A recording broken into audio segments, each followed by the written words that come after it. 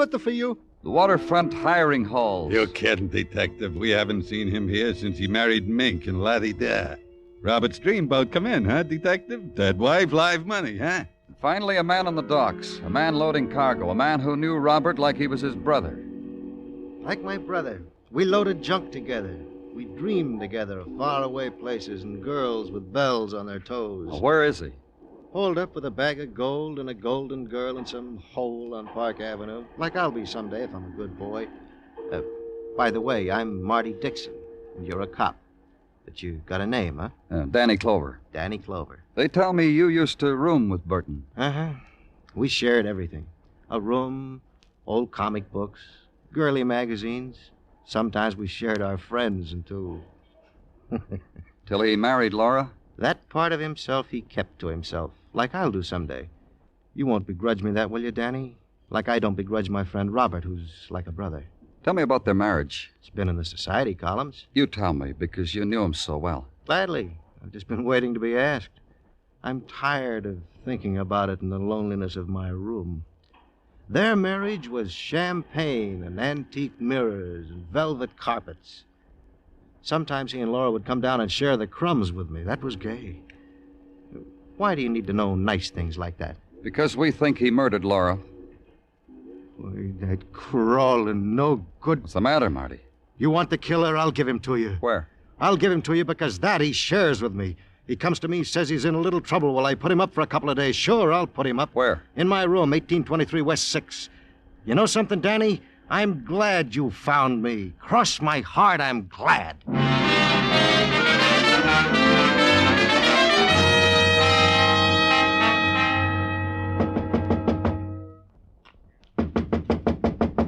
Come on, open up, Burton. Open. Who is it? Police. You got the wrong room. Open the door. No? Okay, Burton.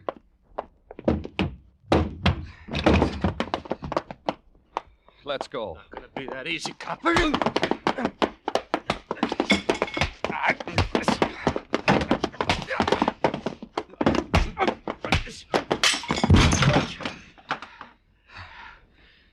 Like I said, Burton. Let's go.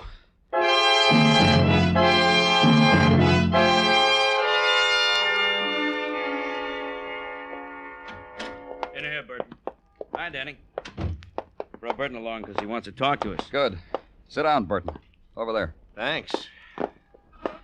Lawyer said I should tell all. You got a smart lawyer. And he can afford it.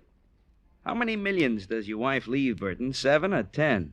I never can remember. I get all flustered when I mention that much money. Why'd you strangle your wife, Burton? Oh, such a leading question, fellas. Next thing you'll want to know, did I enjoy it?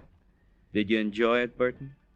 Thinking about it, I enjoy it because now there's all that money. That's the part that's enjoyable. But I didn't kill her. Is that what your lawyer told you to say? Say it, he said.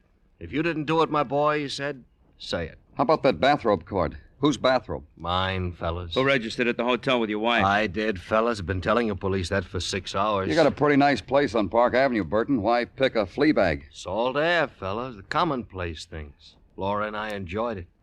I'm a different man near the waterfront. Laura enjoyed it. Okay, Burton, what happened? Woke up this morning, felt like a walk, stopped at the manager's room, told him to send breakfast up to Laura. What about the manager, Muggavan? He's an old man. Dr. Sinsky said he wouldn't have the strength to strangle. So you killed your wife and went for a walk. Is that what happened, Burton? My lawyer said you might say that. Even said the DA will probably arraign me because it looks like open and shot I killed my wife. Why'd you run? Why'd you hide? Because he killed her. Because I came back to the hotel and saw the crowd and heard that Laura Burton had been murdered, so I ran. What'd you do with the other half of the bathrobe cord? One she was strangled with? The one you used to strangle her. All right, it was my robe, but I didn't Why'd you use only it use half the cord? Because, look, Why? you trying to confuse me? I didn't kill her. But you're glad she's dead. Now take me back to my cell. Sergeant Muggavan asked you a question. Take me back to my cell. Your lawyer said talk, Burton. Talk. Take me back. Sure. Take you back and get your confession. Danny? Oh, what is it, Detective? Homicide call just came in. Waterfront. Call said tell Clover to get down here. I'm busy, Gino. Call came through the DA's office, Danny. Said you. I got a squad car waiting. You gonna take it? Sure, Gino. That's all I've got to do.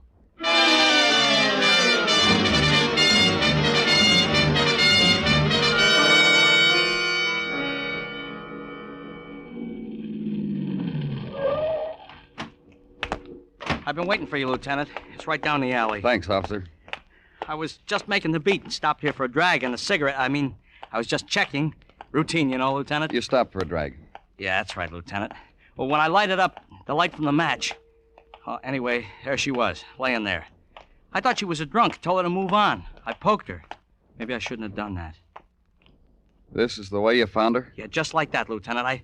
I figured she wasn't drunk. I figured she was strangled to death. I shouldn't have poked her. Don't worry about it. You know who she is? No. Here, I'll hold the flash so you can see better. Good. Hey, you see? She looks a lot like that Laura Burton who was strangled with a bathrobe cord. Same features, almost identical. Is that why they made such a big to-do about when I phoned in, Lieutenant? And I thought I had a killer. You were wrong, huh? Hold that flash still. Over and over, they asked me, are you sure she was strangled with half a bathrobe cord? Sure, I'm sure, I said. You were wrong about having a killer, huh, Lieutenant? Yeah. I was wrong.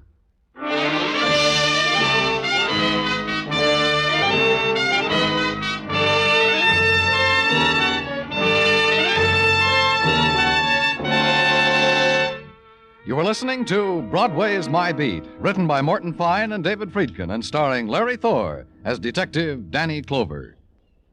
The election news. You'll hear it best on CBS next Tuesday, November 7, with its world-famous reporter Edward R. Murrow heading up the staff. CBS News will bring you the latest, up-to-the-minute returns in state and important local contests.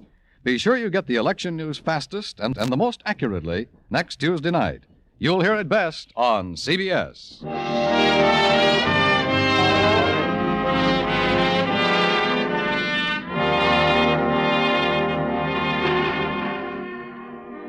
Broadway all depends on the mood you're in. You can be part of the mob and perform for the sightseers, or you can create a stir by strangling women with the cord of a flannel bathrobe. In the latter case, you have an advantage. Broadway performs for you. It hangs on the ropes and talks in whispers and clucks its tongue about the police department. The ray of sunshine the next morning, the pure gold in an otherwise drab November day, was Sergeant Tartaglia, who did remarkable things with file cards, with inkwells, with pencil sharpeners.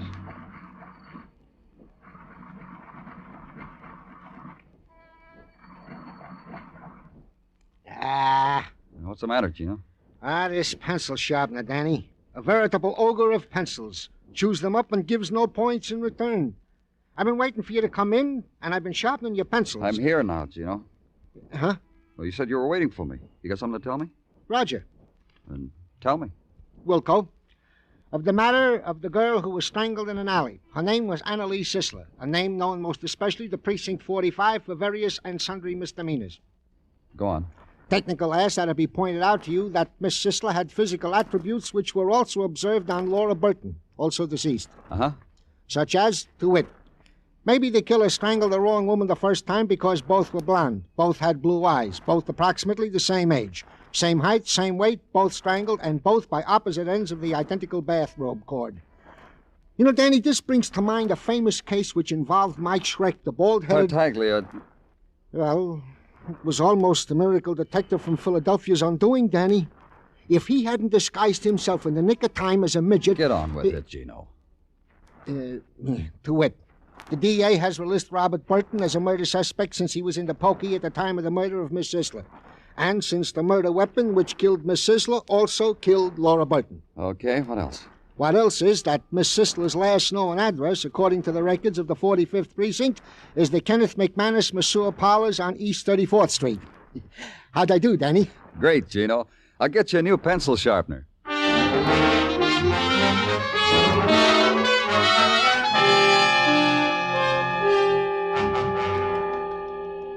Sure you wouldn't care to grab yourself a steam, Mr. Clover?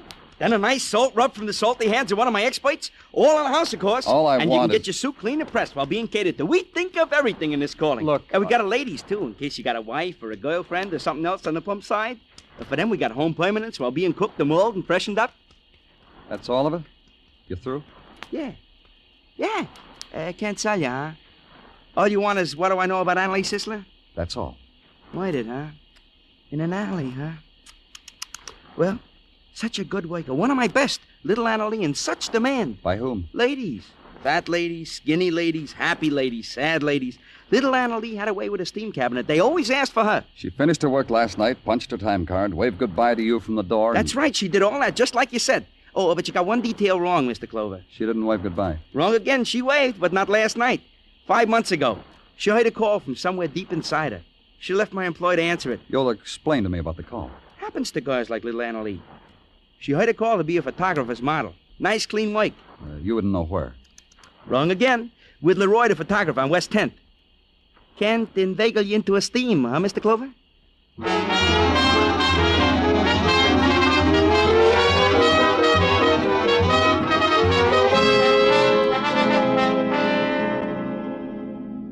My receptionist secretary said you were different from the other people who come to study with me.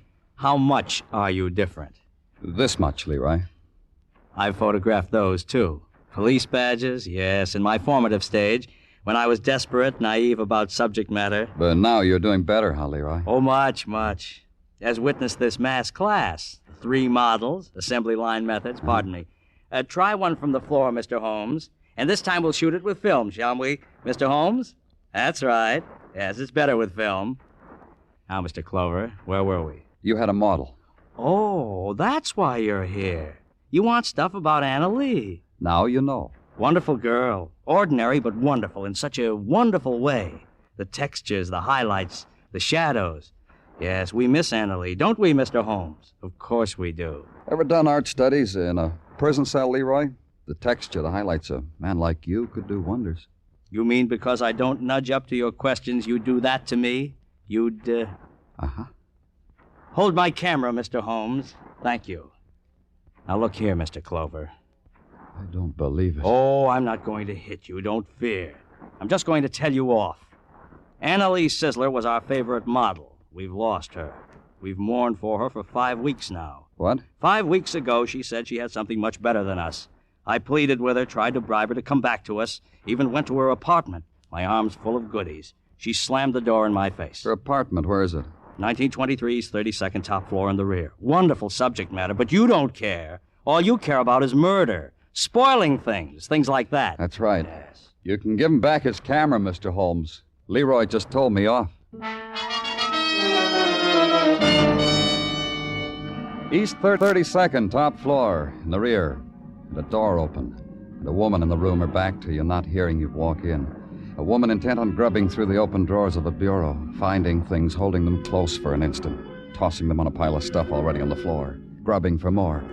Then finally aware of your presence, trying to still the greed trembling in her fingers and her body. What do you want here? What are you doing here? Spying. Get out. This is Miss Sisler's apartment, isn't it? What of it? She's got no use for all this now. She didn't deserve things like this anyway. But you do. Yes, I do. All my life I deserved them. Now they're mine, and you can't take them away. Let's have a look. I'll call the police. I'm the police. And you? I own this place. I run it. Rent rooms to girls like her. Clean up after her. That gives you the right to steal from a dead girl like her? Not stealing. Only taking what she would have given me anyway if she'd known she's going to die. Anna was a girl like that. Generous. Didn't care about her things. Well, they're expensive. Silk. Imported. Never had anything like that. Not next to my body, I haven't. Just watched her put 'em on sometimes. All right. Don't take 'em away, mister. She'd have given 'em to me, I swear it. I swear it.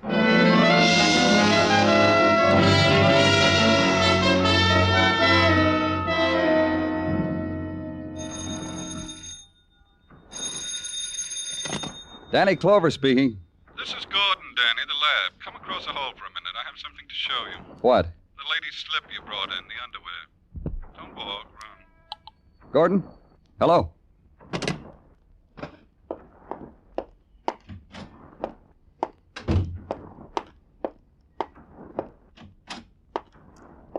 Did you walk or run, Danny? Don't you ever smile? What's on your mind, Gordon? On my mind? Well, all right, I'll tell you. Why is it when the department is up to its neck in unsolved murders, they make kissing sounds at John Gordon? You got something to tell me, or you just want me to admire you? Well, first I'll tell you something, then you can drop your chin in frank admiration. Take a look at this slip. Go ahead, hold it up to the light. See what I mean? I see a black silk slip. A real expensive black silk slip. Feel it. Go ahead, right here. See what I mean? I don't see. That roughness is thread. Something was sewn on that slip and torn off. A laundry mark? Oh, Danny, what you don't know about slips. A laundry mark on a slip sewn here? Sewn here was a French word, toujours. And sewn here was a name, Laura. The stitches were pulled out, but they left their pattern. Now you want to admire me, Danny?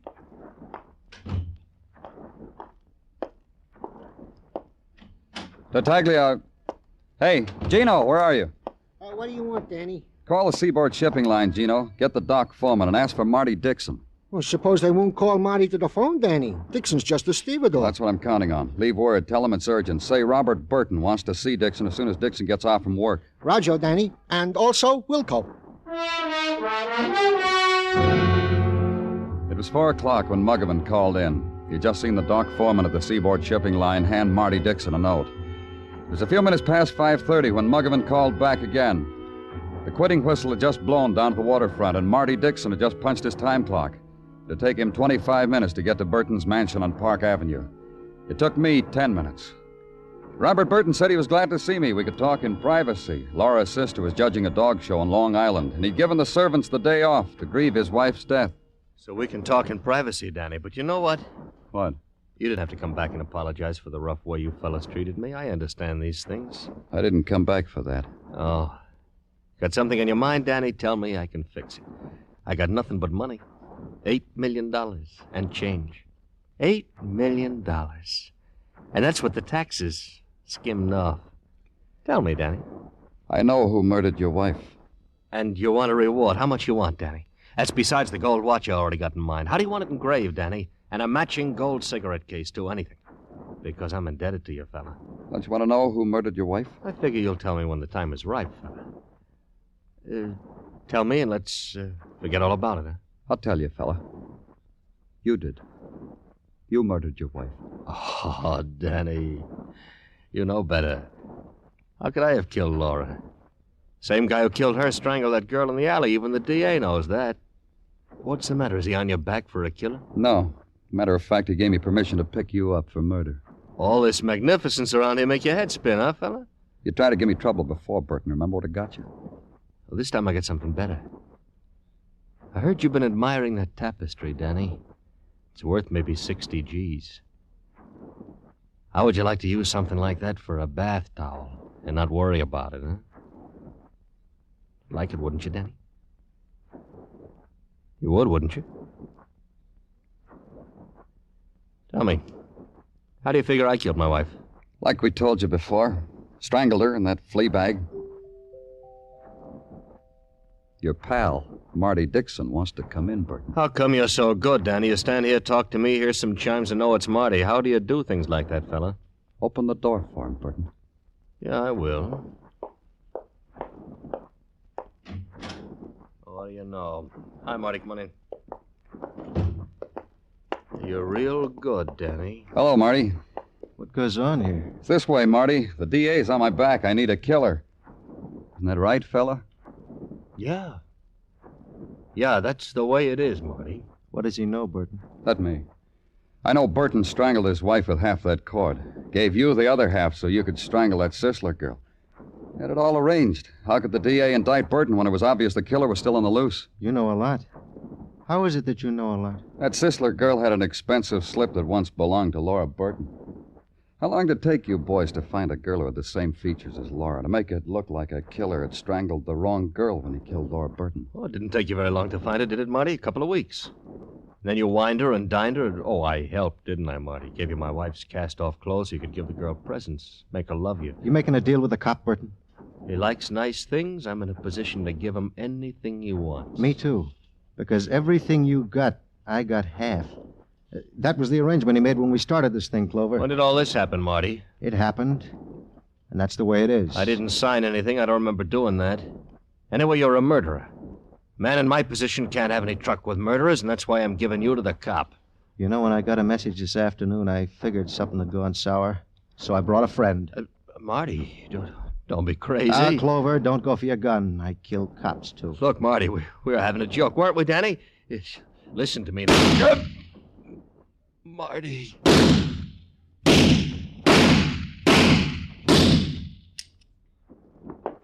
You don't have to rough me, Clover. The gun's empty. Let's go, Marty. Sure. You want to know something? What? I feel real good. I'm going to the electric chair, and I feel real good. How many men get the opportunity to die for half of $8 million?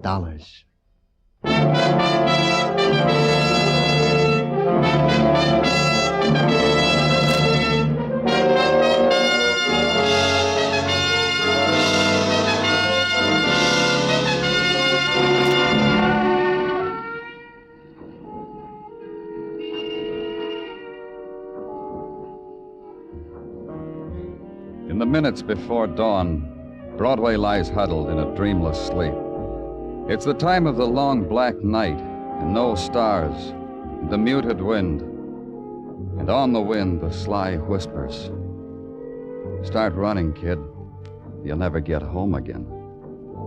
It's Broadway, the gaudiest, the most violent, the lonesomest mile in the world. Broadway. My beat.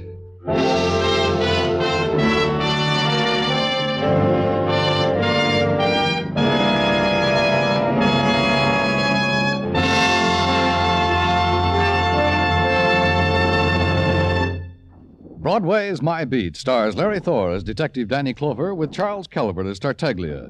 The program is produced and directed by Elliott Lewis, with musical score composed and conducted by Alexander Courage. Included in tonight's cast were Clayton Post, Larry Dobkin, Betty Lou Gerson, Jody Gilbert, Ed Max, Jack Crucian, and Jerry Hausner.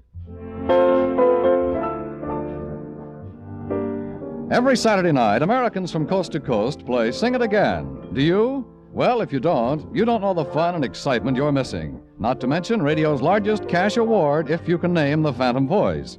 There's music on Sing It Again. Music with Alan Dale, Bob Howard, Judy Lynn, the Riddlers, Ray Block and his orchestra. There's contestants from all over America, phoned by Dan Seymour. And there's prizes galore, plus that special jackpot prize we mentioned earlier. So stay at home. Play at home on Saturday nights when over many of these same CBS stations, Dan Seymour says it's Sing It Again.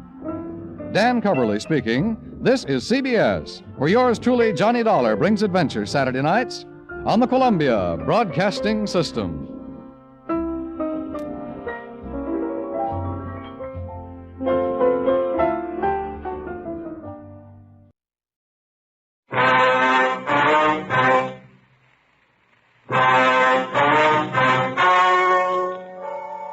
The story you are about to hear is true.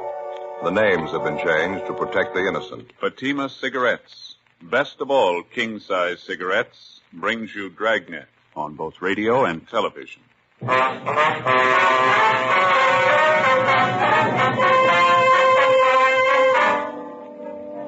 You're a detective sergeant. You're assigned to homicide, special detail. There are rumors of an impending war between juvenile gangs in your city. Reportedly, members of both gangs are well supplied with homemade weapons. You don't know when the fighting will break out. You don't know where. Your job? Stop it.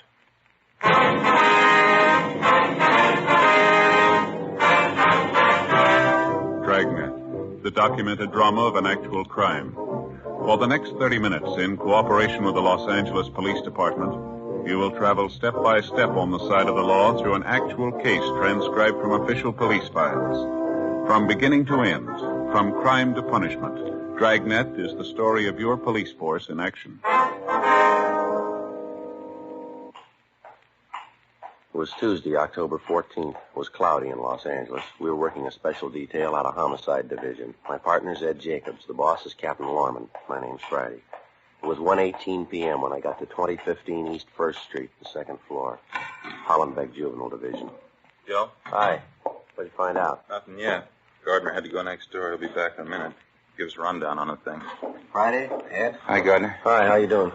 Good to see you. How are things going downtown? Oh, not bad. A little slow. Hear you got problems. Lots of them. Captain brief you on any of it?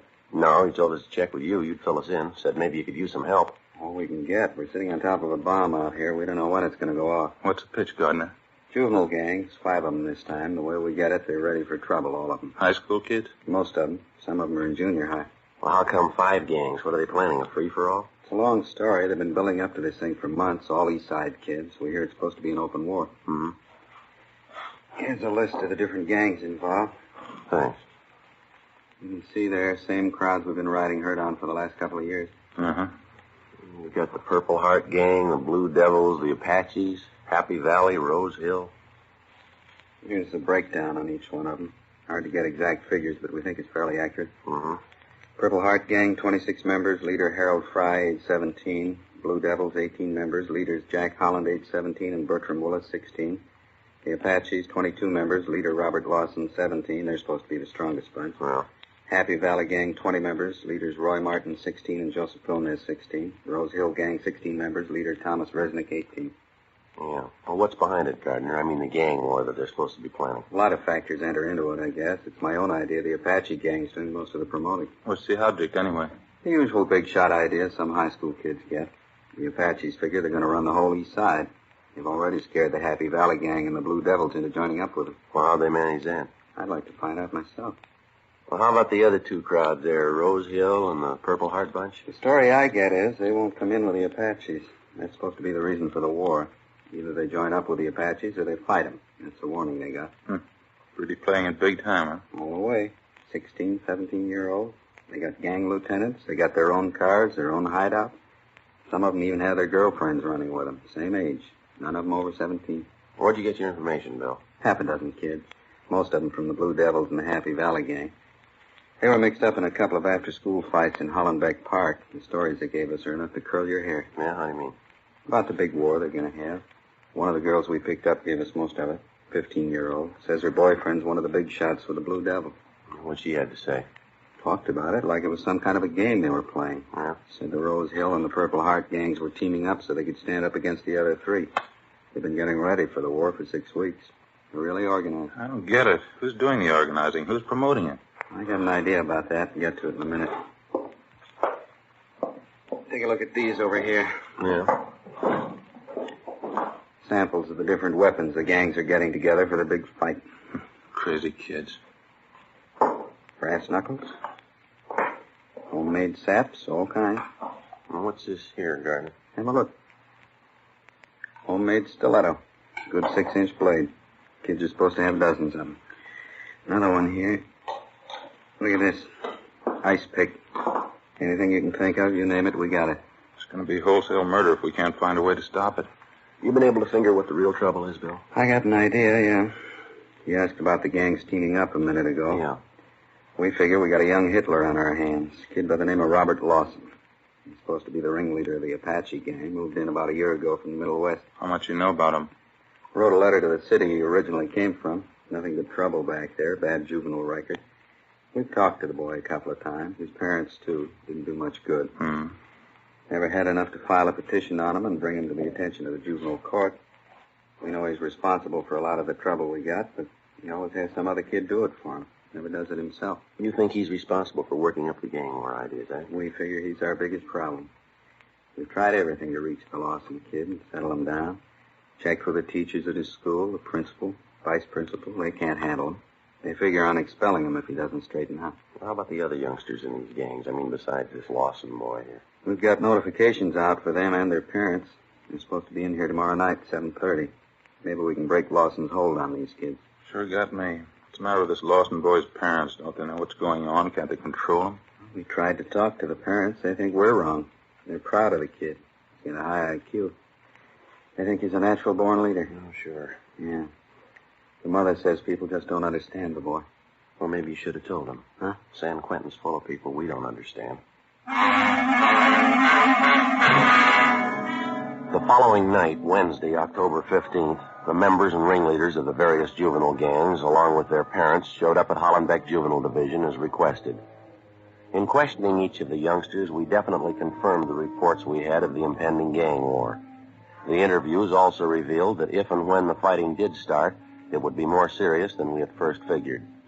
For one thing, There were more youngsters involved than we thought. The gangs had been recruiting new members by the dozen in preparation for the street fights. For another thing, we found out the teenagers weren't carrying around 8-inch knives and brass knuckles just for show. If fighting started, they were ready and willing to use them. We weren't sure how much we could count on it, but after interviewing the parents and advising them how serious the situation was, they promised their full cooperation. Most of them agreed they'd maintain strict check on their youngsters and keep them out of all neighborhood gang activities. Some of the parents took a resentful attitude. They insisted the gangs were harmless. They accused us of picking on the youngsters. A few of the parents didn't even show up at the meeting. Among these were the parents of 17-year-old Robert Lawson, the boy who seemed to be promoting most of the trouble. The following morning, my partner Ed Jacobs and I drove out to his home and we talked with his mother. She was friendly but not too cooperative. I don't know why you say that, Sergeant. I appreciate you worrying about my boy, but I'm sure it's not as bad as you think. I don't mean to contradict you, Mrs. Lawson, but I'm afraid it is a lot worse than you think. It's what the other officers said, too, but you really don't have any proof, do you? I mean, if you idle rumors, you certainly can't accuse Robert on that basis. We're not accusing Robert of anything, ma'am. It's not the point. What we're trying to do is to head off the trouble before it starts. You were living in the Middle West before you came to Los Angeles, that right, ma'am? Yes, that's right, Nebraska. Well, wasn't your boy in some kind of trouble back there? Yes, but it didn't amount to anything. Could have been avoided so easily. They just didn't understand Robert. That was the whole trouble. Is he an only child, ma'am? Yes, just Robert. But he's not spoiled. I know it's a great temptation with an only child, but we didn't spoil him. Robert just isn't like that. Uh-huh. You allow him quite a bit of freedom, do you, ma'am? I mean, does he go out at night very often? Well, he is 17 years old, going on 18. Yes, my husband and I allow him to go out as often as he likes, as long as he keeps up with his studies. Robert's always done very well. Always tops in his class. Do you know where he spends his time when he goes out at night? He's usually down at the gym or at the library. You know that for a fact, do you? I trust Robert, if that's what you mean. If he tells me that's where he's going, I believe him. The mother can't believe her own son. Who can she believe? How about the company your boy keeps? You know any of his friends, Mrs. Lawson? Few, yes. There's the Miller boy and Jack Holland. They seem to be fine boys. Miller and Holland? Yes. There doesn't seem to be anything wrong with them. Well, there is, ma'am. What? Both of them have juvenile records. Both of them belong to your son's gang. Really, Sergeant, how can you say that? It isn't fair. Wouldn't it be better to try and understand these boys instead of picking on them, persecuting them? I don't know how we're going to make you understand, Mrs. Lawson. We're not picking on them. We're not persecuting them. We know there's a gang problem. We know your boy's one of those at the bottom of it. If something isn't done, there's going to be trouble. If we're going to stop it before it begins, we're going to have your help. I'm perfectly willing to cooperate, you know that. That must be Robert now. Excuse me. Robert? Bob, is that you? Yeah? Would you come in here a minute, Bob? We're in the living room. Yeah? What do you want? These are police officers, Bobby. This is Sergeant Friday. Sergeant Jacobs, is that right? Yes, ma'am. How are you? How do you do? Hi. How about something to eat? Haven't you got anything ready? I wasn't expecting you, Bob. Won't take me a minute, though. You sit down there. I'll go out and get a snack together for you. Can I fix you a sandwich, officer? A cup of coffee? No, thank you. No, thanks very much. Won't be a minute, Bob. We were just talking about you when you came in. What's it about, Sergeant? You want to see me, or do you just want to talk to my mother? As long as you're here, we'd like to talk to both of you, Bob. I got to take off pretty fast. Just came home to get something to eat. What's it about? It's about Geronimo. That's the gang's code word for the war you're setting up, isn't it? I don't know what you're talking about. Your gang, Bob, the Apaches. We talked to half a dozen of them last night down at the juvenile division. Is that right? Now, look, son, we've got the names of everybody in your gang. We know the whole setup. You go ahead with your idea, and you're going to buy a lot of trouble. A couple of cops were here last week. They said the same thing. I don't know any more about it now than I did then. Honest. What's the pitch anyway? You know what the pitch is, youngster. I don't, honest. You're trying to say I'm in a gang, is that it? You're in it up to your neck, son. Now, why don't you come off it? We've got you pegged and everybody that runs with you. That includes the girlfriends you got in the gang. You're not fooling anybody. You must be a little crazy. I'm not in any gang. I never even heard of one around here. Now, you listen to me, boy. You can take this as a warning or a piece of advice, either way. You and your friends keep on playing punk gangsters, and we're going to lean on you. You understand? What is this? Trying to scare me? If it'll make you change your mind, yeah. If this street war comes off, there's going to be big trouble. What do you think's going to happen when 200 kids tangle in a fight with knives and brass knuckles? Now, use your head. Here you are, Bob. Nice milk, nice bowl of hot soup. Bacon and tomato sandwiches. You always make the soup too hot. Oh, I didn't mean to. Let it cool off for a minute, then. Bud has to eat and hurry along upstairs. Is there anything else you wanted to talk to him about? No, I think you've heard everything we have to say. We should think it over, Mrs. Lawson. You too, Bob. Nothing to think over. They're trying to say I'm in a gang. They think I'm the leader. You told them, didn't you, son? Sure. They don't believe me. I wish I could make you understand, Sergeant. He's not a gang leader. Robert's telling the truth. Afraid he isn't, ma'am. Well, he is. I know he is. I mean, after all, he's my son. I'm in a position to know him better than you do. Yes, ma'am. If he was lying, I'd know it. I wish I could make you understand. Mother's the only one who really knows her boy. I know Robert's telling the truth. Aren't you, Robert? Robert? Huh? That's so, isn't it? You're telling the truth, aren't you? Sure. How about some more soup? Before we left the house, we tried again to talk to Robert Lawson and his mother, but it was no use. She believed every word he said, and he apparently refused to believe the possible consequences of the war he was planning for his gang of juveniles. We drove downtown and had an interview with the boy's father at his work. He was even less cooperative. He took on a belligerent attitude, accused us of persecuting his son, and ordered us out of the office. Along with Sergeant Bill Gardner and Frank Kerber, we spent the rest of the afternoon and most of the following day checking with parents of youngsters who had been recently recruited into one of the various East Side gangs. Most of them were cooperative. Late that afternoon, Bill Gardner, Ed, and myself met with Captain Stein back at Hollenbeck Juvenile. Strict curfew all over the area. We can start tonight. What do you figure, just on the weekends? Every night, Sunday to Sunday. I'll get some more men in to help out. Every youngster out in the street after 10 o'clock gets stopped. Mm-hmm. Every one of them caught with knives, saps, brass knuckles, or anything like them, they're going to be pulled in and filed on. No exceptions. Be a lot safer in custody than mixing in the gang fight. Yeah, a lot of help. Might teach some of the parents a lesson anyway. Huh? Yeah. Excuse me. Juvenile Division, Stein. Where was that? When? Yeah, right away. Let's hustle at Evergreen Avenue out near the cemetery. Yeah, what is it? Curfew was a good idea. We got it too late. Huh? Gang war, it's already started. Before we left the office, we had communications notify all J cars on the special detail to proceed at once to the scene of the Major 415 call. 10 cars were ordered to cruise the area surrounding the actual scene of the fight and to pick up any and all members of the juvenile gangs who showed any evidence of having been in the fight or had in their possession any deadly weapon. Captain Stein, Bill Gardner, Ed, and myself left the office on a Code 3 and drove out to the scene of the gang fight. When we got there, all the J cars and 3 radio crews had the area blocked off.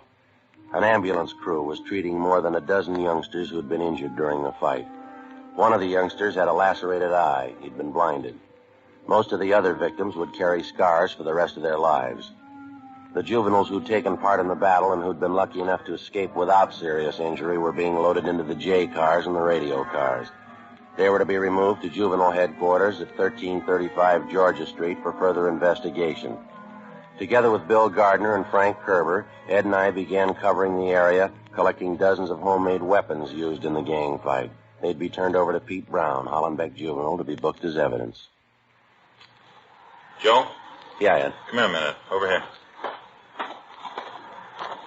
Yeah. Have a look. Piece of chain, bloodstains on it. Lousy. How vicious can it get? Come on. All right. Across the street there, the car in the driveway. Oh, yeah. Help him. He's hurt. Somebody help him, Bobby. What's the trouble?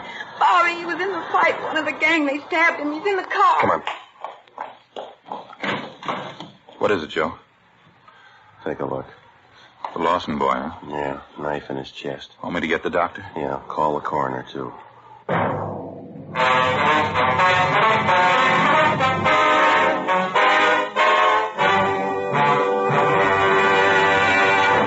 You are listening to Dragnet, authentic stories of your police force in action.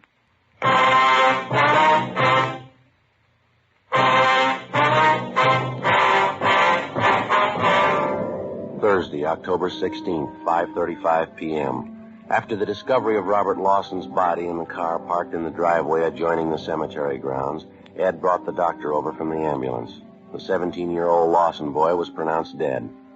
The doctor made out the prescribed form and marked it DOA. While we waited for the crime lab crew and the coroner to get there, Ed and I questioned the girl who'd led us to the body. She identified herself as Ann Porter, age 16. She told us she was Bob Lawson's girlfriend. She readily admitted accompanying him to the scene of the gang fight that afternoon. I knew what it was going to be like. I knew right then. I came closer. Bob told the kids to get ready. They were a little ways from us when they stopped. The other gang, the Purple Hearts. Yeah, go ahead, please. There's a kid by the name of Jumpy. He's the leader. He stepped out in front of them and called to Bob. Called him a bad name, said bad things. This boy you called Jumpy, you know his real name, Ann? No, Jumpy's only his nickname. I know him when I see him, though. I can point him out. Well, what happened after he called Bob? I don't know. What? I don't know. I'm not sure. Everything seemed to happen at once. Bob swore at me, pushed me back, told me to get out of the way. Then he walked up to this kid, Jumpy, right in front of their whole gang. I screamed at Bob. I screamed at him not to. Why'd you scream? What'd you do? He had a chain under his coat. It was kind of a short whip-like. Bob had it doubled up. Yeah. When he went up to Jumpy, Bob had a cigarette in his mouth. He told Jumpy to light it for him. It's supposed to mean he's chicken if he does it. Jumpy laughed at him. Bob took out the chain, hit him across the face with it. Hit him with all his might. Mm-hmm. It knocked Jumpy down. He was laying on the sidewalk. His face was cut bad. Bob had the chain, kept hitting him with it. And somebody gave a yell, and both the gangs started fighting. Were you close to Bob Lawson most of the time? No, not first. There was a lot of yelling and kicking and fighting going on. I ran around and was looking for him. Finally saw Bob. I'm not sure it happened so fast. What happened then?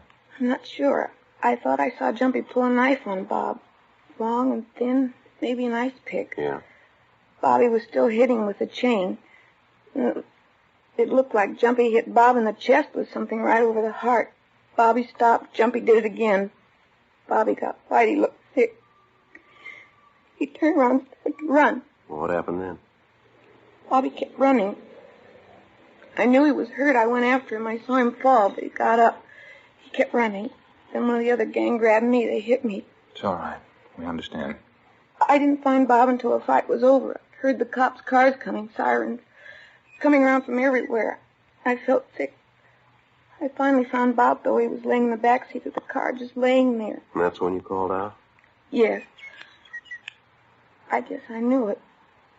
As soon as I looked at him, dead white as a sheet. It ain't easy. Not when you find somebody dead, not somebody you love. All right, youngster. It'll be all right. It'll be all right. You're lying. You know that. It won't be all right. Take it easy, Ann. I loved Bob. Didn't you know that? When he graduated, the first thing we were going to get married. As soon as he got out of school, we'd be married. We'd be married. Ann? Ann? Yeah. How old are you? I'm 16. Why? Nothing. It happens to practically everybody. What? People seem to make a lot of mistakes when they're 16.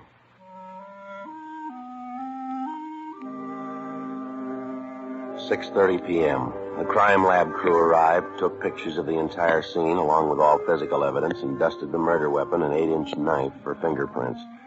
The coroner arrived, and after we'd completed our investigation, he removed the body to the county morgue.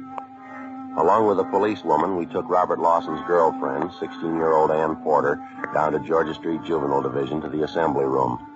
There, a special show-up was held of all the boys involved in the afternoon's fight. The Porter girl identified a 17-year-old by the name of Warren Stone, nicknamed Jumpy, as the boy who'd stabbed Robert Lawson to death. At least a dozen other subjects in the case identified the boy by his nickname, Jumpy. 3 members of either gang involved in the fight declared in sworn statements that Warren Stone was the boy who'd attacked the Lawson boy with a homemade knife. Statements were taken from all concerned, and the ringleaders of the gangs were detained. The other subjects were released to their parents' custody after being notified that they would be filed on and a hearing held in juvenile court. Ann Porter was returned home by a policewoman. 7:55 p.m., Ed Jacobs and I took the subject, Warren Stone, to the captain's office where we tried to question him about the murder. He refused to say anything. I told you the truth. I told you the whole story. I don't have to tell you again. We're pretty sure you didn't tell us the truth, Warren. We know you tangled with Bob Lawson in that fight this afternoon. No, I didn't. We've got statements from a dozen kids, son. They say Lawson had a piece of chain. He kept slugging you with it. They say you pulled a knife and stabbed him. How do they know? A lot of kids there had knives. Anybody could have stabbed him. Why are you picking on me? It was your knife. It was your knife that killed him. Your initials on it. I lost the knife in the fight. Somebody could have picked it up, used it. No, that won't do, youngster. The handle of the knife's been processed. Your fingerprints are all over it. How about it, son? Warren? Come on now, what do you got to say? Nothing. I killed him. 8:40 p.m. Warren Stone was booked in at Georgia Street Jail on suspicion of 187 PC, murder. Ed and I got in the car and drove out to the home of the murder victim to notify his parents, Mr. and Mrs. Robert Lawson. Mr. Lawson wasn't home from work yet. We broke the news of her son's death to Mrs. Lawson as gently as we could. She became hysterical, and we called the family doctor, who gave her sedatives. Later, when she recovered herself a bit, she asked for the full story. We told her. How could it happen? Bobby, how could it happen? Sorry, ma'am. There's not much we can say. We tried everything we could to stop it. But you didn't stop it. You let them kill Bobby. You let them kill him. No, ma'am. We tried to warn him. We tried to warn all of them. We're sorry. You're not sorry. You didn't try. Bob's dead. Everything I have. He's 17 years old and he's dead. I can thank you for that. My only baby. We're sorry you feel that way, Mrs. Lawson. Why shouldn't I feel that way? You call yourselves policemen. That boy who killed Bobby, you should have had him in jail in the first place. Young killer. Running around loose, you're as guilty as he is. I'm not defending him, ma'am, but he wasn't a young killer. Didn't even have a juvenile record. I don't care anything about records. He's a killer. He took a knife and he killed Bob, and you let him do it. You let him. I think we better be going in. Yeah. You or your husband will have to identify the body, and tomorrow morning will be all right, the county morgue. Dear God. You'll have to be at the coroner's inquest, too. You'll be notified about the time and the date. I hope you have to live with this. I hope you live with it like I have to live with it. I hope it drives you crazy. I know how you feel, ma'am, but you're wrong. I think you'll realize that. They murdered Bob. You let them kill him. I'll always remember that. All right. And you remember something else. The last time we came here to your house, we tried to make you understand. You didn't know Bobby. You didn't understand him. I was the only one. I always knew what he was thinking, what he wanted, what he was going to do. I was the only one. No, ma'am, there was somebody else. What? The boy who killed him. The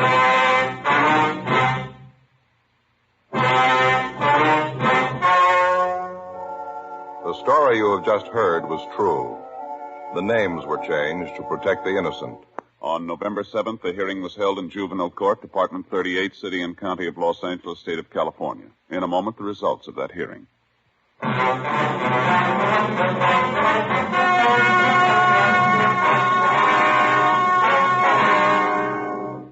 17-year-old Warren Ernest Stone was filed on alleging violation of 187 PC, murder. The rest of the juvenile gang ringleaders were filed on alleging 242 PC, battery. They were all made wards of the juvenile court and placed in detention homes under the supervision of the State Youth Authority. They are still confined in state institutions for juveniles.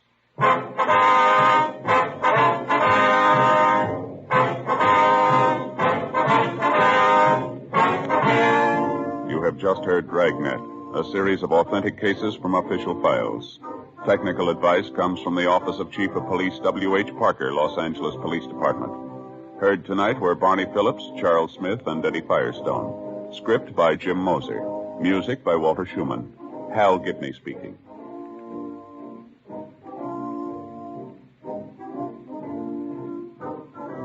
Fatima Cigarettes, best of all king-size cigarettes, has brought you Dragnet, transcribed from Los Angeles. Next, it's David Harding in Counter Spy on NBC.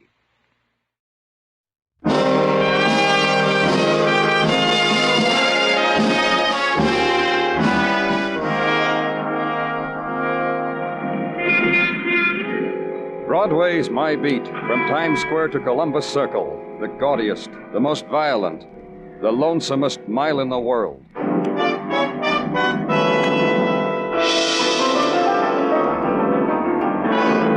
Broadway's My Beat, with Larry Thor as Detective Danny Clover.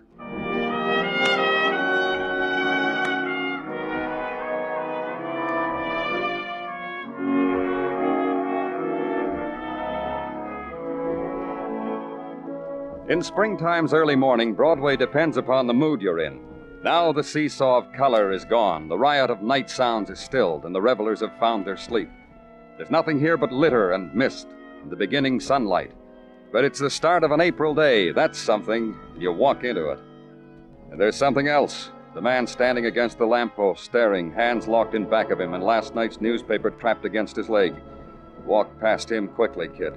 It's better to start the day with a cup of coffee.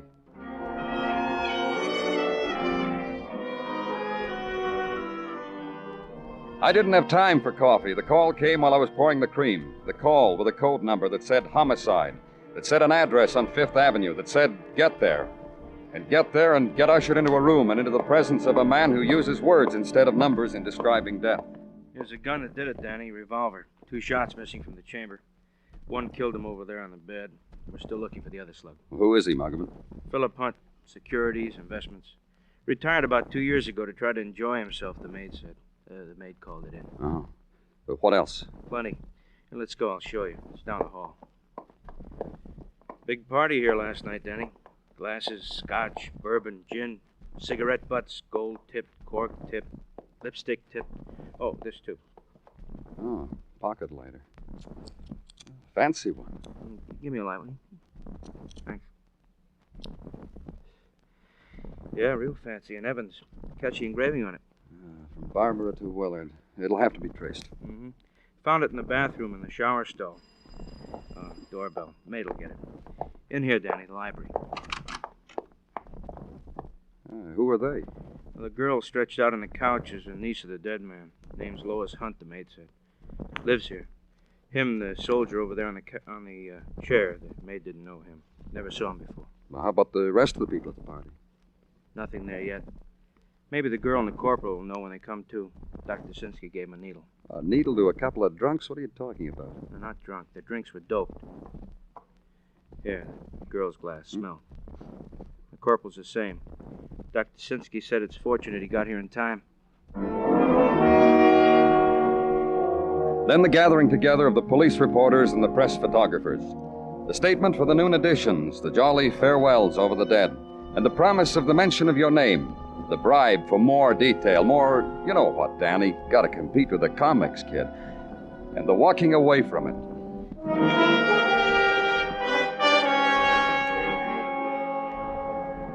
And in your office, the arrangement and rearrangement on your desk of the clutter that attended Philip Hunt's dying.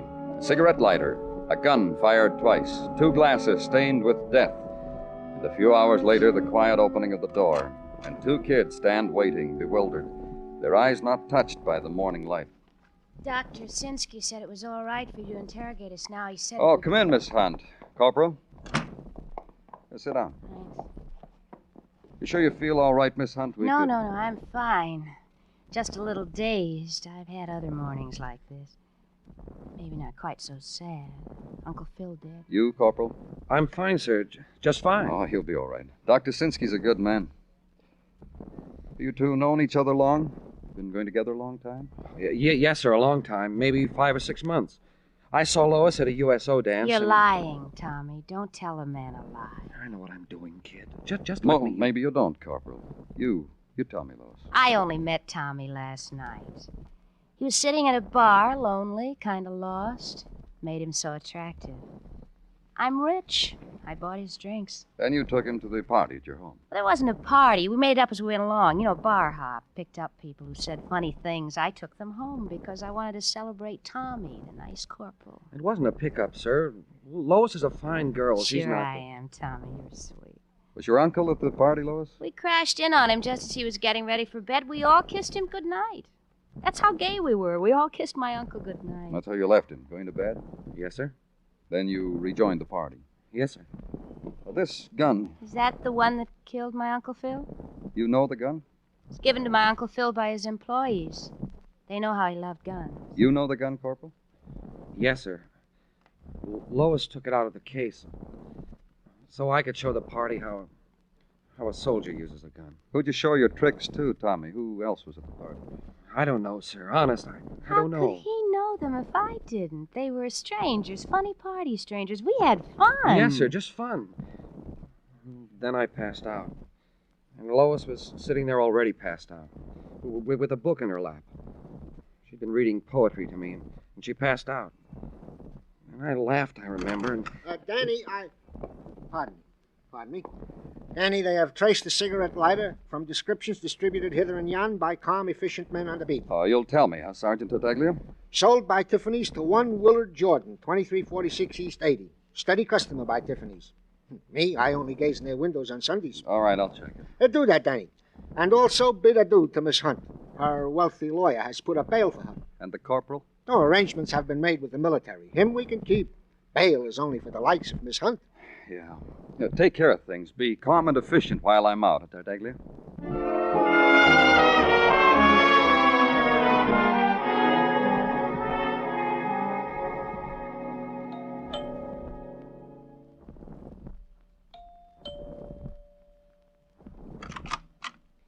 I'm very sorry I'm busy. I'm from the police. Does Willard Jordan live here?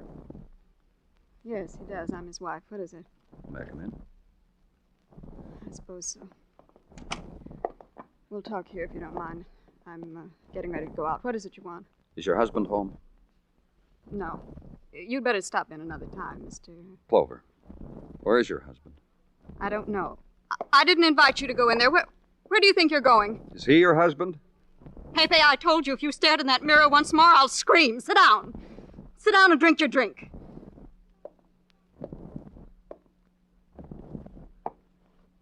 And don't you move. And don't you open your mouth. Not your husband, huh? Then who? Pepe. You must know, Mr. Clover, he's a model for my husband. Willard did him as Narcissus. What's Pepe doing here now? Waiting. He dropped in to see Willard. Willard's going to paint him for his summer show. When's the last time you saw your husband, Mrs. Jordan? Early yesterday morning. I handed him his sketch pad when he walked out of the door. Now, you tell me something. Why is it so important for a policeman to talk to my husband? He was at a party last night where a murder was committed. You think Willard did it? Willard? I didn't say that. I just want to talk to him, that's all. Willard commit a murder? Pepe! Pepe, one more time and out you go. Doesn't it worry you that your husband didn't come home last night?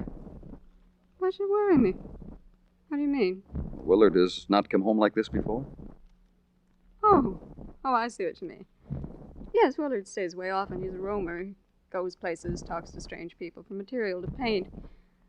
Let's see. Yes, he said he was going to take a model around last night. What model? A Pepe? Barbara, I think. Yes, Barbara Sullivan. Nice girl. You've seen her in the beer ads, Mr. Clover. She lives close by. I'll tell you where.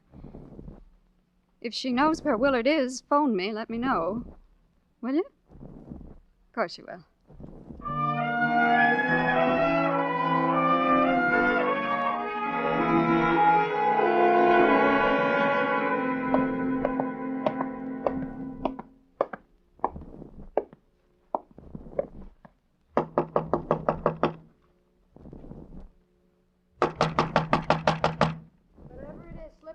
I'm trying to get some sleep. Open up, Miss Sullivan. It's the police. You're kidding. You must be kidding. Open up. The door's unlocked. Walk in.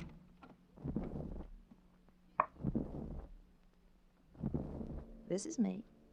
In last night's frock. This morning's iPads. Trying to sleep away the bags under my eyes so you won't lose a kick when you draw mustaches on me on the billboards. Mrs. Jordan told me you might know where her husband is. Melissa told you that? Good old Melissa. We want Willard for suspicion of murder. What? You were with him last night, with Willard. Where is Willard now? Sleeping off a jag under a cold water tap in the shower stall of the Fifth Avenue mansion. I know. I threw him there myself. Everything I do myself. He's not there anymore. We peeked. Well, then go look for a man with wet coat and pants. Dry the gutter on 3rd Avenue and 28th. Willard's favorite, his pride and joy. That's where you left him? I left him in the shower stall. I told you that 2 years ago. You threw Willard in the shower, went home. What time did all these good things happen to you? Maybe 2, 3, 4 in the morning. I don't remember. All was on my mind was my beauty sleep. I'm vain. Coddle my beauty. Get fat checks for coddling it. So you want Willard for murder, hmm? Anyone I know? Philip Hunt. You were in his house last night. where I was. That's where that pale little rich girl took us. I wish I'd known. Maybe I could have wheedled the old man into using me in his advertising. That's all it means to you, a man's murder? Our wanting Willard for it, maybe? Come to me with a Hollywood contract, mister, and I'll show you what things can mean to me. I'll change overnight for you. I'll live for it. Keep posing for beer, Miss Sullivan, just so I'll know you're around. I'll do it good. Because I'll keep it in mind you'll be staring at me through shop windows. Oh, bye now. It's iPad time again. So a half day had gone by, and I had nothing. The technical division had something, though, and they gave it to me. There'd been about 17 people at the party last night at the home of Philip Hunt. 17 people, according to the kind of dregs in the bottom of liquor glasses, and fingerprints. Maybe 9 men and 8 women. So far, I had talked to 3 of the 17. Result, shrugs and bleary answers. Result, nothing. Back now to the home of Philip Hunt and talk to his niece again. Outside this time, in the small garden. Sit in a wrought iron chair and watch Lois Hunt take her 3 o'clock scotch and soda. Sure you won't have one, Mr. Clover? No, thanks. Listen to me, Lois. All I want you to do is try to remember who else was here last night. Somebody who had a motive for killing your uncle. I had a motive. Money. I inherit most of the estate. How's Soldier Boy Tommy? Nice kid. I'm going to visit him tomorrow. You mean you just picked these people up and brought them home? Oh, sure. Grab bag. You never know. Miss Morse!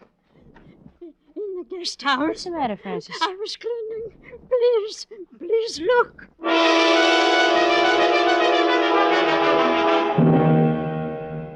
The guest house was just across the garden and up a few steps. The place was neat as a pin. Starched linen curtains, maple chairs, and 3 shag throw rugs placed at interesting angles. On the one that stretched diagonally across the floor was a man. I knelt beside him, away from the bloodstain that had spilled from the bullet wound in his chest. His coat was still moist, and it was spread open. There was a label on the inside pocket. Tailored, it said, by Jensen's Mills, expressly for Mr. Willard Jordan. And Mr. Willard Jordan was dead.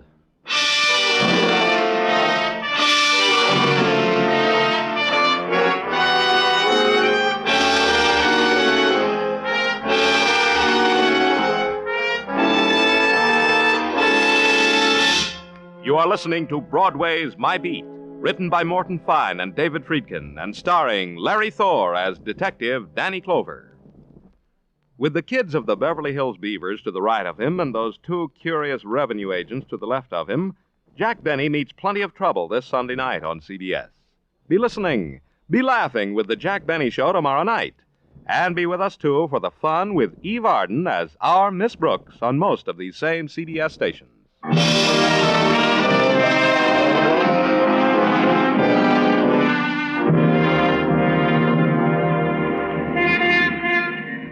The long winter is dead on Broadway, and the street mourns its dying without a tear. What's to weep, kid? The dawn banging on the radiators, tearing sleep into pieces on a cold morning? The standing on the street corner in the night wind, trying to thumb through the racing foam with 100% wool mittens? And the girls so bundled up you can see their face? That's to weep? Give me the springtime, kid. In the springtime, things bud and blossom. The girls, the neon flowers, the field of golden daisies on the Trans-Lux. Look at it now, kid. Artist dead in Fifth Avenue guest house. Police sift murder clues. Search linked with death of Philip Hunt, millionaire. Ever smell posies like that, kid? Spring's come to Broadway. Give up to it.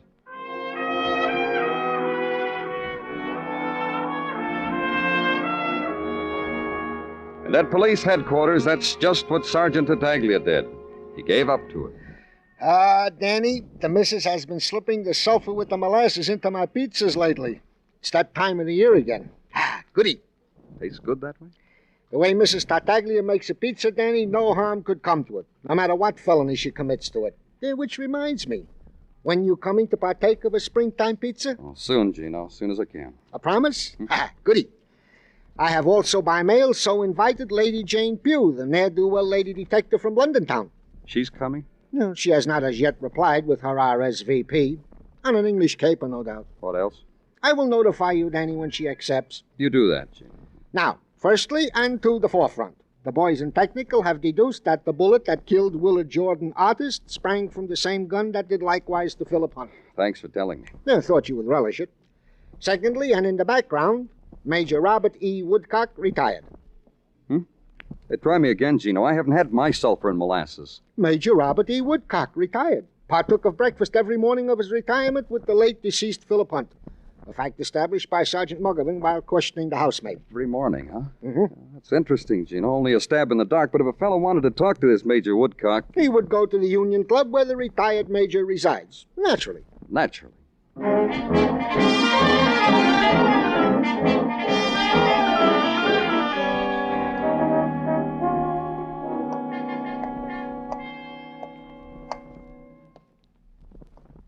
Major. Major Woodcock. Wake up, Major. Wake up. It never ends.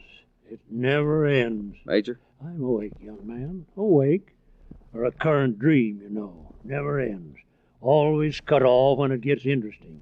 Always cheated of the ending. I'm from the police, Major. And don't pussyfoot, boy. You're from the police. Be proud of it.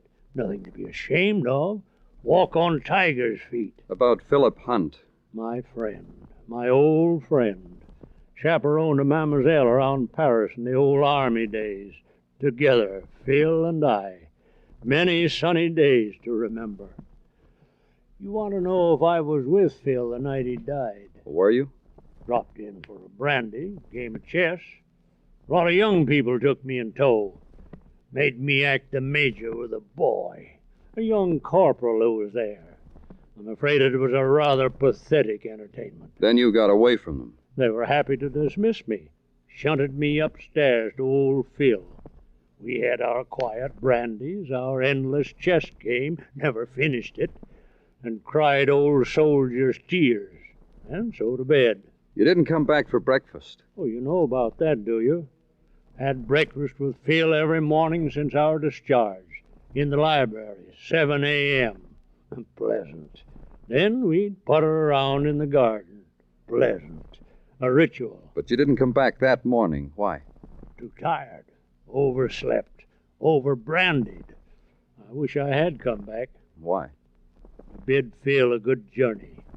Dead men can hear things like that, you know. Pleases them. There was another reason I wish I'd have come back. What, to console Lois? Hadn't thought of that. No. To thank Phil for including me in his will. Left me quite a sum. Enormous sum. Quite an overpayment for my work in his garden. But you knew about that. No, I didn't. Makes me a suspect, though. It does. It should be interesting. When do you ask me about Willard Jordan, the artist? Right now? Painted my portrait, Willard did. There it is, hanging in back of me. Major Robert E. Woodcock, retired, leaning against a field piece. Classic claptrap. But I've grown rather fond of it. That's all there is of me now, me and it. I can always reach you here, Major. Phil's gone. Where else would I go?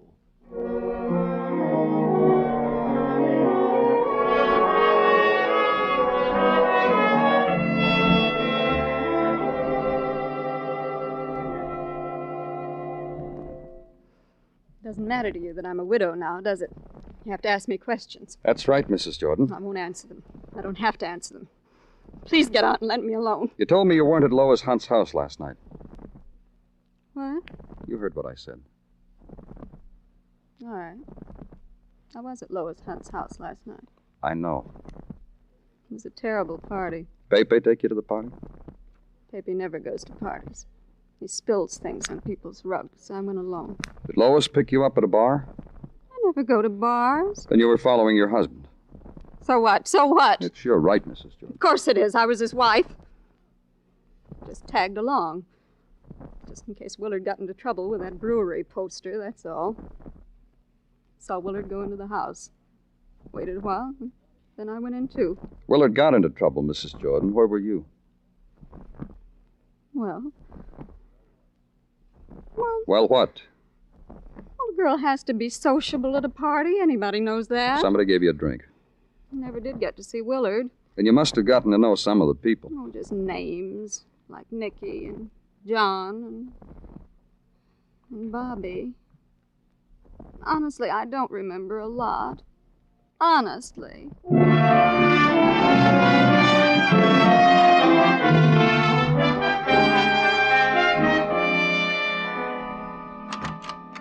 I see you, Danny? Oh, sure, Muggavan. Come on in. What have you got? Got a report here from the fingerprint department. You know what's strange, Danny? The gun's got the prints of 17 people on it. Well, maybe it did have once, not anymore. Wiped clean. What's the drama for, Muggavan? Why don't you just say it didn't have any prints on it? Because it has prints on it. The most beautiful set of prints as possible. The entire hand of Lois Hunt. Here's a photostat. Without a blemish or a smear. Killer Lois Hunt, huh? You think so? I'm asking you, Danny. No, I don't think so. Somebody doped her drink and pressed her hand against the gun. If Lois had handled the gun to kill both men, she'd have handled it twice. Then there would have been 2 sets of prints, not 1. Yeah. Killer tried to plant a frame, huh? I don't know, maybe. Oh, what else? Nothing. Just these. Photographs of the Hunt mansion. Interiors, exteriors. 6 of the people who were at the party last night are outside. You want me to bring them in? Yeah, one at a time. Okay. Wait a minute. Back here, Muggavan. Have you talked to that corporal lately? A couple of times. Sticks to his story. Passed out right after the girl did. She'd been reading to him. Isn't that what he said? Yeah, poetry. Even told me the name of the book. Sonnets from... Look at this picture, Muggavan. Yeah? Library where the kids were found up. Boy sitting here, girl there. Yeah. See any book near them? Now, look at this one. Picture of Hunt, dead in his bedroom. Squint, Muggavan. What's the name of the book? Sonnets from the Portuguese. You don't have to talk to those people now, do you, Danny?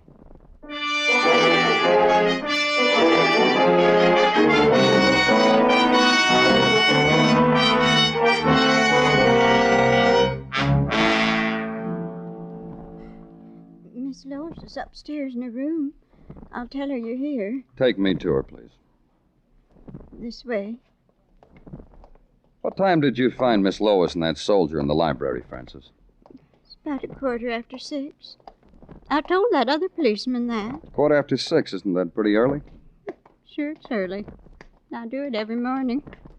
Clean up in the library so Mr. Hunt and that major could have their breakfast. Saw Miss Lois, and the soldier passed out and went to tell Mr. Hunt. You saw Mr. Hunt dead and called the police. I told that other policeman that, too. Miss Lois? What is it? Policeman. Hello, Mr. Clover. Come on in. That'll be all, Francis. Well, come to tell me something about that soldier boy, that, Tommy Milo? I'm going to try to do everything I can for him. You want a drink? That gun that killed your uncle and Willard Jordan had your prints on it. Aren't you warm? I am. Just a second, William. The casement open, it's much more pleasant, don't you think? Now, what did you say? The gun had your prints on it. Didn't it have everyone's? We all handled the gun. Why just my prints? Because you wiped off everybody's prints and put your own on it. Ooh, I must have been loaded. Why did I do that? To make me think what I thought, that you'd been framed. That someone had put the gun in your hand when you'd passed out. You've come to tell me you don't think that? What were you reading to Tommy when that dope drink caught up with you? Some sonnets, I think. Everybody else had left, so I thought sonnets were just the thing. Corny, huh? You were reading the sonnets, and all of a sudden you felt dizzy and you went to sleep. Is that what happened? Exactly. I told you. But the book wasn't there when we found you, Lois. What? Where was it? On the night table next to your uncle. But I was drugged. How would it get there? You put it there. That was an oversight, Lois. You carried it up to your uncle's room. But I was drugged. You know that. The doctor knows that. I was drugged. Later, you put on an act for Tommy, pretended to pass out, waited for the drug you'd put in his drink to work on him. Then you got up, killed your uncle. Came back, then drugged your own drink. Don't tell me what I did. If I'd done that, I would have died. The doctor said that drug was deadly. Your own doctor. You didn't have anything to worry about. Frances, your maid, always cleaned up the library at 6 o'clock. You knew she'd yell for help. Now tell me about Willard Jordan, Lois. Don't talk to me like that. Don't tell me what to do. Willard Jordan came back, didn't he? He was looking for his cigarette lighter. You know everything. You and Uncle Phil. Came back and saw Tommy lying there alone. Then you appeared. You had a gun in your hand. You're so smart. You walked Willard to the guest house, killed him because you had to. Smart. Uncle was smart, told me what to do, why I had to do it. It wasn't just the money. You had that. Your uncle gave you everything you wanted. Like I was a little girl, like I didn't know my own mind, just the way you're talking to me. Let's go, Lois. No. No, no! Come on. No, I won't go. I'm going to kill myself. Get away from that window, Lois. Do it. I'm going to jump. I don't care. I'm going to jump. Listen to me. Don't you come near me. I'm going to die. You'll be sorry, all of you. When I'm lying down there, you'll be sorry. My friends will come and they'll look at me and they'll be sorry. When I grabbed her, she didn't struggle, just shrieked over and over. When I led her out of the room, she was still shrieking. Sorry. And all of a sudden, she stopped. I'll be sorry. Then she looked at me, bewildered at first, then smiling. An etiquette smile that a girl gives a man after a pleasant dance. Then she touched my cheek. She spoke to me. I don't think my friends would have been sorry, Mr. Clover. I really don't.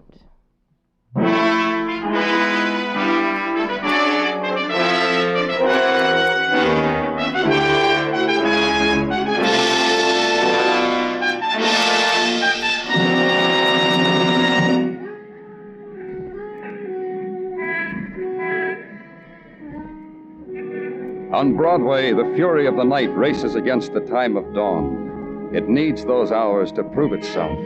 The mob, the grinning faces, the voice that whispers. But hurry, time's at your heels, and the night lasts only so long. It's Broadway, the gaudiest, the most violent, the lonesomest mile in the world. Broadway, my beat.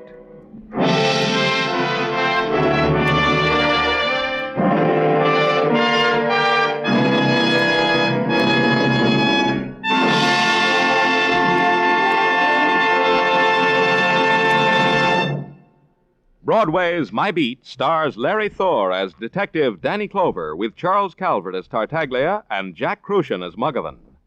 The program was produced and directed by Elliott Lewis with musical score composed and conducted by Alexander Courage. In tonight's cast, Kathy Lewis was heard as Lois Hunt, Lee Millar as Tommy Milo, Peggy Weber as Melissa Jordan, Michael Ann Barrett as Barbara Sullivan, and Russell Simpson as Major Woodcock.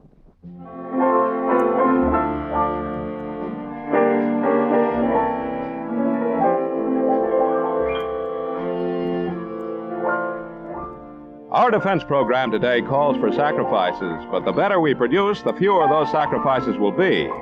To do this most effectively, we must all work together toward top productivity. The free booklet, The Miracle of America, gives the story of the American system and of the benefits which increased productivity through teamwork has brought to all of us. Write Box 10, Times Square Station, New York City, for your free booklet, The Miracle of America. Remember, the better we produce, the stronger we grow. Stay tuned now for Sing It Again, which follows immediately over most of these same CBS stations. Joe Walters speaking. This is CBS, where you laugh at Jack Benny every Sunday night, the Columbia Broadcasting System.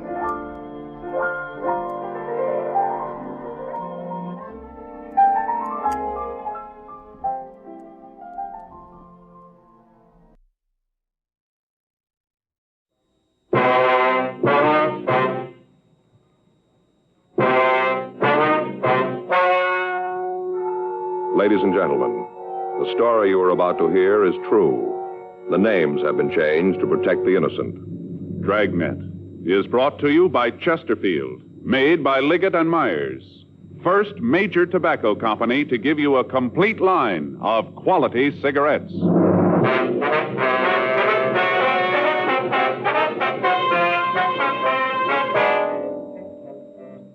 You're a detective sergeant. You're assigned to auto detail. An organized gang of thieves has been stripping cars in your city. None of the stolen merchandise has turned up. There's no lead to the identity of the members of the gang. Your job? Stop them.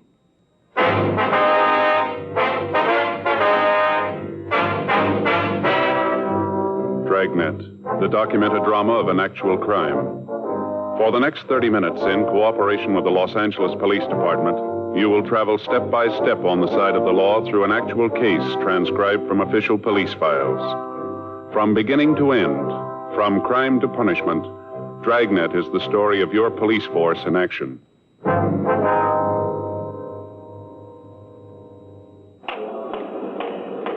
It was Tuesday, June 13th. It was overcast in Los Angeles. We were working the day watch out of auto theft detail. My partner's Frank Smith. The boss is Captain Nelson. My name's Friday.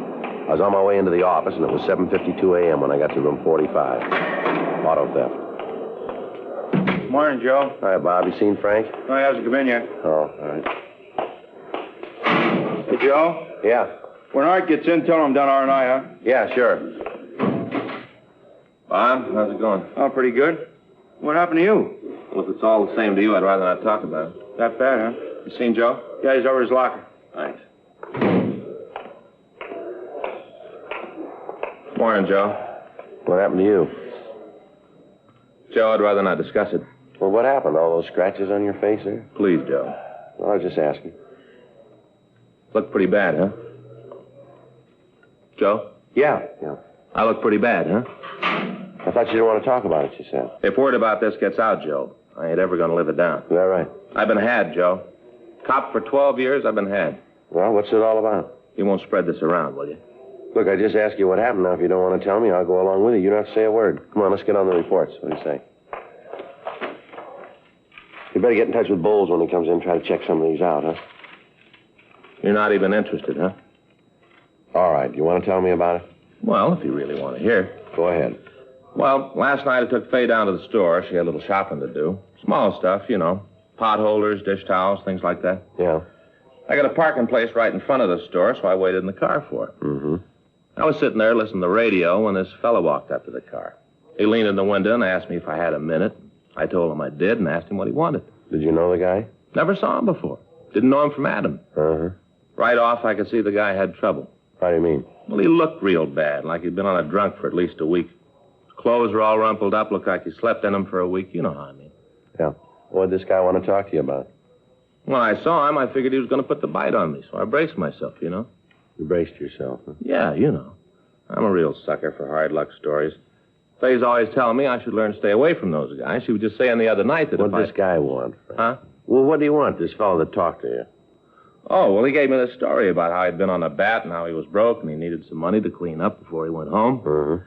But he makes it real plain that he does not want a handout. Nothing for nothing. What do you suppose he meant by that? That's when he showed me the package. The package, huh? Yeah. What package? Well, the one he was carrying. Didn't I tell you that? No, you didn't yet. Well, you see, before I couldn't see it. Then he showed it to me. It's all done up in tissue paper, ribbons and all. Paper was kind of dirty, like he'd been carrying it for a long time. Ribbon was a little tired, but it was there. Uh-huh. So he asked me if I wanted to buy it. That was this package. Well, what was in it? He asked me if I wanted to buy that. Well, what was in it? He took off the paper and he opened the thing up. And, Joe, inside is a brand new razor. Brand new. Worth $26 in town. What kind of a razor? Well, he said he'd let me have it for $20. No, what kind of a razor? Just a razor, the kind you shave with? Yeah, an electric razor. Oh, well, you didn't tell me it was electric. Didn't I say that, Joe? No, you said he let you have it for $20 just because he needed the money. Huh? Yeah. Well, happened that I didn't have $20. You know me, so I told him I couldn't make a deal. Then he left, huh? No, Joe. Now, look, you wanted to hear it. Will you let me finish? Well, it takes you a little time. I have to keep drawing you out here. I'm sorry, Joe. I want you to get all the facts. Mm-hmm. We're officers together. We talked back and forth for a little bit. Guy finally said that I looked like I had an honest face. That's a new approach, isn't it? Joe. Well. So finally he says you let me have the razor for $15. So I bought it. That's how you cut your face up, huh, with that new electric razor? Well, in a way. You see, I had to buy some blades last night, and since I had the new electric, I didn't do it. Well, you don't need blades for an electric. No, it wasn't for the electric, Joe. It was for the old one that I had at home. home. But you had the electric now. Sure, so and once I had that in my hand, I didn't want any blades. Only thing I had in the house was a blade that was a week old. So I got up this morning, plugged in my brand new electric. What do you figure happened? Well, I'm going to take a real blind guess. It didn't run. How'd you know? Well, the same thing happened to Murphy over in robbery last month. There was a big laugh around here. You were one of the guys who laughed the most, don't you remember? Yeah. Oh, yeah, I remember now. Miserable. Murphy know about this yet? No. I ain't about to tell him either. Friday, Smith? Yeah, Skipper. See you guys? Right. Close the door. Sit down. Thank you. What happened to you, Smith? It's a long story, Skipper. You can tell me later. Why don't you guys take a look at this? What do you got there? Just saw Chief Brown on the way in. He's getting pressure from the corner pocket. They want this thing cleared up. What is it, Joe? Last few weeks, car stripping's taken a big jump. Not the usual line of stuff. Not just happening in certain neighborhoods. We got reports here from the Valley, Hollywood, Wilshire, all of the divisions. Same thing's happening all over town. Uh-huh. Talk to the boys in the sheriff's office. They're getting it. Same in Burbank, Beverly Hills, Santa Monica. Doesn't seem to be any place they aren't getting to. How about the stolen stuff, Skipper? Any of it show up yet? Not that we can find. All the usual outlets have been checked. None of the loot can be bought. Any special kind of things being taken? Let him see those reports, Chum. Yeah, here. Thanks. Take a look. We're not messing with kids in this thing. The way the victims tell it, this gang can break into a locked car and lift the radio in under 10 minutes. They can pull all four wheels off a car in under 6 minutes. Insurance companies are screaming. They already got into the police commission. Chief Brown told me this morning he didn't care how we did it, but he wanted it stopped. Well, where do we start? Well, up to now, the investigation's been handled pretty much by the divisions. From here in, it's in your laps. Use as many men as you need. Just bring the thieves in. You're not working on anything now, are you? No, we're not. We're just winding up that Gibson thing. Couple of reports to finish. We should be through by noon. We'll turn the reports over to somebody else. I want you to start on this thing right away. Okay. Right, Skipper. Anything you need, let me know. Right, we'll check you later. Right. Smith? Yes, sir? How'd you get all those cuts in your face there? Shaving? Well, in a way, yeah. Yeah, same thing used to happen to me. Why don't you get yourself an electric razor?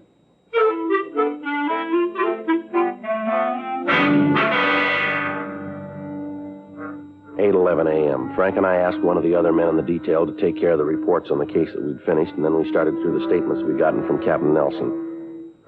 From them, we got a pretty good idea of how the car stripping ring was operating. There seemed to be a definite plan for the thefts. Most of the stolen articles were in the luxury class. Only radios were taken from Cadillacs and Lincolns. Heaters were stolen from Chryslers. Special hubcaps from foreign cars were listed among the stolen property.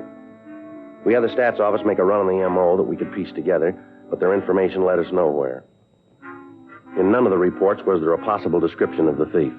The times the cars were stripped and the locations where the burglaries occurred made it apparent that it was a large-scale operation. For the next 2 days, we talked to the victims. We double-checked the time of the thefts and the movement of the victims immediately preceding the car stripping. We asked about people loitering in the vicinity of the parked cars. None of the drivers who'd been victimized could supply us with any more evidence than they'd given us in their statements.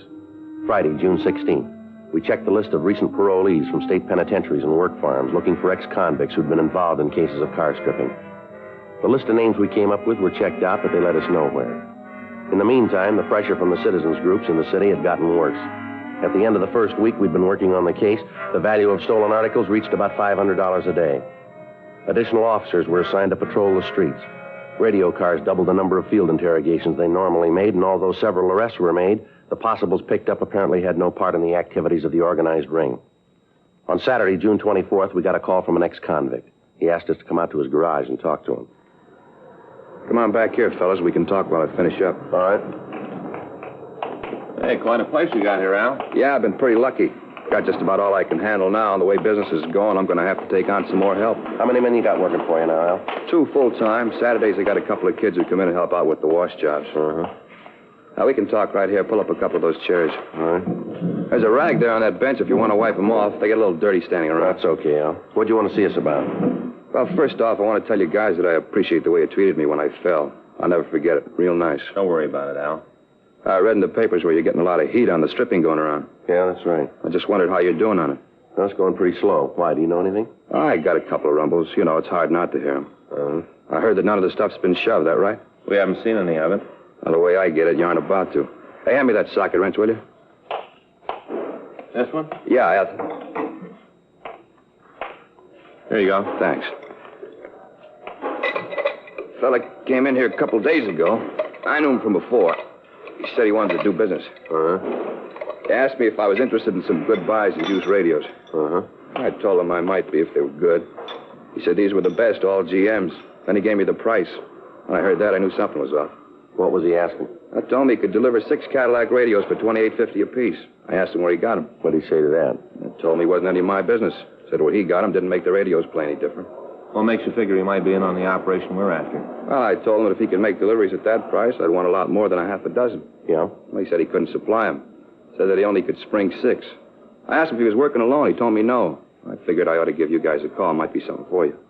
You said you know him, huh? Yeah, from before. Say, you guys like a cold beer? No, Al. No, thanks, sir. Well, you mind if I have one? It's kind of hot. No, go ahead. Thanks. Day gets a little hot. You really notice it. Are you sure you guys don't want a beer? No. No, thanks.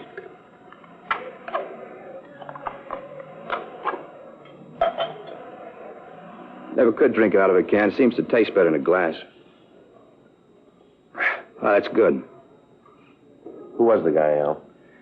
Oh, it's Manny Phillips. You know where you can get in touch with him? I haven't got the slightest idea. Has he ever fallen? Yeah, I did time at Q for GTA. Is he on parole? I don't know. I think he made it free, like I told you. I didn't know him real well. Used to hang around, never had much to do with him. Mm-hmm. Yeah, this is the first time I've seen him since I got out. I've been steering clear of the old bunch. Makes it easier if you don't pal around with them. Business I got's going good. Got no trouble with anybody, and I want it to go on like this. Mm-hmm. I never could figure it. Guy falls out, and right away he's back with the same old bunch. How you going to stay clean like that? Well, you aren't. Somewhere along the line, you got to make a mistake. You're right back where you started. How long did it take you to learn it? I spent 4.5 years at the joint. Well, some of them fall harder than that, Al. Yeah? And they still don't learn.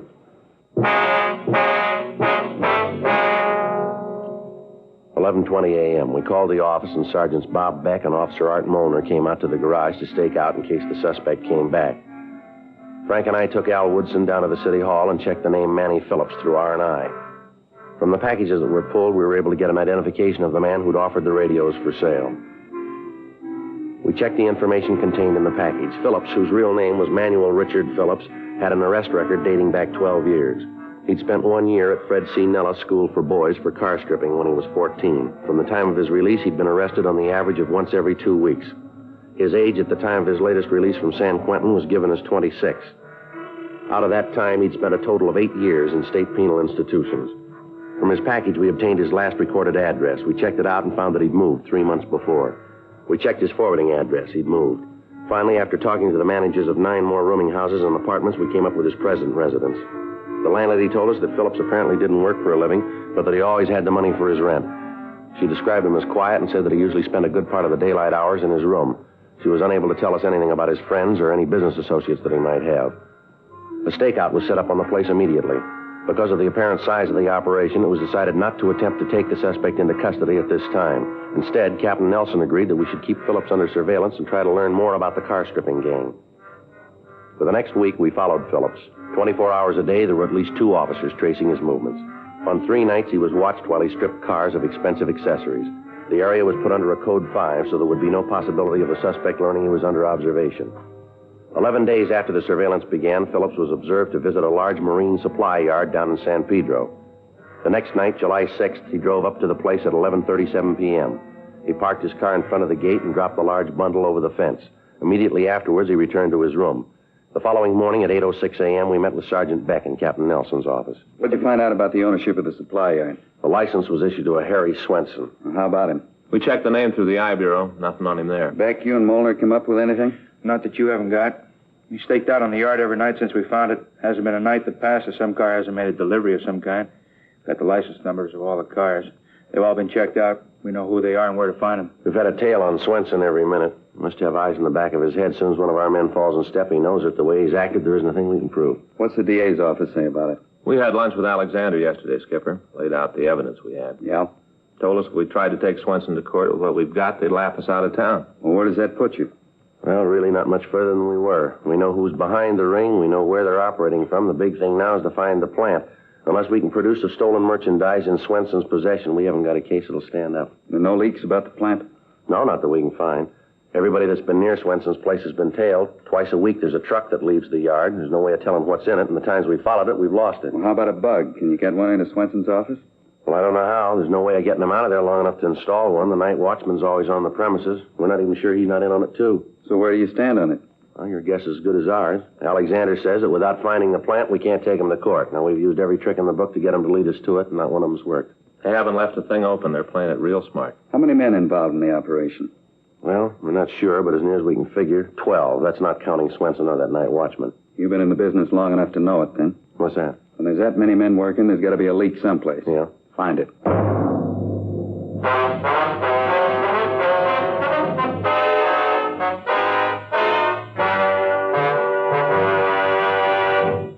You are listening to Dragnet, the authentic story of your police force in action.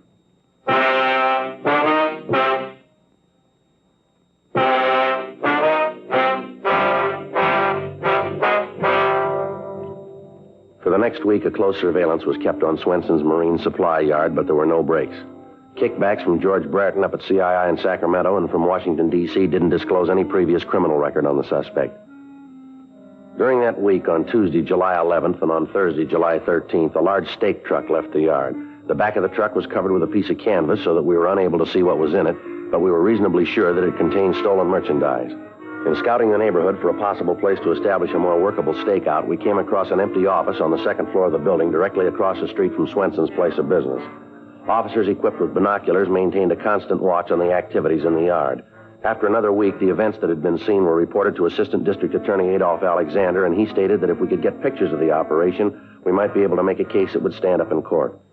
Monday, July 17th, we met with Sergeant Putoff in the crime lab. How far are you going to have to be from the subject, Joe? Well, second floor across the street. Are you going to be able to take all the pictures during the day? Don't think so, Putoff. Most of the activity runs after 9 at night. Mm-hmm. Well, best bet probably infrared, then. We can shoot it with a 4x5. How about light?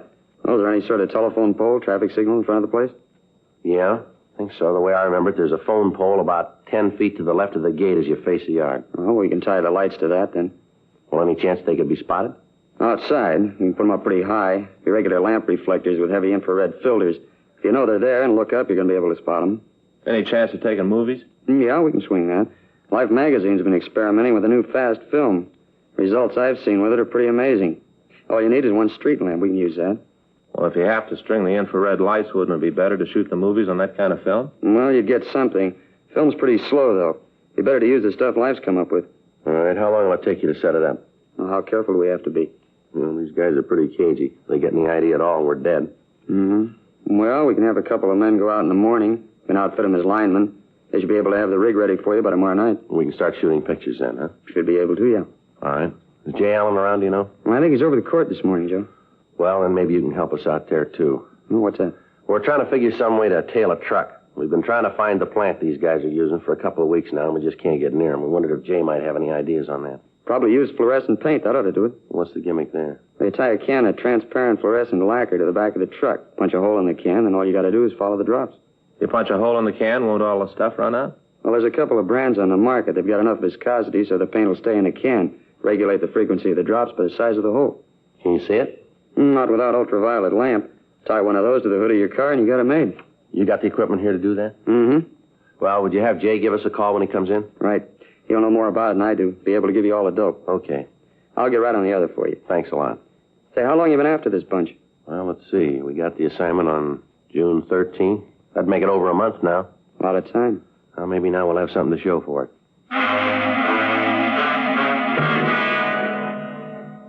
The following morning, Tuesday, July 18th, 2 men from the crime lab installed 3 1,000-watt lamps in front of the Marine Supply Yard. The reflectors were equipped with heavy infrared filters. Test exposures from our position across the street indicated that whatever pictures we got would be recognizable enough as to be admitted in a court of law. The new fast film was obtained, and 16-millimeter cameras were installed in the window of the office across the street from Swenson's. We talked with Sergeant Jay Allen in the crime lab, and he went to work on the use of the fluorescent paint. After experimenting, he was able to come up with the correct size hole in the bottom of the can so that a single drop of the lacquer would fall from the can every 10 seconds. A portable ultraviolet lamp was obtained and was ready for immediate installation on our car. For the next 3 nights, we sat in our vantage point and we photographed all activity on the suspect's premises. The pictures were shown to Adolph Alexander in the district attorney's office, and he told us that they would play a large part in the prosecution of the case. However, he said that if we could come up with the hiding place of the stolen loot, a conviction would be assured. Tuesday morning, July 25th, 3:15 a.m., Frank and I took the can of fluorescent paint and climbed the fence into the supply yard. Back here. Right. Lousy thing, I didn't see All right, you better hold it a minute. Who's there? The watchman. Yeah. Better get back in the shadows. Yeah, come on, easy. Come on out, I know you're there.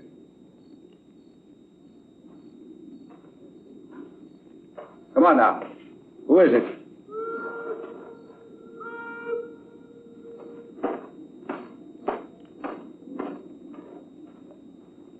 That was close. Yeah. All right, let's go. The truck should be back in the shed. Right.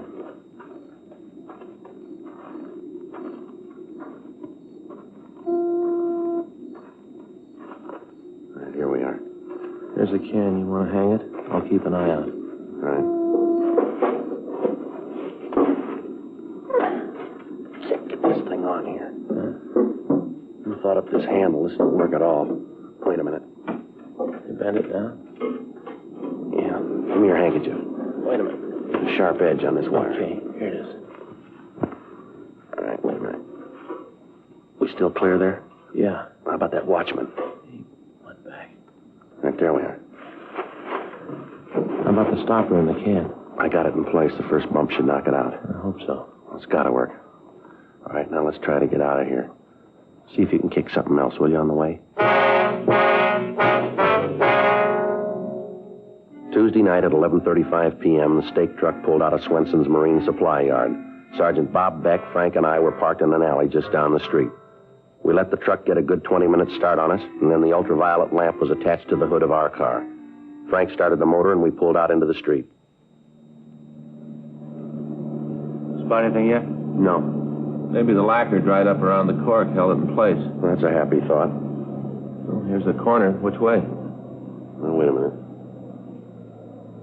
Let's take a chance straight ahead, huh? All right. Well, there's nothing up this way. You better double back. Okay. Let's try it to the left this time.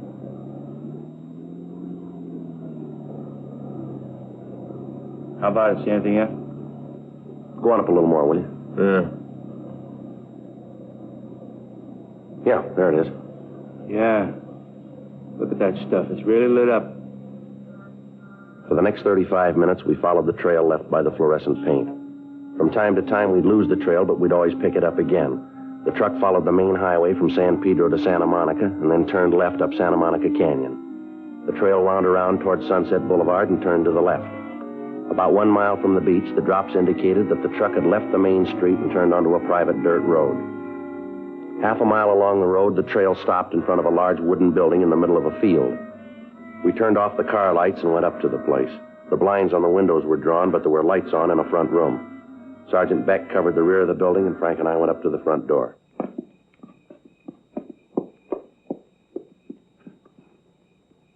All right. Yeah. What are you doing in here? Police officers, you're under arrest. For what? Is there anybody else here in the building? What are you arresting me for? You want to check with Beck, Frank? Right. What are you doing coming in here like this? You got no right coming around kicking doors All right, in. save it, Swenson. How do you know my name? We've been watching you for a month now. Is there anybody else in this house? No. Do you own this place? I'm not answering anything till I see a lawyer. All right, you call it any way you want. We can find out. Got no right in here. I'm going to see my lawyer. You do that, Swenson. What's the charge? Burglary. You think you can make it stick? We're going to try, mister. Where's your evidence? You got to have evidence. We got it. There's nobody else here, Joe. Back room's full of stuff. Radios, heaters, tires, all here. So what? You can't put me away for that. All right, let's go, Swenson. Now, just a minute. Will you listen to me a minute?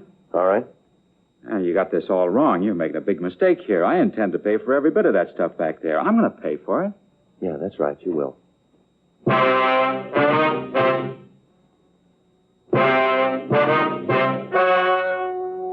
The story you have just heard is true. The names were changed to protect the innocent. On December 12th, trial was held in Department 97, Superior Court of the State of California, in and for the County of Los Angeles. In a moment, the results of that trial.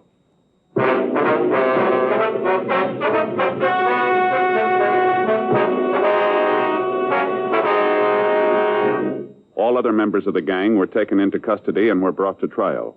Harry Ralph Swenson, along with his accomplices, was tried and convicted of 14 counts of burglary in the second degree and received sentence as prescribed by law.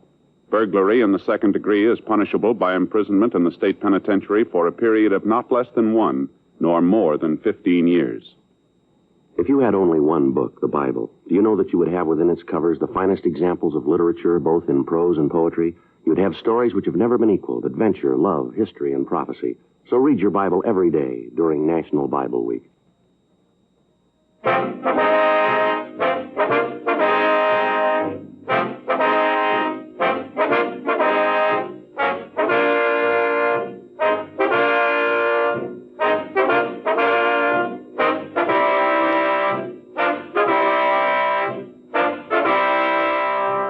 You have just heard Dragnet, a series of authentic cases from official files.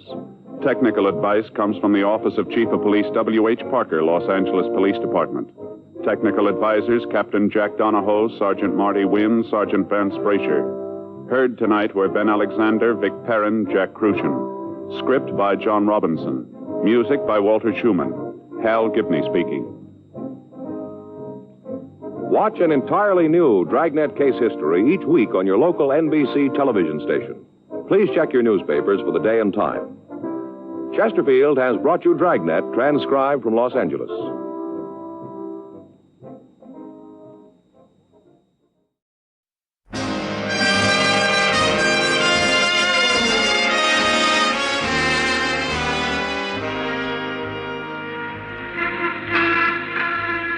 Broadway's My Beat, from Times Square to Columbus Circle, the gaudiest, the most violent, the lonesomest mile in the world.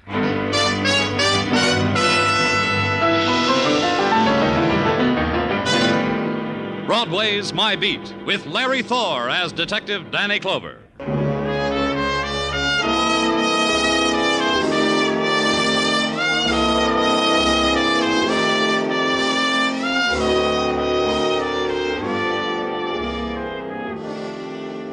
The carnival scream rises high on Broadway, carried high on plumes of neon light, and its shape is of many things. The metallic anguish of a trumpet shriek, the futile beating against closed doors, the laughter, bargained for, bought, paid for under the winking girl on the spectacular. Broadway's scream rises, shatters into fragments of glitter, prowls through the city, and finally touches you. Wherever you are, it touches you.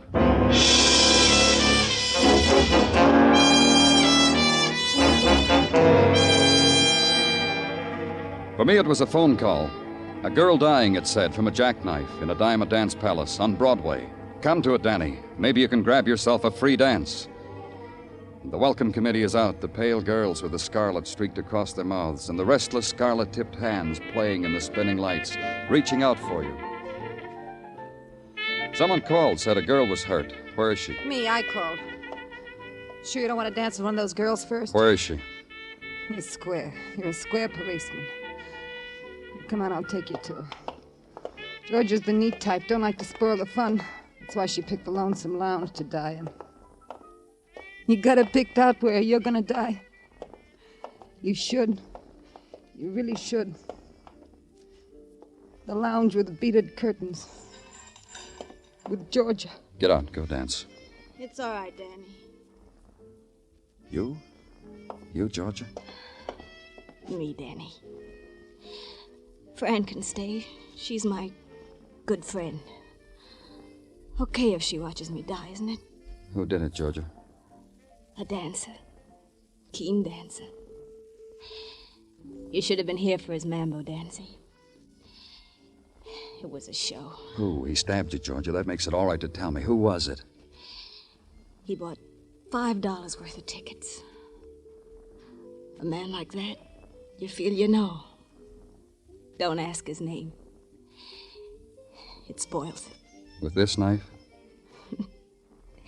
Yeah. While dancing. I'm keeping it for a souvenir. Make sure it's with me in the coffin, huh, Danny? Promise.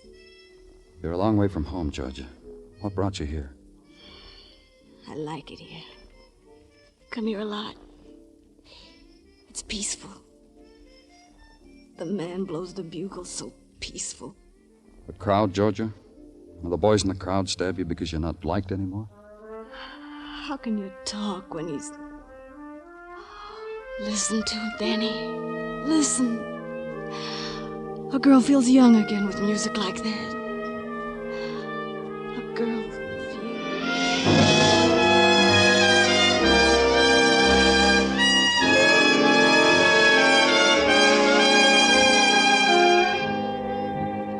After that, the place got cluttered up. People started to come into the lounge. Policemen with notebooks. A woman in a tweed suit with a press card in her hat band. A couple of men with a stretcher.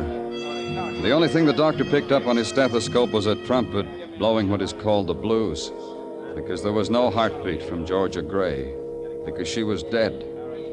Find out why.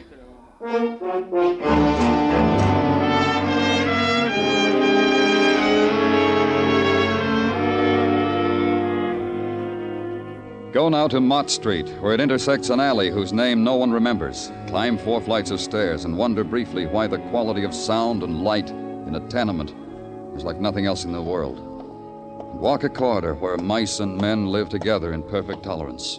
And stop at a door.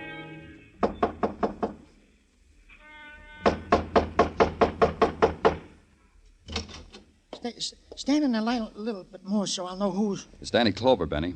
You coming to check? I'm okay. May I come in? Sure. Yeah, I'm okay, Danny. I'm okay. Except for the stomach. It hurts when I press it. You've been behaving yourself, Benny? Well, since I got out of the hospital, sure. I'm beading now. He taught me to make things out of beads when I was resting in a ward. Belt buckles and ladies' accessories. You know why I came here, don't you? I ain't a stool pigeon no more, Danny. I got cured of that, too. I'm a beater now. Who killed Georgia Gray? I'm a beater. How long since you checked in with your parole officer, Benny? Oh, Danny. What about Georgia? You know as much as me. Georgia was close to Nicky Gannon. You know that. Bought his shirts for him. Ran down the drugstore for him. What's the word on Nicky? The crowd ain't happy with him, Danny. Oh, Danny, leave me alone. I got an order from a lady down the hall for a love bracelet. I got to deliver today or I'll be breaking my contract. Nothing else, huh? So help me, Danny. Nothing. Of course, Nicky Gannon. I'm a beater now.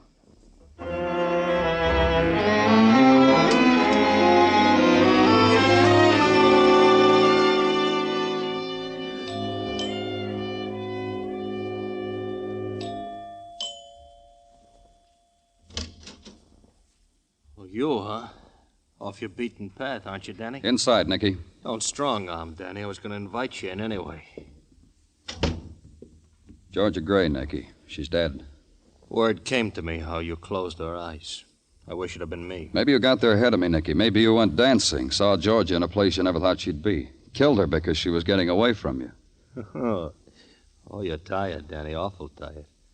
No one gets away from me, not even the dead. Come on into the den. I want you to meet my mother. If she'll be hurt, I don't show her my friends. All right, Nicky. I wouldn't want her to be hurt. You'll wish yours had been like her. Just wait. Mother, look what I brought you, Danny Clover. Sit down, Danny. Have a mint. Nicky has 'em made up special for me. Thanks. Well, special, huh? Nothing too good for my mother. It's always been like that with my son. Up to now.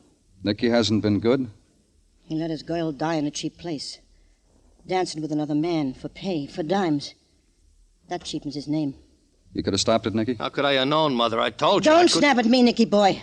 I'll slap your mouth, wash it out with dirt. Georgia liked that hole, Danny. I never understood why. She tried to explain it to me about the music, about dancing. Crazy for dancing. Who understands these things in a girl? When she had everything a girl... Everything you gave her. Everything you worked hard for. You're getting your share, huh, Mother? The funeral, too, Nicky? Will you buy me one like the one you're buying for Georgia? Let me show you the invoices, Danny. I never knew dying came so high. Inflation, huh? Maybe it'll wipe out the taste of what happened to her. Where it happened to her. It's just a maybe, son. Don't build a monument on it. You want to know why they killed her, Danny? You know, Mrs. Gannon? They think my son is finished. Done. Used up. They killed a girl to frighten my Nicky boy. And you know what? My boy's frightened. Who does that to you, Nicky? Your friends? Your boys? You'll know when you see their bodies on a slab. It'll be in all the papers.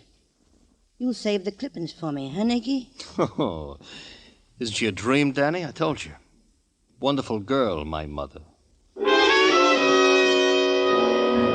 When I got back to headquarters, there was a file on my desk. The neatly centered sticker on its front cover was typed Georgia Gray. Open it, read it, digest it. Georgia Gray, age between 25 and 29, computed from data gathered from arrests. Hometown, Salina, Kansas. Followed a soldier to New York port of embarkation in 1943, but never caught up with him. So she stayed. Counter girl in a 5 and 10. Then model for ladies' garments. Then nightclub hostess. And 2 years ago in night court, after losing a race with a squad car, she said she'd retired. Because I don't have to work anymore, she said. No better reason, she asked? Name linked with Nicky Gannon from here on in. Address Park Avenue. Expenses shared by Fran Holland, who said now she'll have to look around. First thing I'm going to do is get another roommate. Did you get along well with Georgia? She had her ideas, I had mine. Know what I mean? Tell me. No, this and that. Georgia was what, a pretty girl? I'd say she was beautiful. Yeah, I guess she was very beautiful. Very. Ah, but she was ruining it. Ran around, danced, but she didn't enjoy herself. I know she didn't. She only enjoyed herself relaxing here with me. Something I haven't made up my mind about. Well, you better make up your mind about it, Danny. Sure. She had all that dough and she lived with a dance hall hostess with me. You know why? Because she needed someone like me. To run home to, huh? Right. So she could have soft hands rubbing the back of her neck. To bring her cold tomatoes when she needed it. She run often, friend? Look, Danny, she was dance happy. That's why she hung around the place I worked. A little bit of music and a guy in a high waistband with 2 strong feet could make her smile like she was happy. Did Nicky Gannon mind that she stepped out on him? Why did Nicky care? Used her for a front for his business. He didn't care about her dancing. Who killed her, friend? A man. What else but a man? What man? Who? You know what you ought to do, Danny? You know Tommy Chandler? Nicky's hood? The padded shoulder that stands near Nicky with his hand in his pocket. Ask Tommy. See how he reacts when you ask him. You know where Tommy is? I know where he'll be in the morning. You know where the ducks are in that pond in Central Park? 8 o'clock, he throws them bread. Stale bread. But what do ducks know?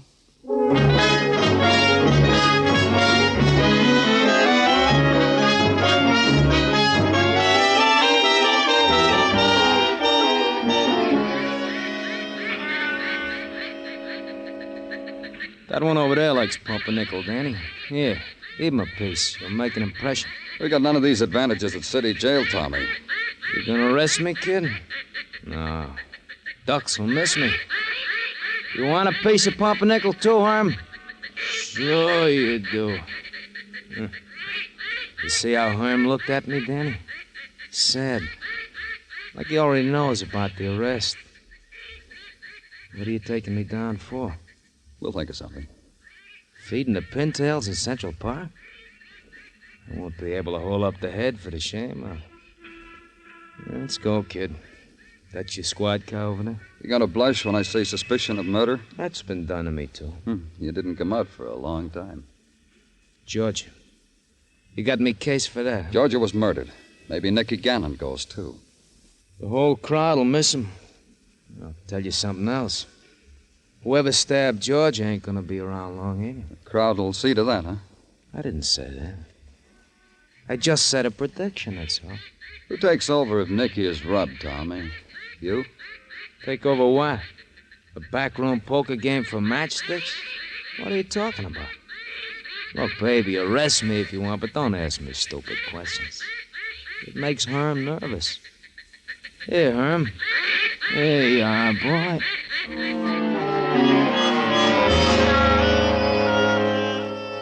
Herm looked sad when I took Tommy away from him. All the ducks looked sad.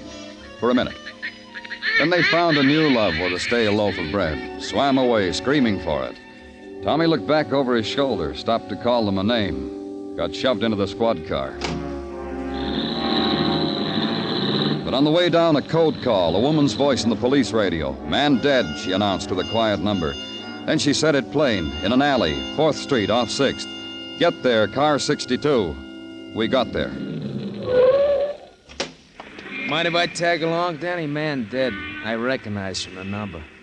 We gotta share these things. Hold your gun on him, Muggavan. He wiggles a toe, break it for him. Pleasure, Danny. Let me through. Let me through.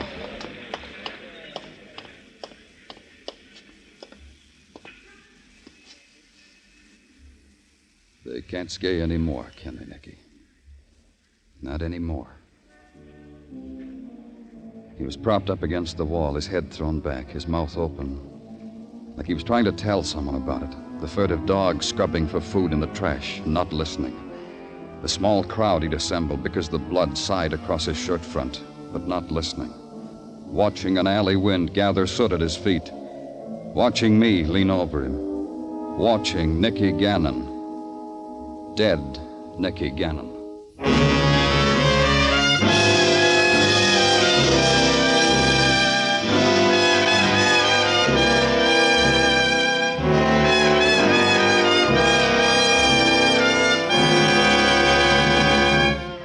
You are listening to Broadway's My Beat, written by Morton Fine and David Friedkin, and starring Larry Thor as Detective Danny Clover. You'll find Jack Benny in the desert this Sunday night on CBS. Jack and his gang are making a safari to entertain the boys at an air base in Nevada. And for more laughs, there'll be another session with Eve Arden as the gay, romantic, fun-loving schoolteacher, our Miss Brooks, on most of these same CBS stations.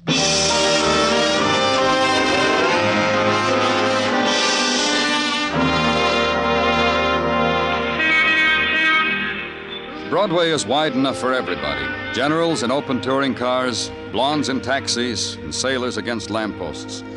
It's the place to come to, for one reason or another. To be a tourist, or get stared at by the tourists. To make a pitch, buy a bargain, get cheated, insulted, or have your picture taken. And end the day with a memory, depending upon what you wanted, what you got, and what you gave for it. And part of the day's memento of Broadway will be the news item. Nicky Gannon shot down in an alley. Hoodlum slain in new outbreak of mob violence. Police seek clues in killing. Especially me and another man, the Sergeant Gino Tartaglia, who had once passed a civil service examination. And the medical examiner, Dr. Sinsky, reveals that death was caused by hemorrhage in the pleura, parentheses, lungs, close parentheses. And that is why Nicky Gannon was done in. Thanks, Gino. Well, you're quite welcome, I'm sure. Anything else? May I? Yes, you may. Thank you. You know, Danny, this shooting up an alley brings to mind a case which was solved by Lady Jane Pugh, the ne'er-do-well girl detective from London town. Do we have to, Gino? Lady Jane looked at the deceased and flipped her shiny tuppence. Flipped her what? Her shiny tuppence. Lady Jane has a lucky tuppence which she flips before she undertakes a case. That Lady Jane. May I interrupt? Oh, you're the boss. Do you have anything else to tell me about Georgia Gray or Nicky Gannon, please? Oh, indeed I do, Danny, indeed I do. In the murder of Nicky Gannon, Tommy Chandler, our prime suspect, has been released, and without a nickel's worth of bail. What? I have said it.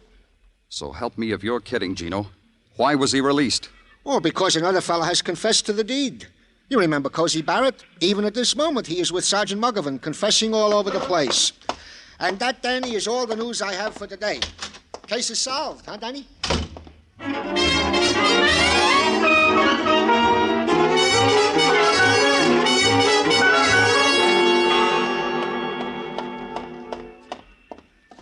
Yes, and that ain't all of it, Sergeant. George ain't all of it. Lots of people met with me, then ended up under a sheet in the ice house. You killed before, Cozy? Oh, hi, Danny. Come on in. Join the fun. This is a new kick, isn't it, Cozy, for you? Confessing to a murder? Well, what's the matter? You don't trust me? Read me to him, Sergeant. I'll brief it for you, Danny.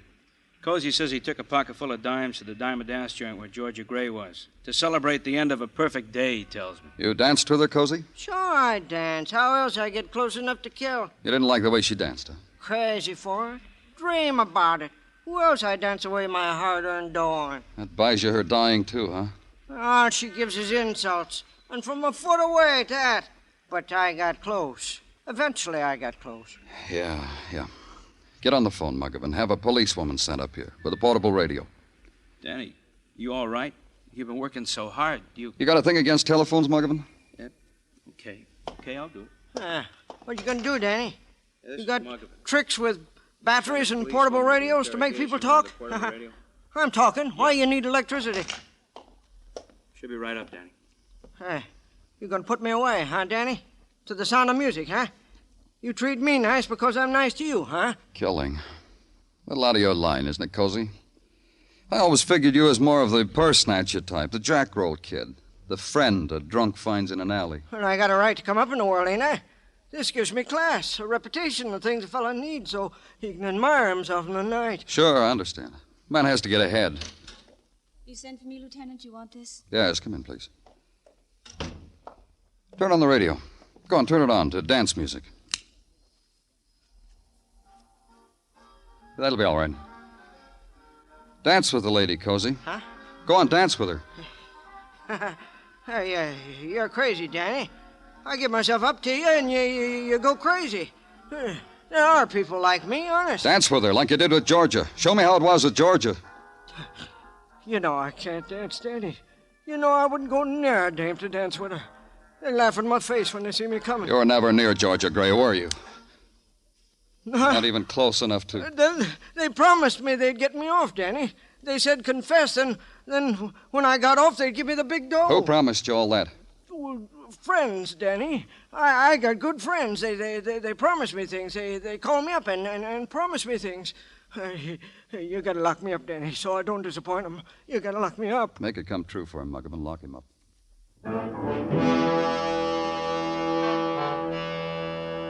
Now the afternoon was 2 hours old, and the gray had turned into a wetness, a drizzle that hung skirling in the air before it touched the pavement. The citizens didn't mind getting wet. It was a sight to see. The funeral procession wasn't very long, not like the good old days when a gangster's death took up a mile of Broadway. Not like the good old days at all. None of the mourners walked, they all rode. And the wreaths were wrapped in cellophane, which not only protected the snapdragons from the rain, but it was more sanitary. I went along because I'd known Nicky Gannon for a long time. The rain let up a little when they lowered him into his grave. And none of the mourners stayed, not even his mother. And I wanted to talk to his mother.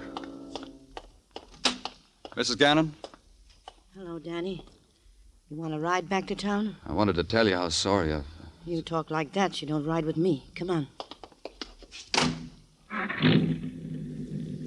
My son was a hoodlum. Why should you be sorry for him? We've talked together. We've had a beer together. That's the reason. You cry, not me. Whatever you want. He was your son. My son got scared. A man gets scared, a man don't live anymore. And that's all his dying does to you, Mrs. Gannon? Look what I've got, Danny. A thug's funeral on a rainy day. He was your son. He's dead, Danny. I'm not.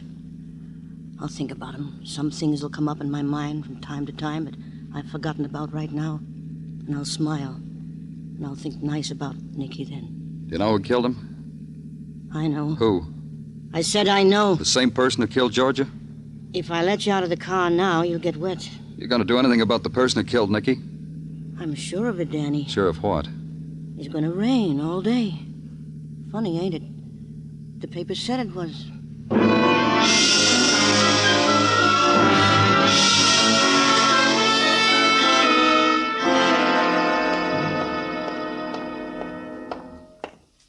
In a hurry, Danny Clover?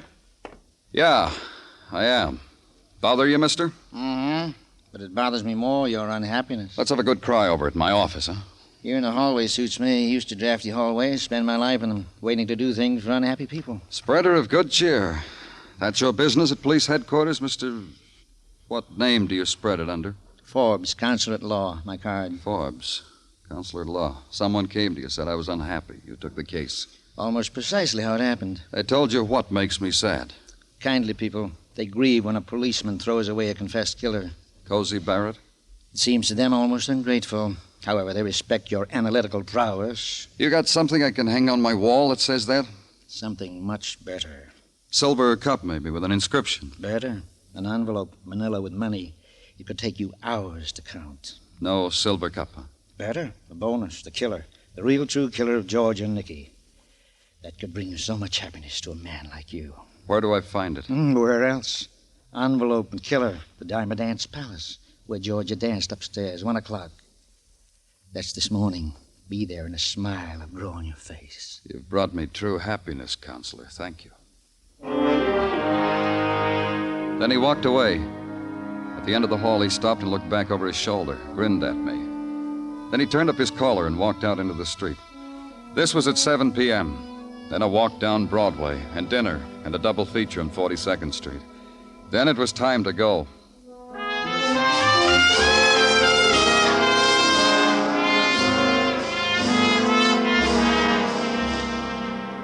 The Diamond Dance Hall was blaring against its time of closing. I walked through it, pushed my way across the floor into a doorway. No one stopped me. Then up a flight of stairs and into a loft littered with old telephone books, cigarette butts, a neatly stacked bundle of year-old newspapers. The only light, the light from the spectaculars down the street, spelling out the evening's pleasure. 40 girls, 40, no cover charge. Up front with Willie and Joe, continuous performance. Chinese food, fried rice, and dancing. And I waited.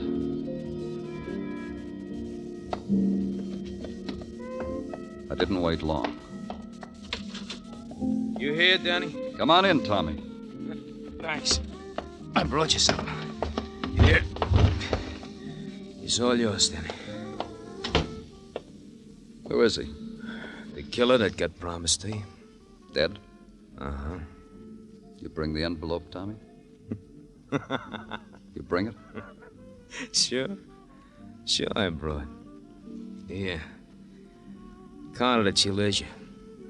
15,000, kid. I don't know, Tommy. A dead killer. How am I going to explain a dead killer? I thought of that, too. What did you come up with? Danny, I found a guy on Skid Row. He wasn't doing anybody any good. So I figured he could do us some good. So you shot him? With a police positive, just like you carry. Here's the gun. You tracked this killer down, he tried to escape, you shot him, makes you a hero. That's right. And how many heroes have $15,000? We're gonna get along fine. You've taken over for Gannon? I deserve, don't I? Yeah, you do. Killing Georgia and Nicky Gannon, sure you deserve it. The courage. You don't know how much. Had me sweating there for a while that she didn't die right away. Only Georgia was a girl with character. Live and let live. Die and let live. Great girl. Well, I call you from time to time, Danny. Wait a minute, Tommy. Get used to it, Danny. I said I'd call you. Don't go away. You're under arrest for murder. You practicing being a cop? Don't be a cop around me. You forgot something, Tommy. I can't be anything else. Let's go. Because you're pointing the police positive. You got trouble, sucker? It's that way all over.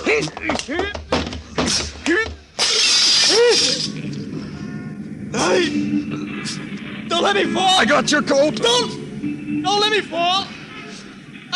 I don't want to die that way. Hold me! Yeah. Daddy, hold me! His fingers clawed against the sheer stone. Daddy! Body twisting.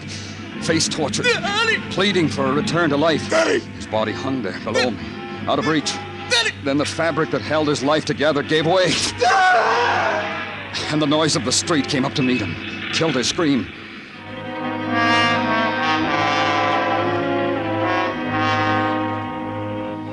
When I got outside and walked through the gathering crowd, I remembered something in my hand.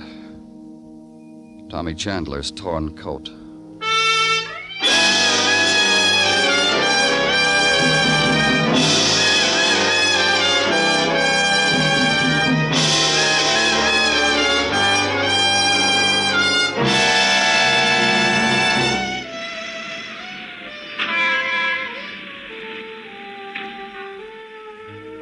It's the gathering place of all the sleepless nights, this Broadway, and all the unwept tears. The place to come to, erase what's happened, start all over, make a memory.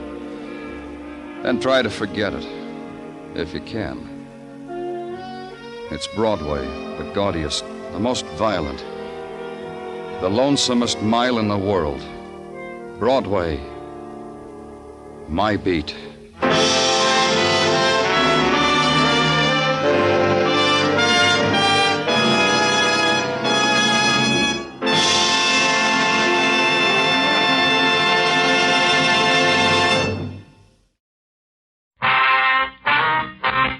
Dragnet.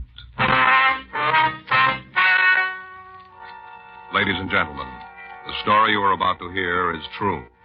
The names have been changed to protect the innocent.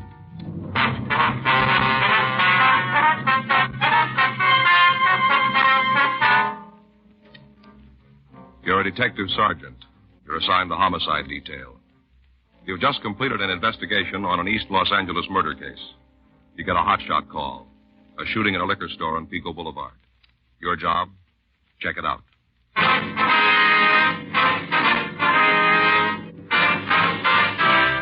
Dragnet, the documented drama of an actual crime. For the next 30 minutes, in cooperation with the Los Angeles Police Department, you will travel step by step on the side of the law through an actual case transcribed from official police files. From beginning to end, from crime to punishment, Dragnet is the story of your police force in action.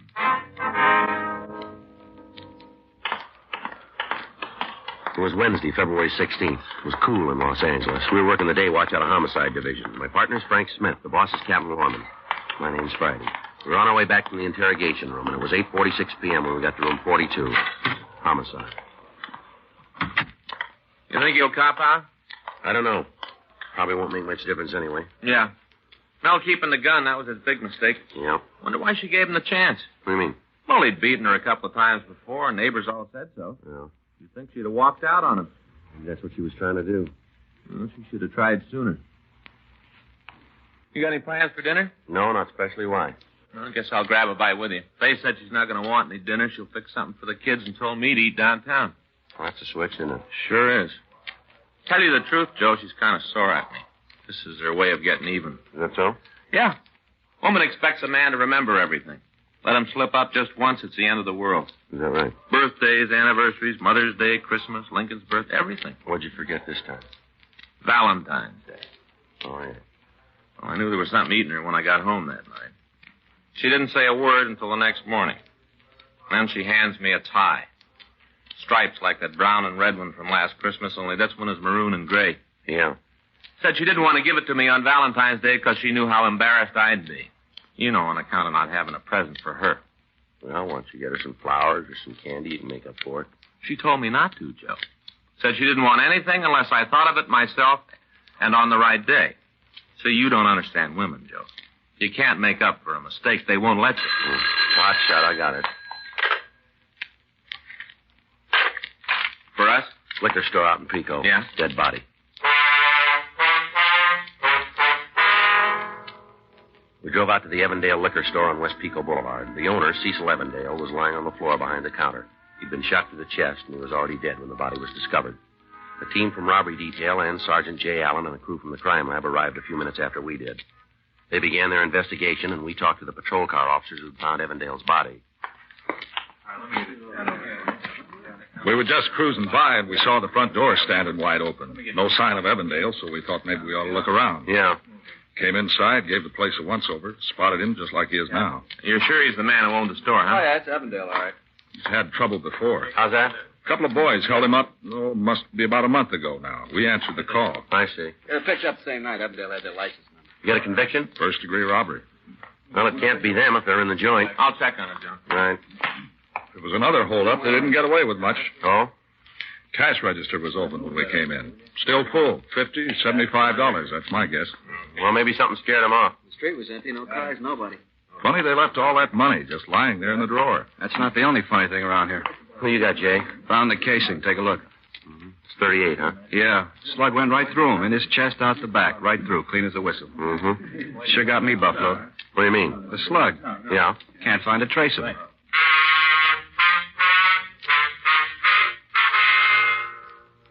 Frank came back from the telephone with the information that the two men who had previously robbed the Evandale liquor store were now serving their sentences in San Quentin. While Sergeant J. Allen and the crew from the crime lab continued to search for the missing slug and any other physical evidence, we canvassed the area for somebody who might have heard the shooting. 9:53 p.m. We found a drugstore in the next block that was still open for business. Fountain's closed. That's what you're after. No, sir, we'd like to talk to you for a minute. Talk? What about? We're police officers. It's Frank Smith. My name's Friday. Police, huh? That's right. Thought I heard sirens a while back. What's been going on around here? Well, there was some trouble at the liquor store down the street. Cease Evandale's place? Yeah. You shouldn't have let it happen. Beg your pardon?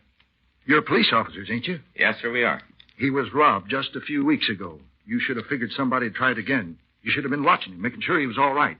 Well, it's a pretty big town, sir. There's a lot to watch. Too big, if you ask me. Why don't they go home? What's that? All them folks who keep moving to L.A. 25 years ago, I come here. Things were a lot different then. Man could drive down the streets, find a place to park his car.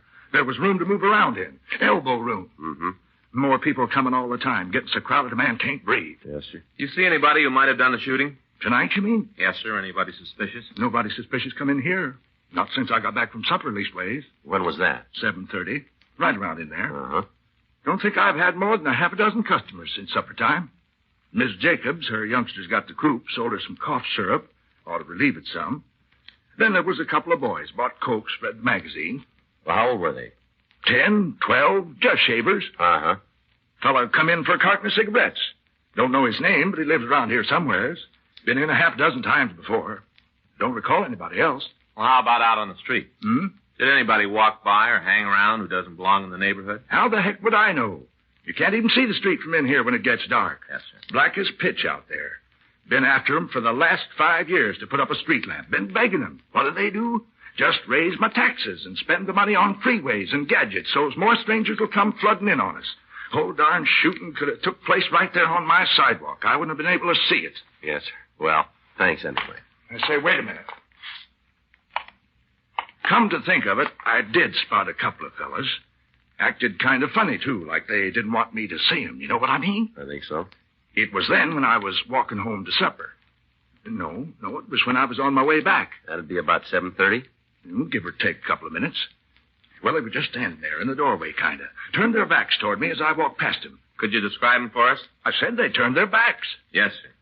Not that it made no never mind. So darn dark out there, I couldn't describe them if they'd been coming at me head on. Uh-huh. You got any idea how tall they were? Medium height, I guess. How were they dressed? Didn't notice. Except for one of them. Yes, sir. Jacket he was wearing. Notice that. Remember thinking it was so loud you could see it in the dark. Kind of plaid. You know big crisscrosses? Mm-hmm. What color was it? Must have been light.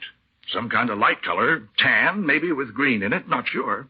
Now, is there anything else you can tell us about these two men? I think I've done pretty good to give you that much. Yes, sir, you have. Thank you. I'm not saying they had anything to do with shooting Cease Evansdale. You understand? Yeah, we understand. It's up to you to find out who did it and bring them to justice. Yes, sir. Don't know what's getting into this town. Man ain't safe in his own store. More crime all the time. More criminals. Wasn't like this 25 years ago. Maybe not. Why should there be more now? Well, you gave us the reason. Hmm? More people.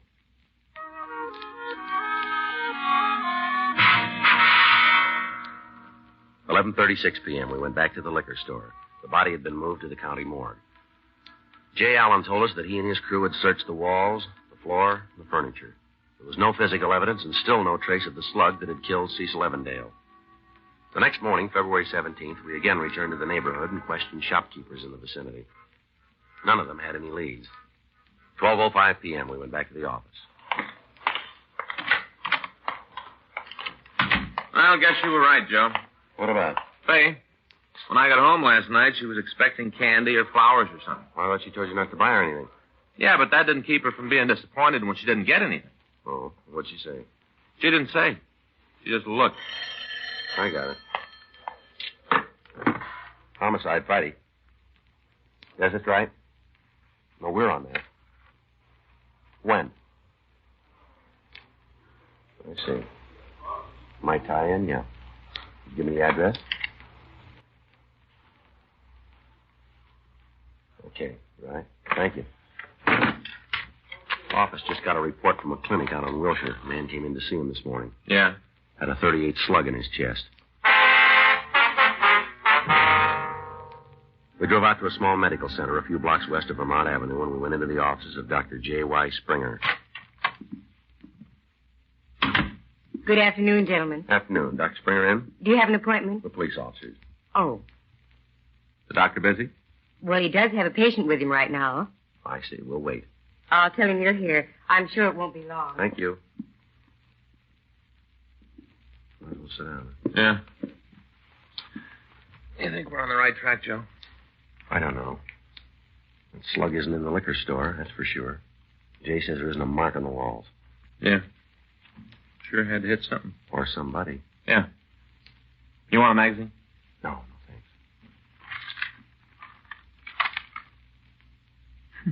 That's funny. What? It's a brand new issue.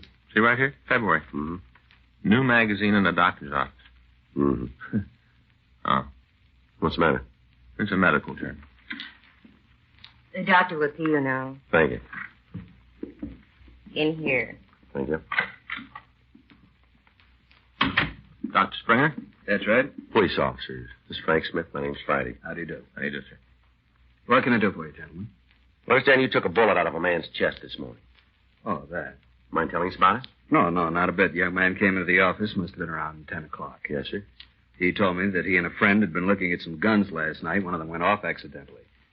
I examined the wound. It was quite superficial. The bullet had barely penetrated the skin. Mm-hmm. I removed it, put on a bandage. That's all there was to it. I see. Very superficial. Didn't even need instruments.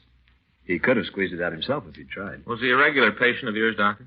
No, I'd never seen him before. He said he was just passing through L.A. Could you describe him for us? Well, he was in his late teens or early 20s. Dark hair, stocky, weighed about 170, I judge. How tall? 5'7", 5'8". Mm-hmm. Any distinguishing marks or scars that you recall? No, nothing like that. How was he dressed? Slacks, sports shirt, loud jacket. Loud? Yes, a plaid of some sort, green and brown. The shirt was open at the collar, no tie. Mm-hmm. Well, when you called in, you reported that his name was Clyde Beaton? That's right. You think it might be his real name, Doctor? I'm sure of it. Oh? You have to be very careful whenever you treat a bullet wound. I always ask for identification. Yes, sir. That's a good idea. The young fellow was a little embarrassed at first. He didn't have any. No driver's license? It was in his other suit. I told him he'd have to stay here until I could contact the police. What'd he do then? He fished through his pockets, found a letter he'd recently received. I took the name from the envelope, Clyde Beaton. Seemed sufficient identification under the circumstances. Did you get Beaton's address? He said he was staying at the Crown Prince Hotel on Sunset. That what the letter said? I'm afraid I don't remember. It was the name I was chiefly interested in. I understand. Did you keep the slug, Doctor? The bullet you took out of his chest? No, I'm afraid not. He wanted it for a souvenir. Well, your report said it was a .38. That's right, 38 caliber. You sure of that? I've handled guns all my life. It's a hobby. I see. Is this a serious matter, Sergeant? I'm afraid we don't know yet. The wound was very superficial. Yes, sir. I remember telling him how lucky he was that the bullet hadn't gone in deeper. Well, he could have been luckier. How's that? If it hadn't hit him at all.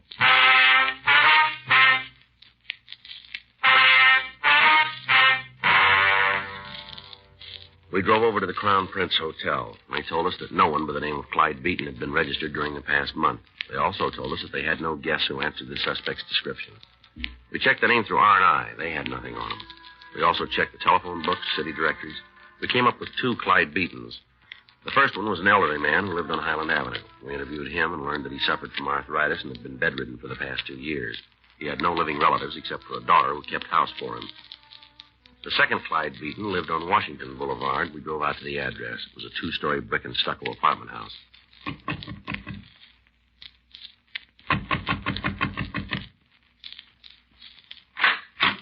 Yes? Mr. Beaton in? No, he isn't. You know where we can find him? What for? We're police officers. What?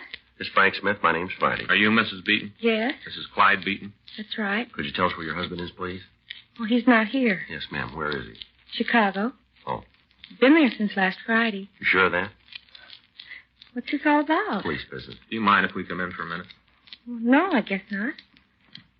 We can't talk very loud. The baby's asleep. Yes, ma'am. You say your husband's in Chicago. Since last Friday. Business trip? Well, in a way. He's a plastic salesman. Company's having a convention. I see. He did a bigger gross last year than any other West Coast representative, and that's why they picked him to go. Mm-hmm. It's quite an honor. He's only been with them a couple of years, practically the youngest man on the force. Yes, ma'am. He even had a dinner last night. Gave him a plaque. Last night? He called me afterwards. Long distance. From Chicago. Don't you believe me? Yes, ma'am. Does your husband have a gun, Miss Beaton? What? A pistol or a revolver? Well, Well, does he, Miss Beaton? Yes, he has a gun. You take it with him? No, of course not. Mm-hmm. Why would he take a gun to Chicago? Could you get it for us, please? It's in the bedroom. Bureau drawer. The baby's there. We'd like to see it, Miss Beaton. All right. Oh, convention in Chicago. Should be easy to check. Yeah, too easy. Well, if the guy was setting up an alibi, he'd pick something tougher to crack, wouldn't he? You think we've struck out? Could be. I'm sorry. Ma'am? Well, the gun isn't there. Oh? I looked all through the bureau. I don't know what could have happened to it. Well, maybe your husband did take it with him. I packed all his things. He couldn't have. I see. Well, we've always kept it in the top drawer where it'd be handy. Mm-hmm. You know where your husband's staying, Miss Beaton? The Waterfield Hotel. I've never been in Chicago, but it's right downtown someplace. What's the name of the company he works for? Federated Plastics. Can't you tell me why you're asking all these questions? We just like to get in touch with him. What about? Do you have a picture we can take with us? Of Clyde? Yes, ma'am. Well, I suppose so, but I'd like to know why. Is he in any trouble? Not if he's been in Chicago for the last few days. Of course that's where he's been. I talked to him just last night. We have the picture now? Let's see what I can find. I think there are a couple of snapshots in the desk. Would that be all right? Yes, ma'am. Be fine. When's your husband due back? Day after tomorrow. Is he flying? Mm-hmm. I don't know which flight, though. He said he'd send me a telegram. Here's a picture. Took it last summer on our vacation up in Yellowstone. Mm-hmm. My brother Tim's in it, too. Will that make any difference? No, it's perfectly all right. That's Clyde, sitting on the rock. Mm-hmm. The one in the plaid coat.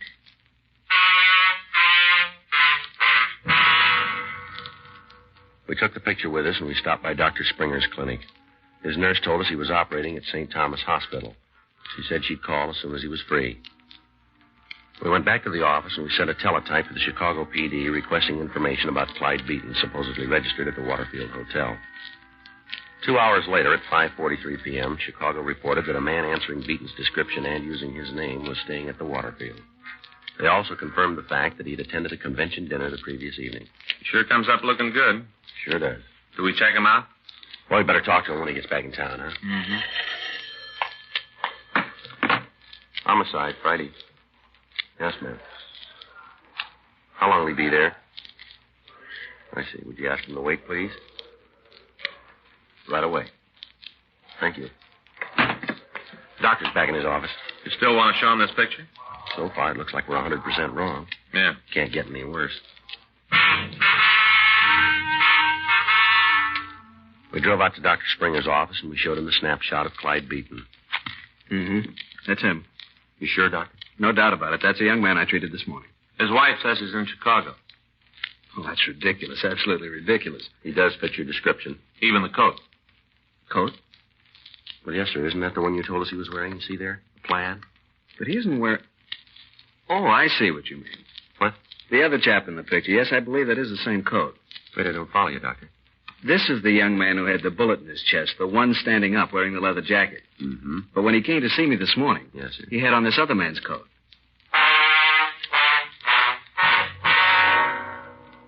Dr. Springer was positive in his identification of Mrs. Beaton's brother. 7:28 p.m. We again interviewed Mrs. Beaton. Oh, it's you again. Yes, ma'am. What do you want now? Just a couple more questions. You got me so nervous before, I just didn't know what to do. I had to telephone Clyde all the way to Chicago. Make sure he was all right. We're sorry about that, ma'am. It would cost us a fortune in phone bills. He said the police back there had been bothering him, too. He couldn't imagine why. We don't want to cause you any trouble. Well, that doesn't help any. Would you take another look at this picture, Miss Beaton? What for? I gave it to you. Yes, ma'am. You said that the other man was your brother, is that right? What about him? What's his name, please? Tim. His last name? Larkin. Tim Larkin. Well, now, does the coat that your husband's wearing in the picture belong to him or to your brother? It's Clyde's coat, of course. He's wearing it. Is it in the house now? No, I don't know where it is. Cleaner's, I guess. Wasn't here when I packed Clyde's bag last week. Your brother live in L.A.? Yes. Where about? Well, he lived with us until a few weeks ago, and then he and a friend of his took an apartment over on Bellwood Avenue. You know the number? 261 West. What's his friend's name? Well, it's Bill Dressingham. Went to college together. Mm-hmm. That's why Tim came to California to go to school. Our folks live back in South Dakota. I see. He did all right the first couple of years, but something happened last semester. He just sort of lost interest and quit school, both him and Bill. Got jobs and rented this apartment. I guess they're making good money. It's a very nice place. Yeah. It isn't Tim, is it? No. Well, the reason you've been coming back and forth here all day. We don't know yet. If anything's happened, it'll be my fault. I'm supposed to be responsible for Tim while he's in California, but the folks don't know he isn't going to school anymore. They think he's still living with us. Mm-hmm. He's the baby of the family. He just turned 21. Thought I'd wait until Mom and Dad realized he's a grown man. Then I'd tell him he's on his own.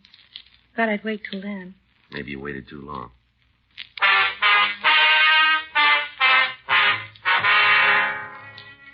"9:15 p.m. We went over to the Bellwood address Mrs. Beaton had given us. We found a card on one of the doors with the names Beaton and Dressingham on it.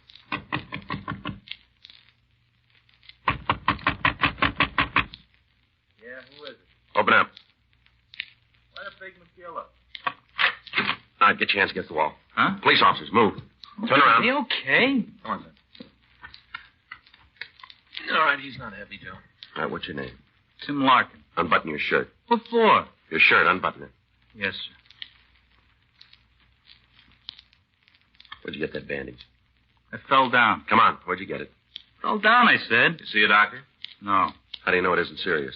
It's getting better. You didn't see a doctor? No. Well, we've got one we'd like you to see.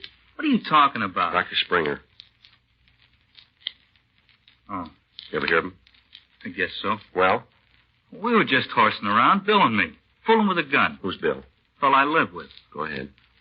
Gun went off. Bullet caught me in the chest, that's all. Where's the gun? What difference does it make? Where is it? Closet. All right, you stay put. I'll check. Where were you last night? What time? All of it. Here. All evening? Yes, sir. Found it, Joe. No. 38. Found this, too. This your coat, Larkin? No. Whose is it? Brother-in-law's. Who's the gun belong to? Him? Did he give it to you? Borrowed it. Borrow the coat, too, did you? Yeah. Where were you last night? I said before, right here. Been over on Pico lately? No. You sure of that? I'm sure. This coat was. I don't know what you mean. All right, come on, son. You might as well tell us.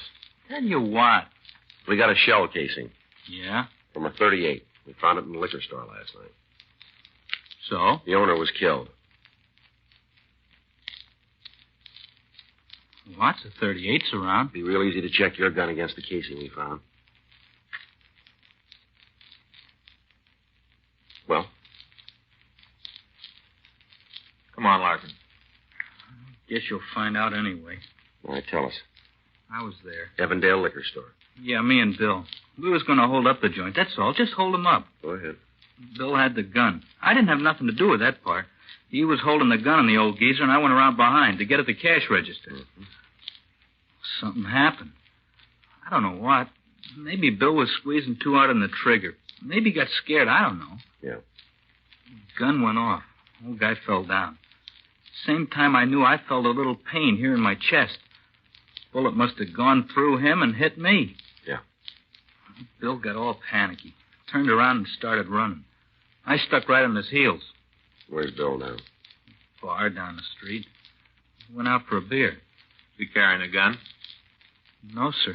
This is the only one we got. All right. Let's go. Oh. You understand that I didn't have nothing to do with the shooting. You understand that, don't you? It was Bill that pulled the trigger. I didn't have nothing to do with it. I wasn't even involved. Yeah, well, we don't see it that way. Huh? You ended up with a slug.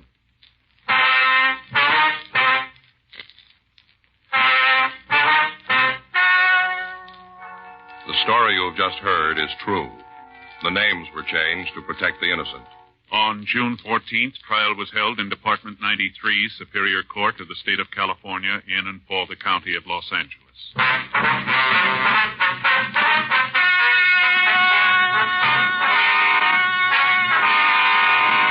William Seaton Dressingham and Timothy Wilkes Larkin were tried and convicted of murder in the first degree. The jury returned a recommendation of leniency, and the suspects are now serving life terms at the State Penitentiary, San Quentin, California. Dragnet. The story of your police force in action is a presentation of the United States.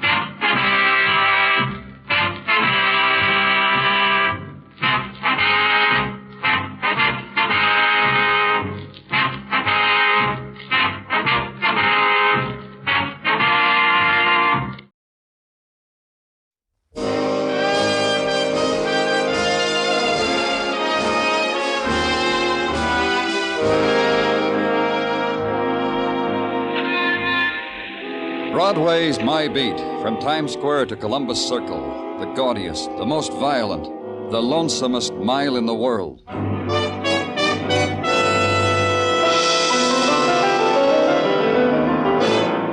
Broadway's My Beat, with Larry Thor as Detective Danny Clover.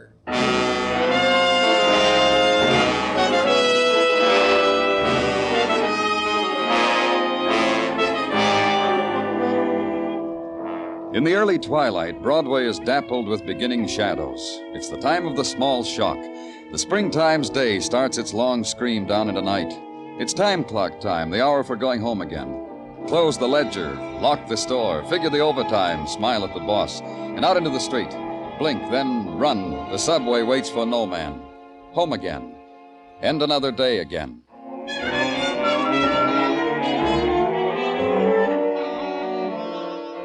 But my day was just beginning, north on Broadway and to the east.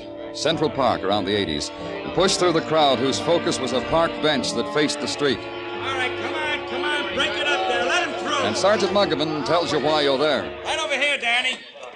Stand right there near the bench. I found the knife. I didn't pick it up. Who's the boy? Paul Gilbert. Yeah. I haven't been home from school yet. Oh, you'll go home in a squad car, Paul. I promised him with the siren, Danny. You're with the siren. What happened, Paul? How did the knife get there? I saw the man take it out of his own back and throw it down. And then the man staggered away. Did I show you this, Danny? All this blood?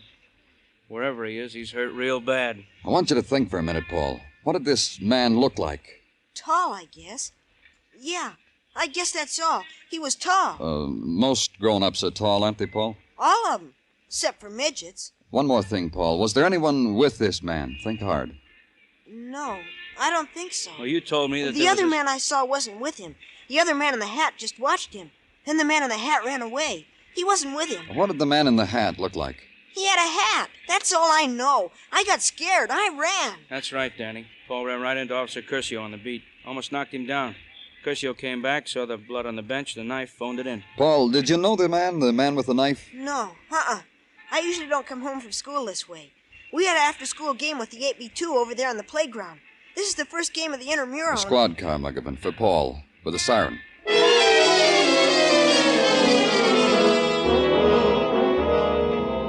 Then the careful tracing, the sifting through the shadows of a city, the dust of a city, the hiding places of a city into which a wounded man must crawl and lie for a time, and then wander in search of a kindlier place, a darker place, and leave behind him the trail of the wounded, the blood of his life.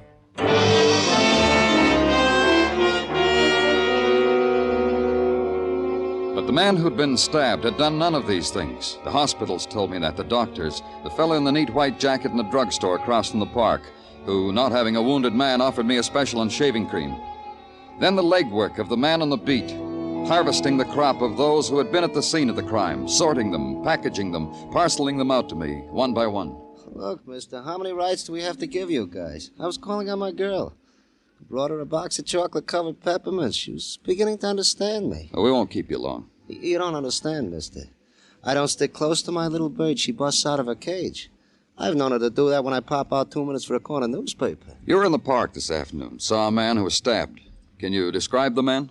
I was never in no park where an unfortunate got stabbed. An officer took your name. You made him erase it, start all over again because he wasn't spelling it right. So you caught me in a lie. Can you describe the man who was hurt? Describe? Who got a chance to get close to him? Everybody pushing, shoving like it was a parade for a general. I'm lucky I got a peek at the top of his fleeing skull. Oh, that's all. Look, I want to explain why I lied about not being in the park. My girl, the bird, thinks I work for a living. It's a little white lie I used to keep her caged. That's all. You can go.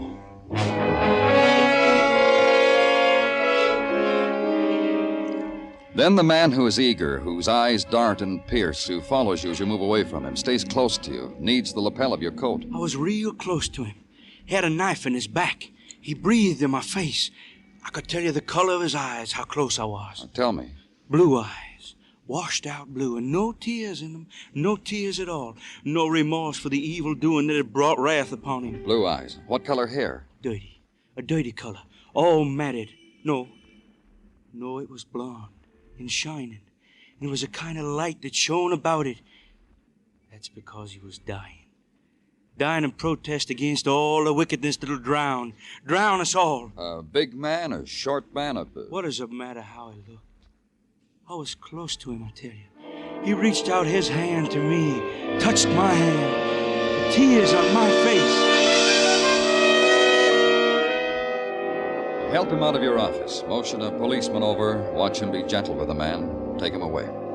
And then motion for the next one to come in. Realize, of course, that you're imposing on my time. Not that I mind. It could be a welcome relief from those spoiled monsters I simper and smile at and diaper. You're a nursemaid, Miss Cram, is that right? Call me governess, and call me Virginia. Miss Cram doesn't sound like me at all, don't you think? You take the children to the park every day? From 4 to 5:30, except on rainy days. On rainy days, the children and I stay at home, and I'm permitted callers from 4 to 5:30. That's on rainy days. You told an officer you saw the man who was hurt. I was making conversation. I needed that to get those brats out of my hair. You didn't see him? I wouldn't have gone near him. But I can tell you who did see him, the looker. Who? The looker. All of us in the park know her. She sits in a window across the street on the 5th floor, watches every move we make every day. Sits there and watches. It makes you feel as if you're being spied on, know what I mean? 5th floor, in an apartment on 80th and 5th. Oh, you can't miss her. Just stand out in the street for a while. Her eyes will bore right through you. But on a rainy day... I know, you're permitted callers. That's all, Miss Cram.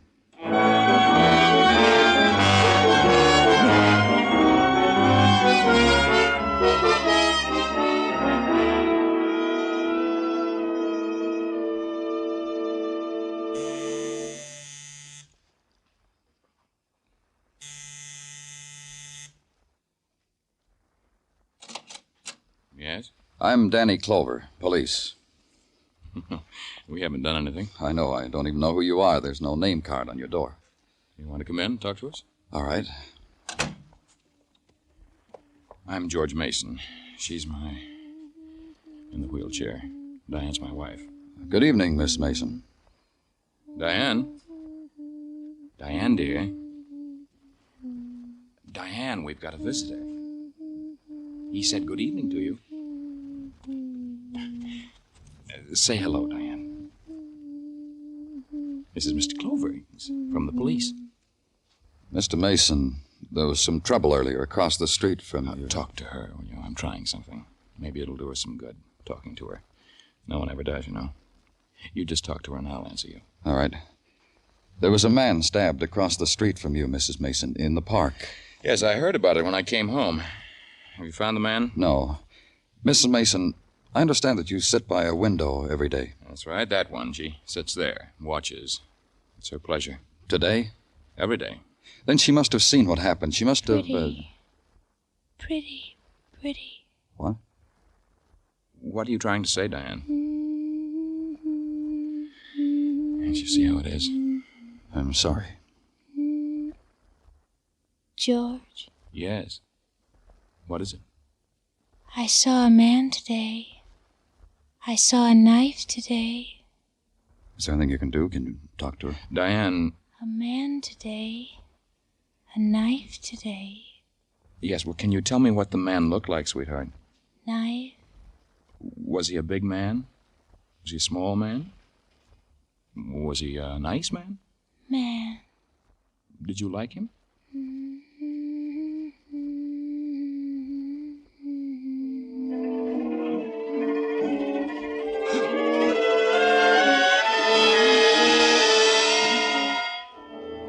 And try to erase from memory the eyes of the woman filled with the named terrors, the known terrors that dart and scurry, gnaw and nibble at the fleeting instants of serenity within her.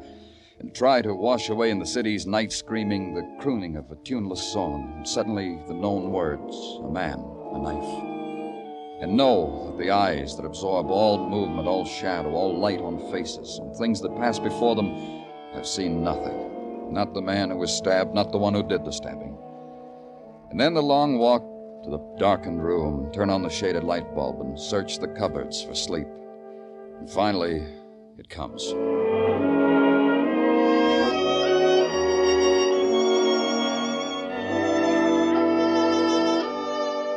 In the morning, the scorching cup of coffee, the walk to headquarters, and the cheery greeting on the threshold from the cheery Sergeant Tartaglia. Oh, welcome, Danny. Welcome to your abode away from your abode. Good morning, Gino. The best. The sunniest, the bravest. Not so early, Gino. All I've had is a cup of coffee. For which I am delighted.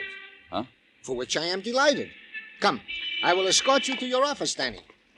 You will see there how I have taken the liberty to spread upon your desk a repast. You shouldn't have done it, Gino. A repast consisting of a hot paper container of coffee and a half a dozen cinnamon buns. Voila, the repast. Partake.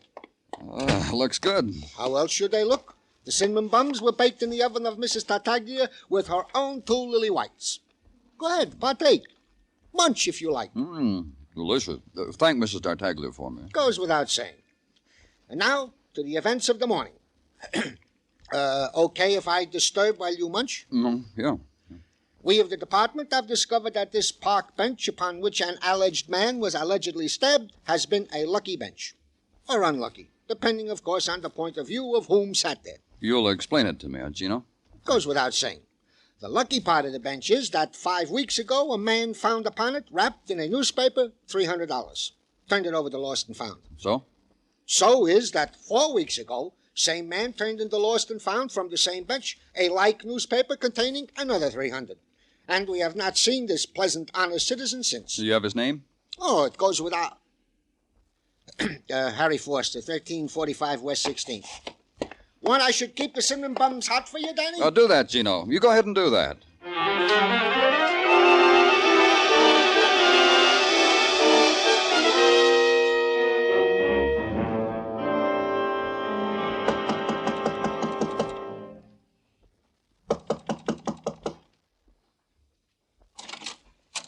Please help me. Please come in and help me. What's the matter? My husband. No one will help me. I asked the neighbors. They said, call the police, call an ambulance. Please help Where me. is he? You'll help. He's in our bedroom. I think he's dying, and no one. You're Mrs. Foster? Yes, Harry's wife. He came home last night, and there was blood. He just looked at me like an animal, and... There he is, mister. Help him. Please help him. Dead. No, you're wrong. He's been dead for a long time. He was asleep. Only asleep.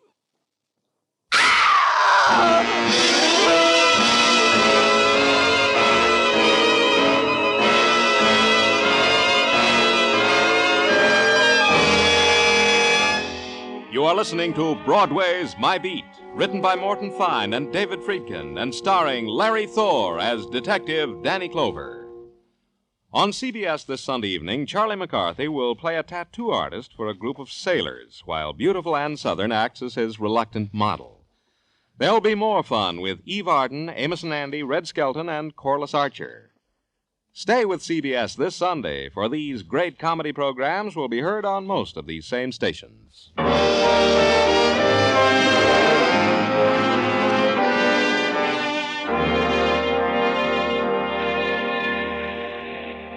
In the Maytime, the sun grins down and pats Broadway's cheek. Broadway loves it. The sunlit minutes are added to the 10-minute break for a cigarette. The walk is slower, the sway gentler. The windows are opened wide, and the doors, too. And glints of sunlight are carried through long hallways on the sigh of a summer's wind, touching the lips of the girl at the typewriter, touching the hand of the man at the water cooler watching her, touching the steel of the file cabinets, warming them. And having made the tour, back onto Broadway and start all over again. But where I was, there was no warmth.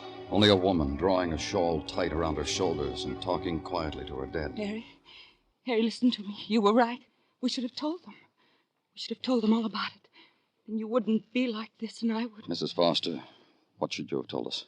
What? What did you say? What should you and your husband have told us? About the money, nothing else. Money found on the park bench? Yes. You see, we should have told them, Harry. But he did, Mrs. Foster. He reported it, turned it in. You don't understand. I knew no one would understand. Then maybe you can help me. Friday was always Harry's day off. From the factory out there. You can see it from here, see? On his day off, I'd pack him a little lunch, and he'd kiss me goodbye. Walk uptown to Central Park. Go on. He always went alone. He always sat on the same bench. Harry used to describe it to me. What he saw, people he talked to. Felt as if I'd been there with him. And one day he found money in a newspaper. And turned it in like you said. The next week turned it in. But after that, I told him he didn't have to do that anymore. You mean he found more money? Is that what you're trying to tell me? What? You mean he found more money? For 5 weeks in a row. I told Harry he didn't have to turn it in anymore. I told him to go back. To be sure and keep going back. Every week. Yesterday, too. And we'd be rich. No more of this. No more factory. Why didn't you call us when he came home hurt? Call a doctor. It would have spoiled it, ended it. The money, don't you see? I thought he'd live, and with that money... No. You couldn't. You couldn't see.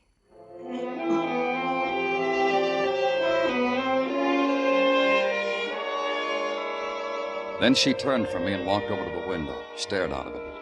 Across her shoulder into the noon sunshine, I could see the factory emptying its lunchtime employees, the crowd breaking off its fragments, to the curb with the lunch pails, to the push carts for the ham on white and coffee.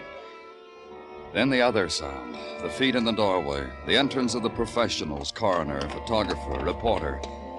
The man had been murdered. I left.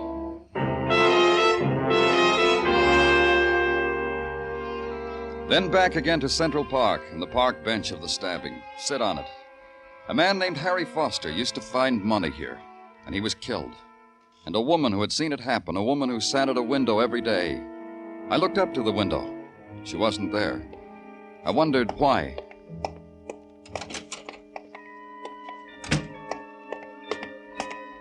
I knew why. She was in the wheelchair. There was a man pushing it carefully down the steps. Can you scooch a little to the side, friend? Oh, need a hand? Yeah, if you want.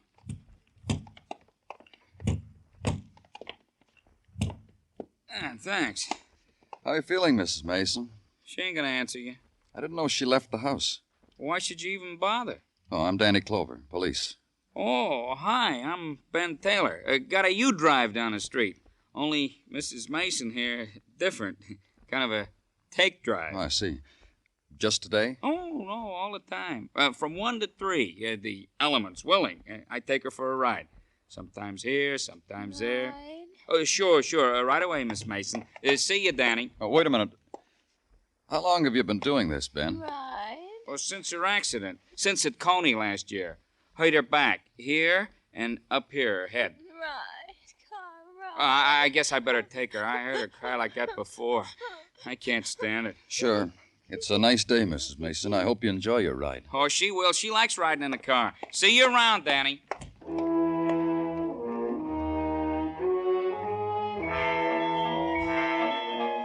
I watched Ben lift her gently out of the wheelchair, lift her into the back of the car, close the door, fold the chair, place it in the car trunk. Then back and saying something to her. She looked up for an instant. Her eyes found me. Then she smiled and shaped a lost word with her lips. They were gone.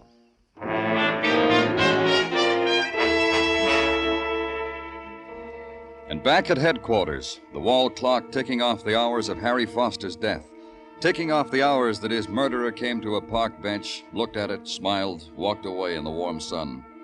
Ticked off the question of why money had been left there for Harry Foster to find week after week on Friday's twilight. And at 4 o'clock, the door opening slightly, and all you saw of the man was his cocked head. You Mr. Danny Clover? That's right. You want something? Only to know if you're Mr. Danny Clover and to give you what I have in my pocket.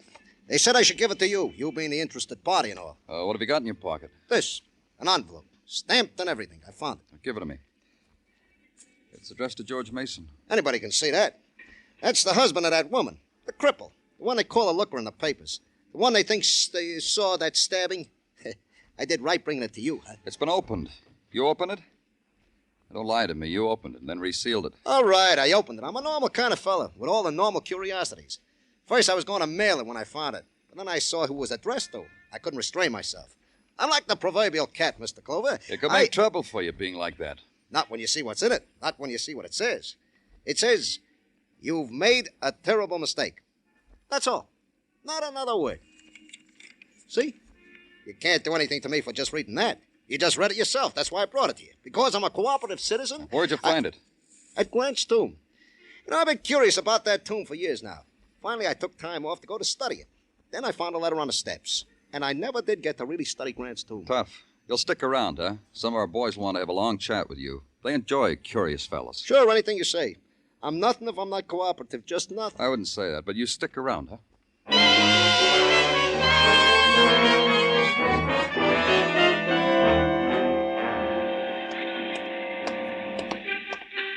Hi, Ben. Well, hello, Danny.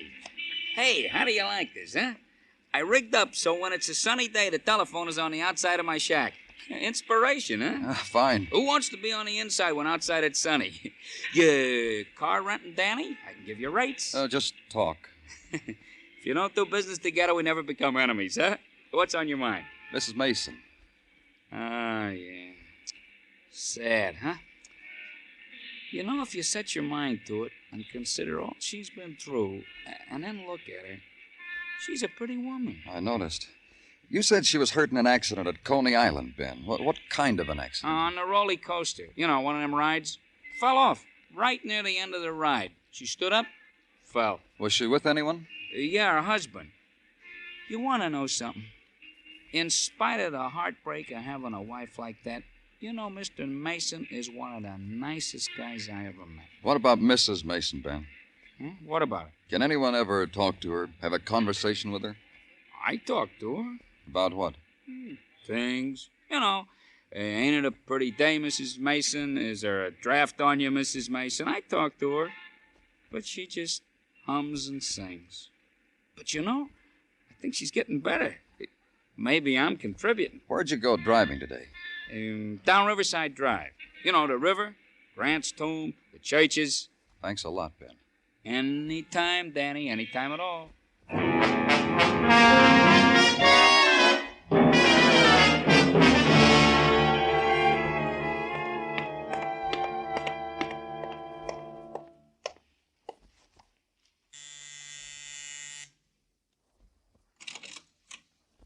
Oh, hello, Mr. Clover. Good evening, Mr. Mason.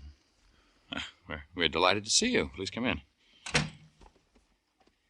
Diane, it's Mr. Clover. Diane looks better, doesn't she, Mr. Clover? Yes, she does. I brought you something, Mr. Mason. Here. Oh? A letter? It's addressed to you. Read it. I don't understand. Read it. Yes, it is. It's addressed to me, but it's been opened. That's right. Read it. All right. The note says you made a mistake, Mr. Mason. Mrs. Mason, your husband might be electrocuted for a murder he committed.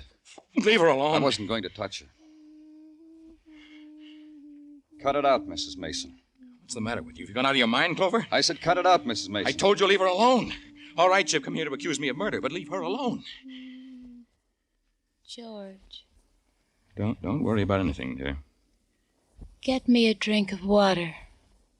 What? What did you say? A drink of water, George. Cold water from the refrigerator. Diane. Darling, a drink of water. Do it. You won't be able to wait on me anymore. Mr. Clover is going to take you away from me. You're talking like you know what you're saying. You do know what you're saying.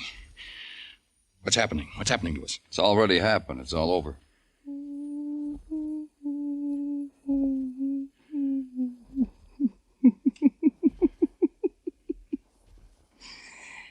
Poor George. Paid off, didn't it, Mrs. Mason? Sitting at the window watching for a man your husband could kill.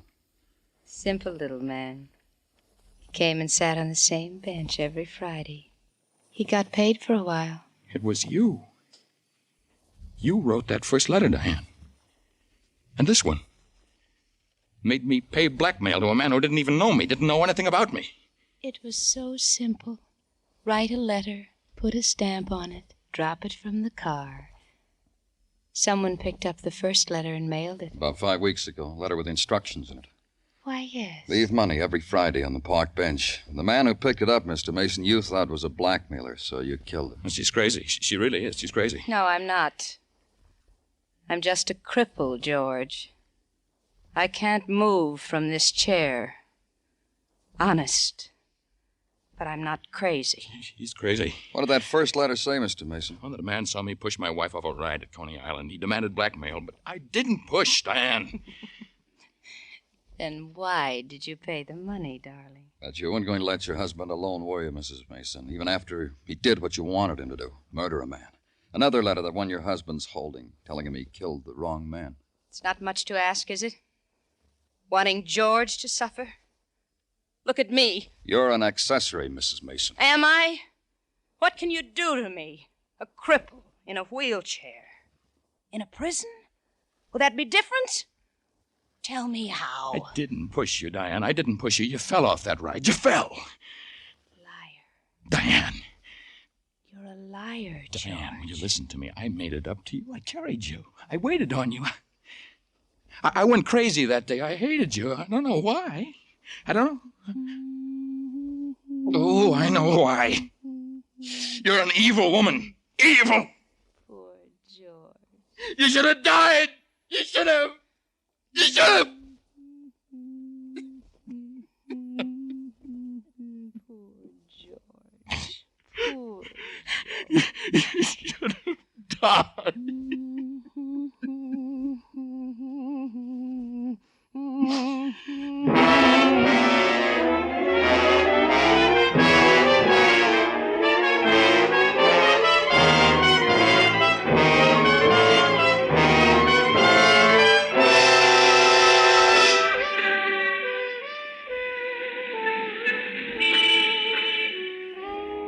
It's night on Broadway now. There's easy laughter, and a trumpet skirls its music into the grinning mob. It's top of the evening. Have another drink on me, kid, and let's sit this dance out. It's a street gouged out of a scarlet dream. It's Broadway, the gaudiest, the most violent, the lonesomest mile in the world. Broadway, my beat.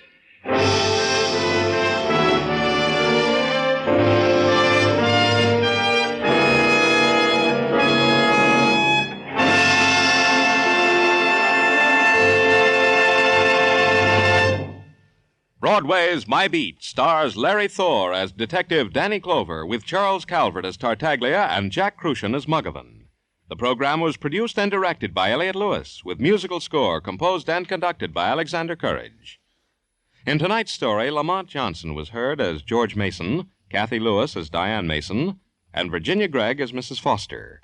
Others in the cast were Herb Vigran, Lou Krugman, and Johnny McGovern.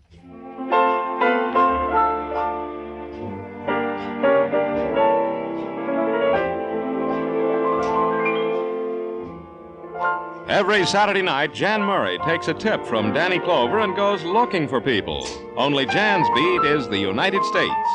By coast-to-coast phone, he offers a grand in cold, hard cash if you can identify the phantom voice. So stay tuned now as Jan Murray and Sing It Again follow immediately on most of these same CBS stations.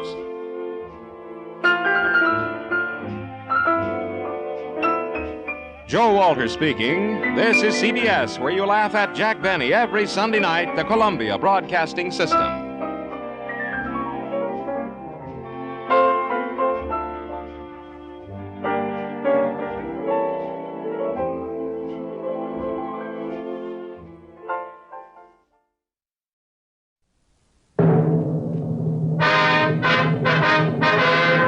Sound off for Chesterfield. Chesterfield is best for you. First cigarette with premium quality in both regular and king size. Chesterfield brings you Dragnet.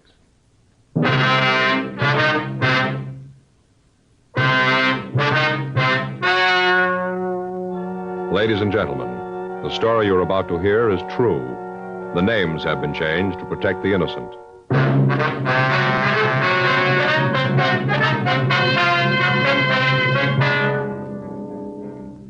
You're a detective sergeant. You're assigned to bunco detail. For the past year, a confidence man has been cheating women in your city. You finally get a lead on him. Your job, get him.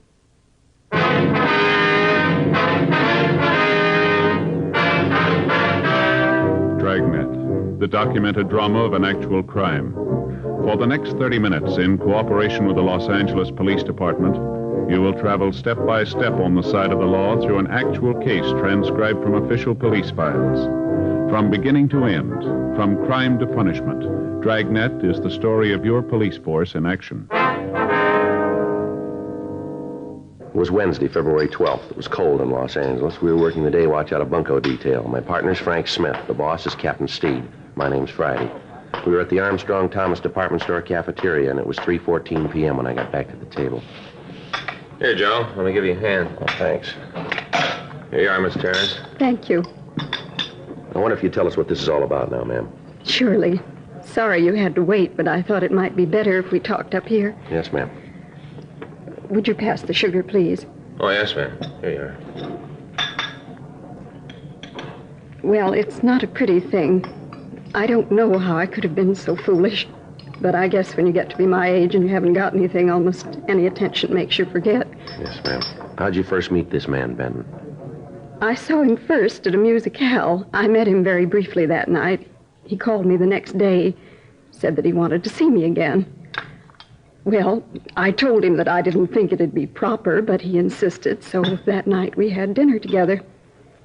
He seemed so nice, I still can't believe it. Yes, ma'am. Such a wonderful time. I didn't think anybody could be so happy. We ate at a wonderful little place down at the beach.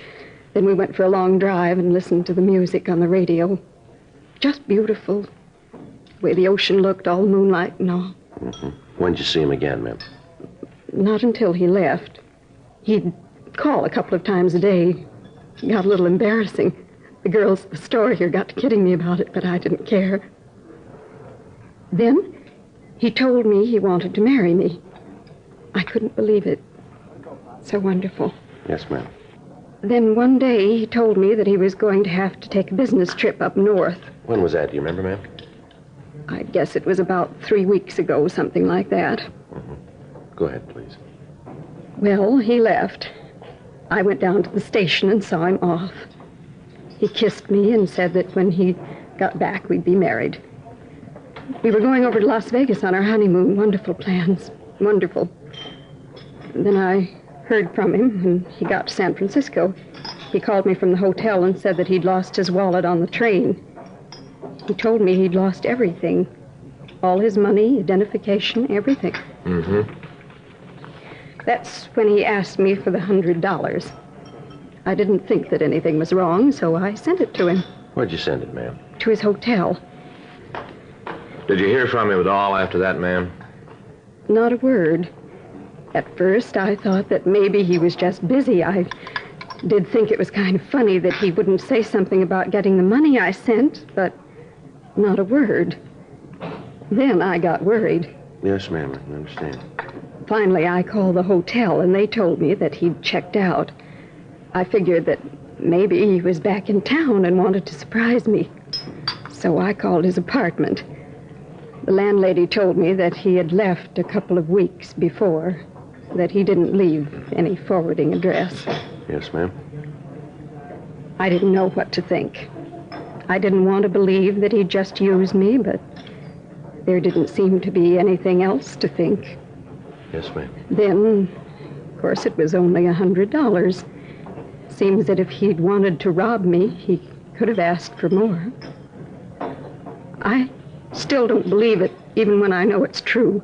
Yes, ma'am. Now, I wonder if you could give us a description of the man. Yes, I can do that. Let's see. He was tall. About how tall, ma'am?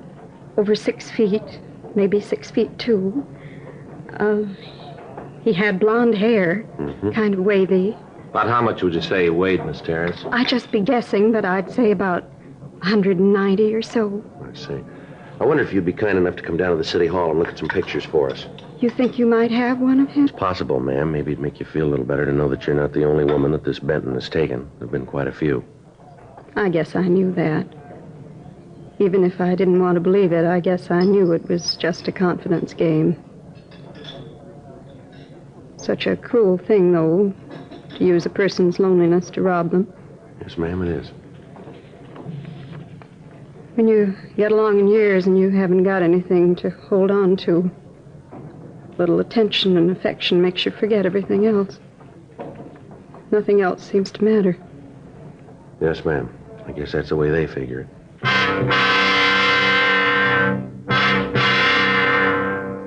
Frank and I had been looking for Jonathan Benton for the past year. During that time, he'd taken approximately $37,000 from women in the Los Angeles area. His method of operation was to answer the ads in the personal columns of the daily papers.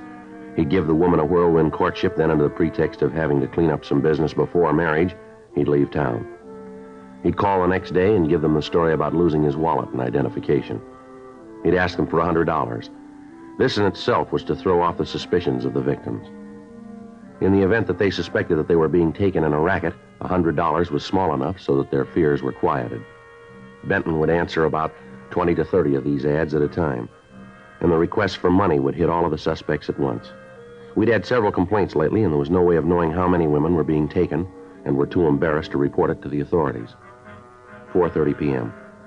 We drove Miss Terrence back to the city hall and had her check the mug books.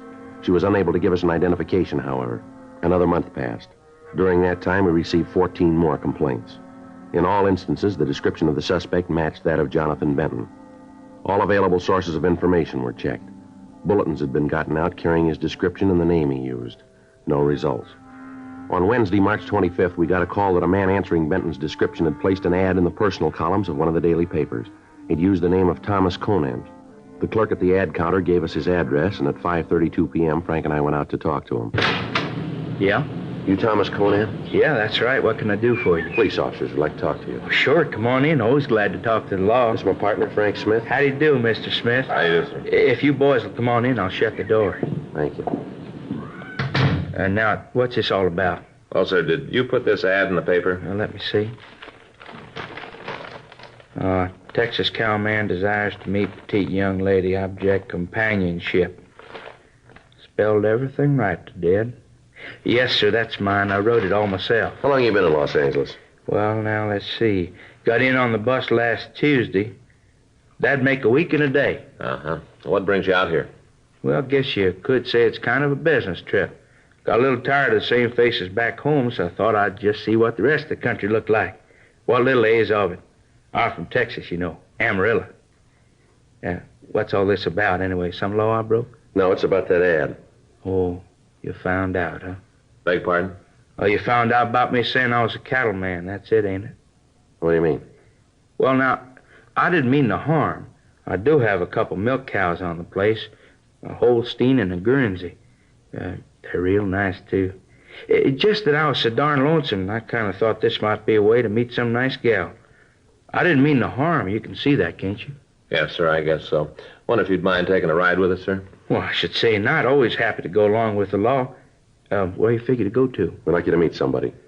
Well, now that's right nice of you. Got some gal you'd like me to meet, huh? Well, it's not exactly that, sir. Well, it don't matter none. I got nothing to do anyhow. Just sitting here wondering if I get any replies to the ad. All right, sir. If you wouldn't mind, let's go. Not at all. I'll get my hat.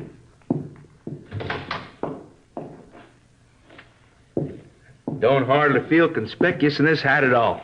Is that right? Yep. Kind of thought people might make something of it, but they hardly even notice it. Had two little kids come up today, ask for my autograph. Guess they figured I was a movie star. Made me feel real good, too. Then I wrote my name for them. They didn't know who I was. But that didn't make no mind to them. They just thanked me and went on about the business. Right nice little folks they was. Yeah. Well, let's go. Sure. Real nice people here in L.A. Real nice.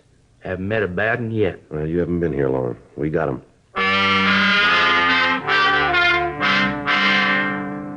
5:40 p.m. We drove Thomas Conant downtown and had a car go out and pick up Miss Terrence. While we talked to Conant in the interrogation room, she walked by the open door and looked in at the suspect.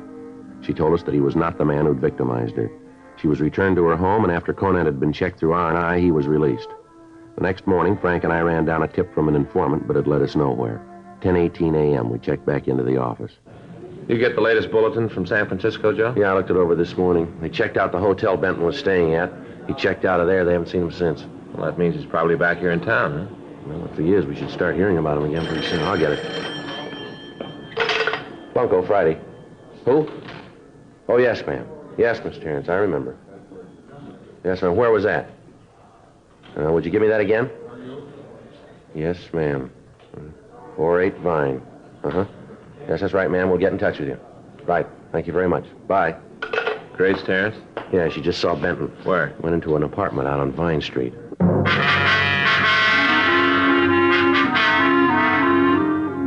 10:41 a.m. Frank and I got to the apartment house on Vine Street. We talked to the landlord, and he told us that a man answering the suspect's description was registered in apartment 4B. He was registered under the name Jonathan Benson. He told us that this Benson had just moved in and paid his first month's rent in advance. He'd said that he was just going to be in town for a short time, and that in the event that he moved out before his month was up, he expected no refund. Frank and I went up to the 4th floor and knocked on the door. Yeah? You Jonathan Benson? Who are you? Police officers want to talk to you. What about? Might be better if we talked inside. Maybe I don't want you in my... All right, now, mister, you get your hat. We want to talk to you downtown. What for? Come on, get your hat. Just a minute. I think maybe there's been some kind of mistake here. Just tell me exactly what it is you're looking for. I'm sure we can work Come it on, out. mister. Quit stalling. Get your hat, will you? Come on in. I'll get my hat. I'll get it for you. In this closet? Yeah, the gray one. You sure you got the right man? Looks that way. Mm-hmm. No way to work this out. What do you mean by that? Well, I don't even know why you want me to go with you. Seems you could fill me in on that. Got some people we'd like to have you meet. Who? You'll see when we get there. Here's your hat. Come on, let's go. You guys sure think you're the Gestapo, coming in here dragging a private citizen out of his house. If you haven't done anything wrong, you got nothing to worry about then, have you? That's not the point. I don't like it. Coming in here and take me downtown so a lot of stupid old broads can look at me. Who said we wanted women to look at you? You did. No, we said we wanted you to meet some people. Must have misunderstood, huh? Yeah, I guess you did. No way we can work this out, huh? There's no way. Now, come on. Oh, just a minute. I want to be sure I got my key. I don't want to be locked out. Don't worry about it. What do you mean? You might not be coming back. Frank and I took Jonathan Benson downtown. We ran him through R&I, but we got no identification. His fingerprints were rolled and checked, but they didn't make him. Miss Terrence was called and asked to come down to the city hall to try to identify the suspect. 2:30 p.m. We took him to the interrogation room. You ever use the name Benton? No. You sure? Yeah. You ever use any other alias? Why should I? You tell us. Now, look, why don't you come off it? Tell me what this is all about. You told us you just got into town, is that right? Yeah, I've been here about a week. Where'd you come from? Up north. Where up north? San Francisco. You live up there, do you? Most of the time, yeah. Most of the time? What's that mean? Just that. Most of the time I live in San Francisco. That hard for you guys to understand? What line of work you in? I'm a salesman. Yeah, what do you sell? Whatever people want to buy. What are you selling now? Nothing right now. That's why I'm here. I'm looking for a deal. You know a woman named Terrence, Grace Terrence? I don't think so. Might. Why? We'd like to know. Hey, maybe I'm wrong about all of this, but it seems to me that when they taught me civics in school, they said that I had to be booked, that you had to let me go. They changed that law? No, that law's still good. Then let's stop horsing around. I got a lot of things I want to do. Fill me in on this and then let me out of here. All right. There's been a confidence man working in the L.A. area, been taking money from women. Gives them a big pitch about wanting to marry him, and then he hits them up for $100 and leaves them. Sounds like a good racket. He's taking a lot of money from people who haven't got it to spare.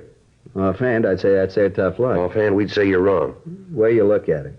Where do I fit into this little fantasy? You look good for the guy who's been pulling the deal. Me? That's right. You guys are flipping. Description matches. So I look like another guy. Everything else about you checks out. So you figure you made me for the jobs, huh? That's what we figure. Which way's the gas chamber? Oh, come off it, fellas. You guys know you're trying to hang a bad rap on me. You know it, and so do I. Now, let's call the whole thing off. I can get out of here, and you can get to the pinochle. I'll get it.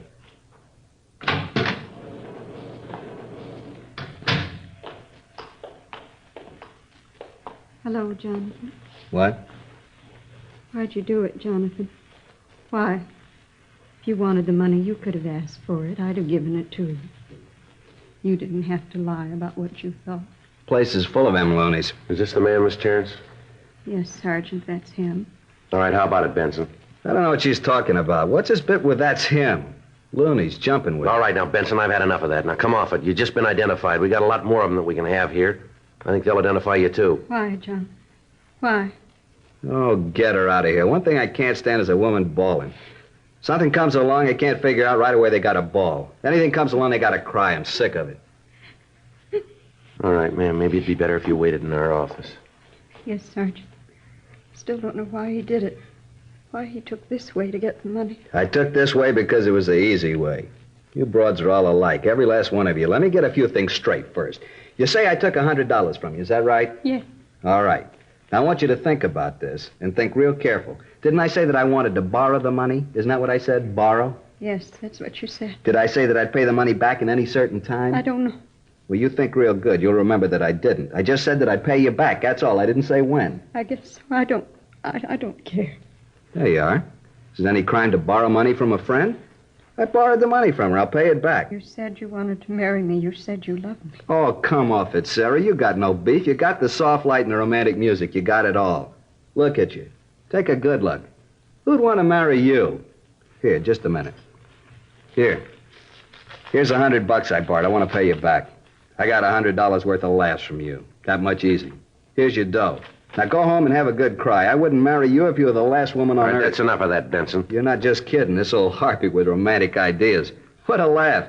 She thinks anybody want to marry her, and she's a loony, too. I didn't think anybody could be this mean. I didn't think anyone could be this cruel. I don't believe it. You got no choice. You knew it all along. Thanks for the laughs. Come on, Miss Terrence, please.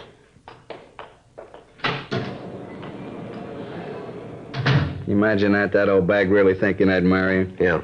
Real laugh. Well, anyway, she got her dough back. I said I'd pay her back. I did. You check with the rest of them. They'll tell you the same thing. I borrowed the money, that's all. I can't help it if they thought something else. I can't help it, can I?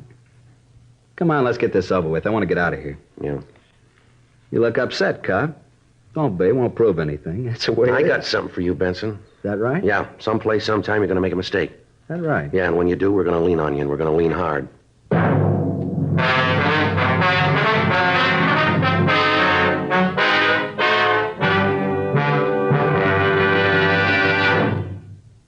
You are listening to Dragnet, the authentic story of your police force in action.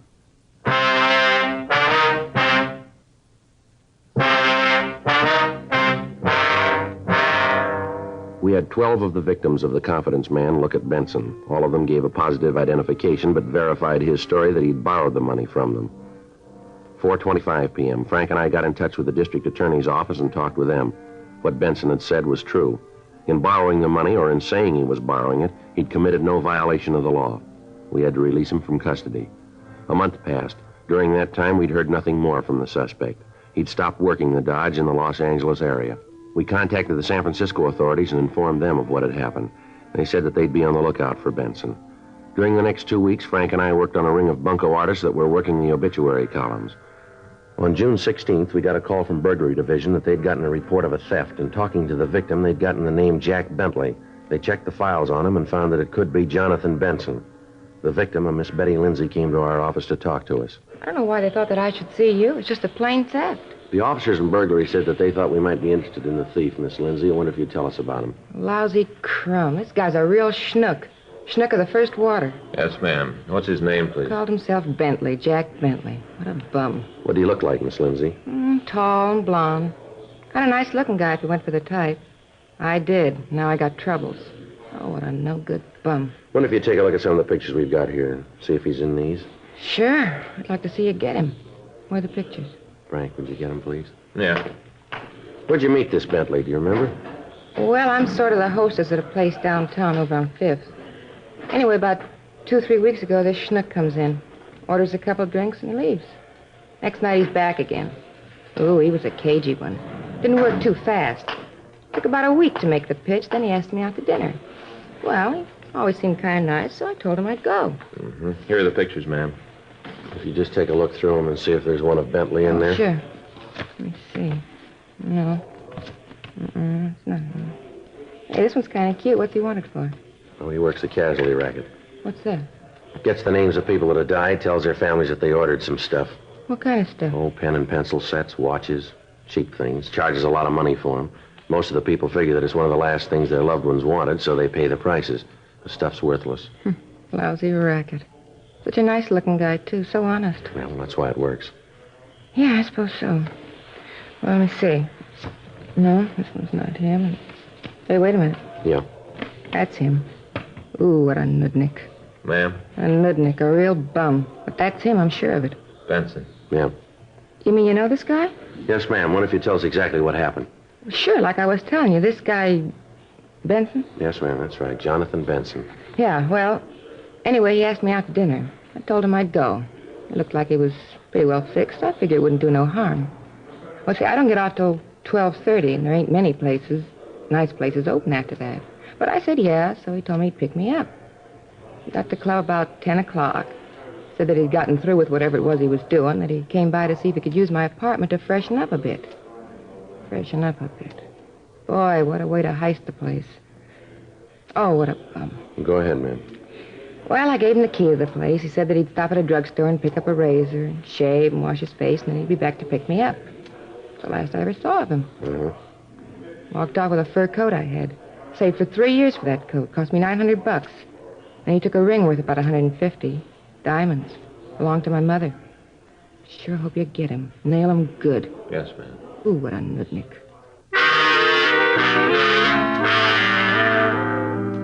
We continued to question Betty Lindsay. She gave us the name of one of Benson's friends. We checked on him, and he gave us the name of a girl who knew the suspect. We talked to her, and she was able to give us Benson's address. It was a rooming house on Franklin Avenue in the Hollywood area. 6:47 p.m. Frank and I went up to his room. Yeah, come on in.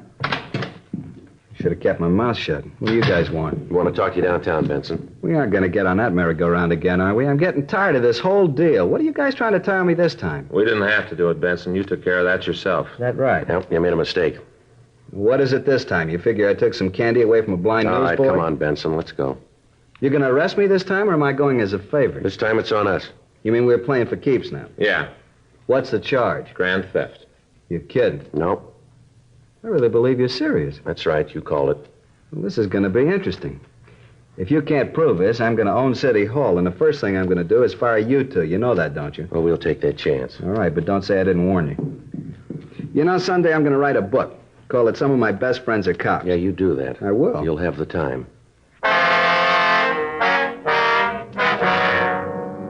We took the suspect downtown. We talked to him for over an hour, but he'd admit nothing. Without being able to produce the stolen articles, the case would be difficult to prosecute. We had Benson take everything out of his pockets. Among his personal effects, we found a key to a locker in the subway terminal. 2 men from Bunko Division took the key and went down to the terminal. They recovered a locked suitcase and brought it back to the squad room where we were questioning Benson. How about it, Benson? This yours? Never saw it before in my life. It's locked. You got a key to this, Benson? I told you it wasn't mine. What more can I say? See those keys there, huh, Frank? Yeah. Here. All right. I don't know what this is all going to prove. I told you the suitcase isn't mine. Yeah, that figures. That's how come the keys fit, huh? Cheap suitcase. A lot of the keys double. Is that right? Sure, lots of times I lost a key for one suitcase, used the key from another one to open it. You ever find one of these in the case? I never saw that fur coat in my life. Haven't got the slightest idea how it got there. I want to talk to a lawyer. You're getting kind of jumpy, aren't you, Benson? Sure, I don't mind admitting it. I told you I got no idea where that coat came from, but I know you guys aren't going to believe it. You're out to get me. You said so. You're going to try everything you can do with it. You want to tell us about it now? There ain't nothing to tell. I don't know nothing about it. You don't ever give up, do you? I don't know what you're talking about. I want to see a lawyer. All right, we'll fix it so you can put that call in. We got the owner of this coat on the way down here. She's going to identify him, and that's all we need. Now, you just sit there and keep your mouth shut, will you? I'll get it. Bunko, Smith. What's that? Oh, yeah, sure. Sure, I remember. What? You did, huh? Well, that's swell. Glad to hear it. Well, I wouldn't know. I'm not much of an authority, I guess. Her name's what? Yeah, it's a nice name. Well, I'll be glad to tell him. I'm sure he'll be pleased. Thanks very much for calling. When are you leaving? I see. Okay, thanks a lot. Bye. Anything? Yes, that kid from Texas, you know, that Thomas Conant? Oh, yeah. You mean the cattleman? Yeah, got an answer to his ad. Is that right? Yeah, somebody called him up and he said that he made a real good deal for himself, and he's shipping her back to Texas. Well, you mean he found a girl? No, bought himself another Holstein.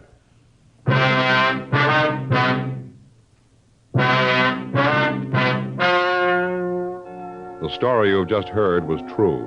The names were changed to protect the innocent. On October 17th, trial was held in Department 87, Superior Court of the State of California, in and for the County of Los Angeles. In a moment, the results of that trial.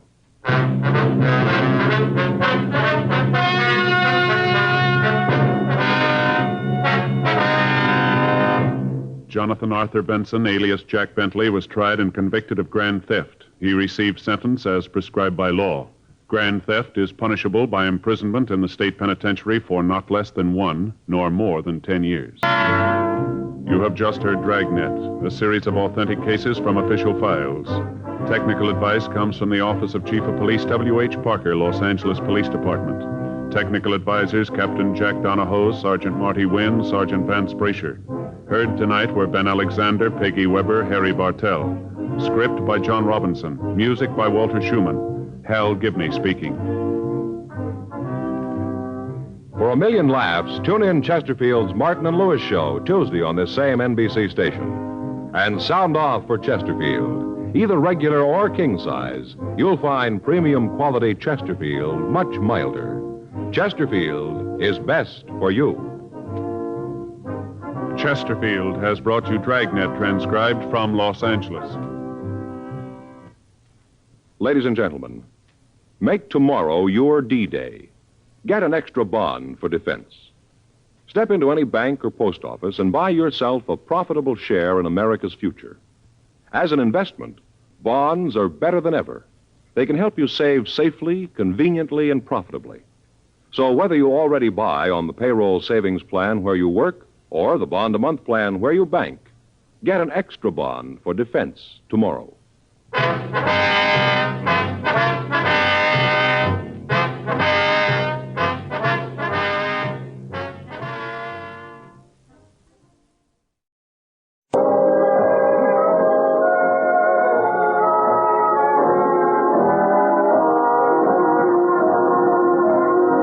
Broadway's My Beat. From Times Square to Columbus Circle, the gaudiest, the most violent, the lonesomest mile in the world.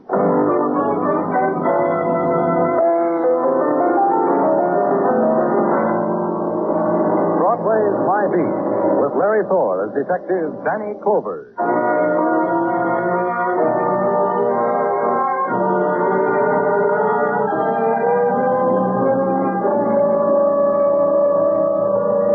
Glitters on Broadway, the glint of pavement, the brilliance of steel, the scarlet neon. It glitters, then shatters against the black of winter's wind. Then the shrapnel of color screams, winds through the darkness, and you run to it, gather the fragments close, and be pierced by the splintered edge of beauty. But they ride the wind. You look at your hands that have reached into shadows and sign they hold a sigh, the stain of a tear. Broadway observes you. Broadway laughs. You pretend it never happened.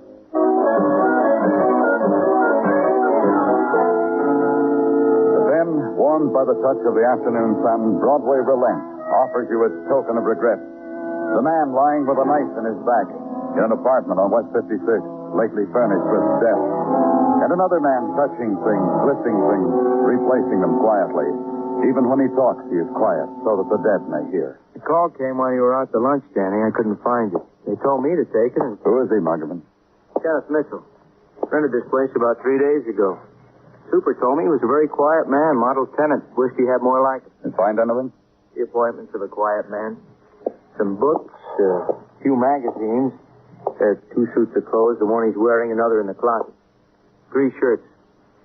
When I came in, the radio was playing some classical music. I turned it off. And nothing else? Yeah, something else. Come on, I'll show you. In the next room, Danny. This, Danny. This lady, Miss Ruth Corey. Come in. You were here when Detective Muggerman arrived, Miss Corey? Yes, I called the police. I waited. I didn't want Kenneth to be alone. Miss Corey told me she found him like that last night when she came to visit him. What time last night, Miss Corey? I was to come by for Kenneth at 8. We were going for a walk. I was late. How late? 15, 20 minutes. I know, because I didn't want to be late. That's right, Danny. Kid's watch has stopped at 8:20. Must have shattered when he fell. And you found him like that, the way he is in the front room? Yes. I knocked. Kenneth didn't answer. Sometimes Kenneth fell asleep. Just like that, sleep would come over him. I never woke him. I'd wait. Just look at him and wait. You have the key? No, the door was open. I walked in. I've done it before. Didn't call anyone, ask for help? No. Why did you wait so long, Miss Corey? Miss Corey, I asked you something. Why did you wait so long to call us? Because I loved him. Because I wanted him to myself for as long as... Because we never had very much time.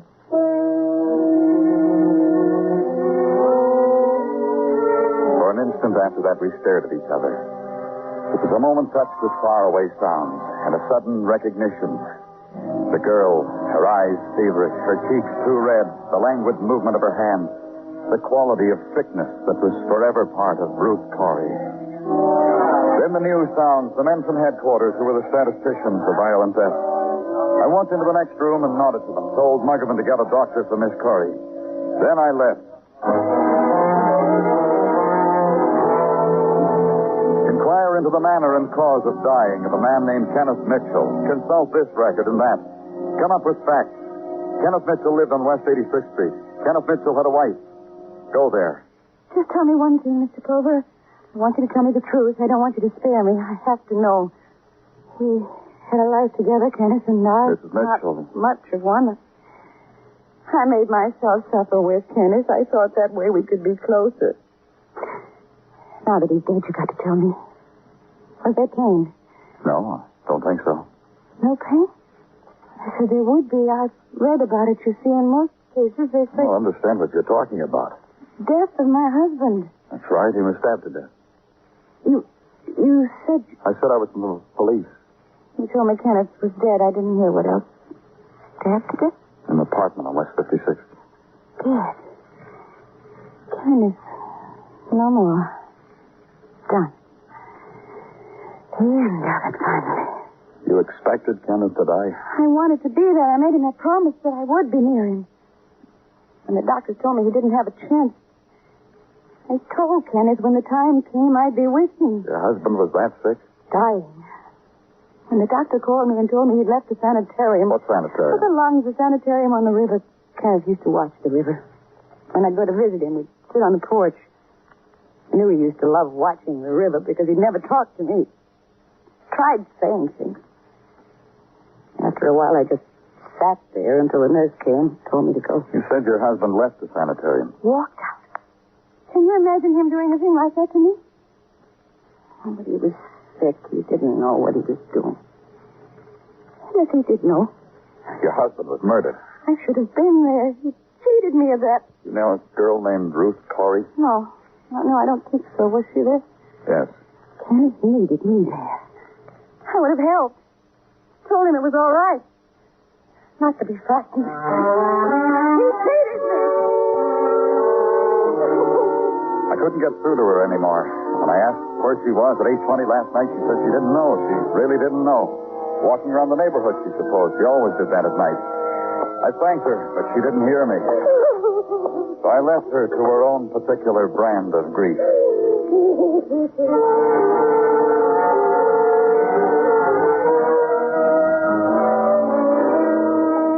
More legwork then. The sanitarium on East River. And walk softly behind her, whose footsteps set up an echo down the long corridor. And get ushered into a small office and introduced to Dr. Nestor, who lights a cigarette from the one he's just finished. And no cigarette company has asked me which brand I smoke. You care for one? Thanks. All right. Well, now that we've done the civilized things, what brings the police to see Dr. Nestor? We found a boy murdered several hours ago. Name is Kenneth Mitchell. You're talking literally, of course. He was murdered? That's right. Stabbed. And you found out Kenneth was a patient here? And that he walked out of here 3 days ago. Who stabbed him, Ruth? How do you know, Ruth? She was a patient here. Walked out with Kenneth. What happened? Kenneth was married. And so was Ruth Corey. They met here at the sanitarium? They were lucky. They had one thing in common that would never change. They were both dying. They fell in love. The fact they were already married is no concern of mine. They lived all but a small part of their lives on the outside. Whatever they left there, they left. They made that decision. As their doctor, I respected it. I see. Try to understand it. Did Ruth kill him? We don't know. I'm trying to find out who else would have motive. Have you seen Ruth's husband? No. They live on Park Avenue. I'll have the nurse get the address. I'd see Mr. Corey. He was the part of Ruth's life she left outside. Perhaps she was happy she did.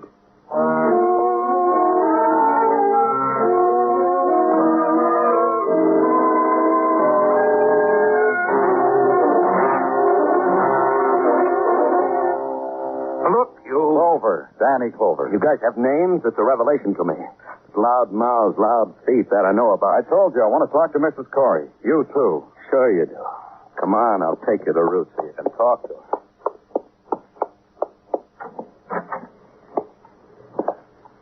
There she is. Talk to her. She's asleep. Asleep. Want me to wake her for you? Give her the name? I'll do that. Her sleep. Thanks. You got a big heart. Go back to the other room. We stay here. Because there are things I've got to do for Ruth. Like this. Like cooling her brow with a damp cloth, but easy so she'll think it's a dream. Like this. I'll come back. Said you wanted to talk to me, too. I'm a busy man. Running after money takes all my time. You better grab me while you can. A man was murdered last night. I know. And Ruth found him. She told me all about it. How she sat up through the night with him dead. It didn't touch me at all. If I remember right, I laughed. I laughed. You can ask Ruth. You knew Kenneth Mitchell? Sure. But never close enough to touch him with my hands. He was sick. But you knew him? Do something for me. Ruth's comb on the dresser. Give it to me. I want to comb her hair. Here. Thanks. Like silk. Like pure silk. You were going to tell me about Kenneth Mitchell. Sure. You see Ruth? You see the way she is? Mitchell did this to her. How? She was on her way to getting well because I bought that for her. Anything she wants, I buy for her. She was getting well, I tell you, when this Mitchell tried to kill her all over again. The doctor told me there was nothing that could be done for her. Thanks to Mitchell? Mitchell thought he had something in Ruth. I don't know what. Maybe a sick man likes to rub a piece of life whenever he can. Even from Ruth. That's what made me laugh when she told me he was dead. Yeah, that's it. Because nothing that belongs to me dies. Mitchell was murdered last night. You'll tell me where you were. Yeah?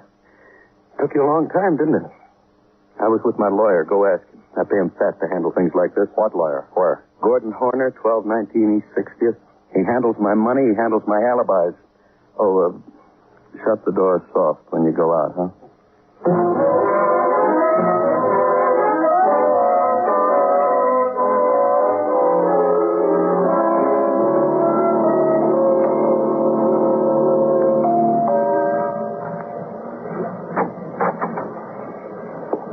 What is it? My name's Danny Clover. I'm from the police. What about it? The cop on the beat said it's all right if I park my car overnight in front of the house. I've been doing it for a year. Cops started to talk to each other before you ring doorbells. What's the matter with you? Are you through talking? You must be new. Your name Horner? Sure it is. Walter Corey told me to look you up. Oh, Mr. Corey did, huh? Why don't you come in? Here. You told me Mr. Corey said so. Imagine all that talk outside where it's cold. And there's a fireplace in here. Imagine. What is your job with Mr. Corey? I'm his lawyer. How long you been working for him? Since the minute he made $1 million. At 1:21 p.m. at the Curb Exchange on Wall Street, December 12th, 1938. Wheat futures. I introduced myself, and he said, you're hired. Does he pay you well? I can afford my whims. That's more than most men can say. Would you lie for him? I have. And will. Even if it concerns murder? Let me think about that for a moment. There's a dartboard. You can throw darts. Let me think. Don't you like that? Or would you just rather stare at that interesting dartboard? Get off it, Horner. I asked you a question. Oh, I wouldn't lie. If it concerned murder. All right. Did you see Mr. Corey last night? I did. He told me to meet him at Grand Central. I did. We had a bite to eat. We spent about an hour together talking business. What time did you meet him? Listen to me, Mr. Clover. I don't know what you're trying to get out of me, but I know it was 8:20. There was a clock in the window of a store. I set my watch by it. 8:20. 8:20. I guess that's all. Oh, you don't have to leave. There's a game I make up with a dartboard. You'd enjoy it. Huh? Oh, well, there's always solitaire. The lawyer ushered me to the door, tried to take my hand to shake it. He never made it.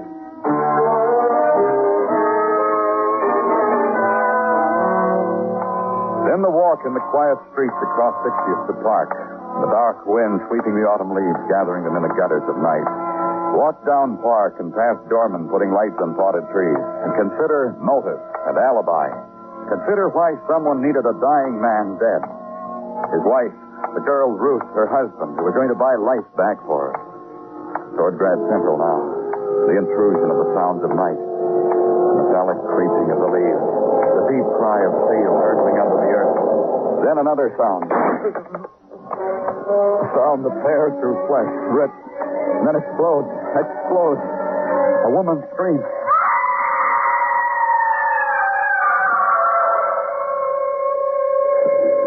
And nothing.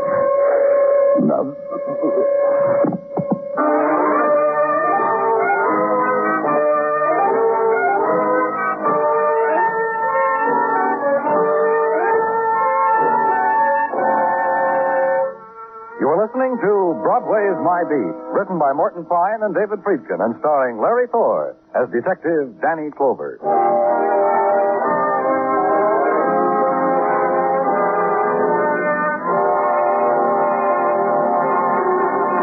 The wind comes up from the river and twists the headline around an ankle, lifts it up again, flattens it against the gutter. Look down at it and stare. Not at the big one, the smaller one there, almost burned by the cigarette butt. Man murdered, it says. Lean closer. Kenneth Mitchell, stabbed to death in an apartment on West 56th Street. And a part of it that's almost charred. Officer in charge of case shot down. Then shrug and walk on. Tomorrow is another day. You'll spend it at the foot of the rainbow. Sure.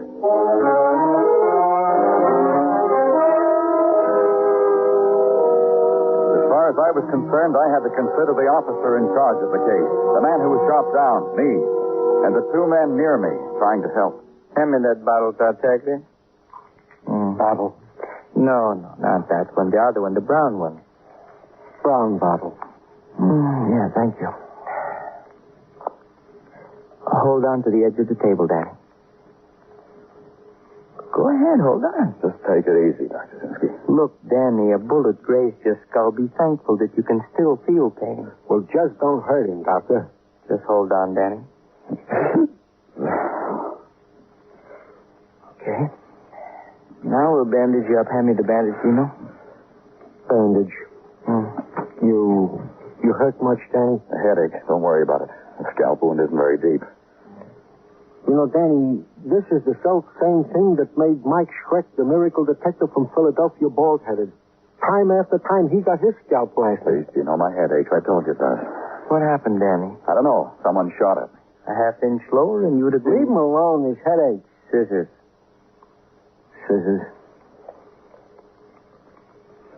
Okay, Doctor? Okay. You are a man who has been a half-inch from death. In a couple of months, when the barber asks you what that scar is, tell him that. Try to laugh about that. Try to be... I'll get it. Sergeant Tataglia on the phone. Danny Clover. Oh, he's in no condition to talk. Give me the phone, Gino. Phone. Danny Clover speaking. Think I can help you on the Kenneth Mitchell case. You interested? I'm interested. I'm Ted Lawson. I have a cabinet shop, corner of 3rd and 38th. I'll be right down.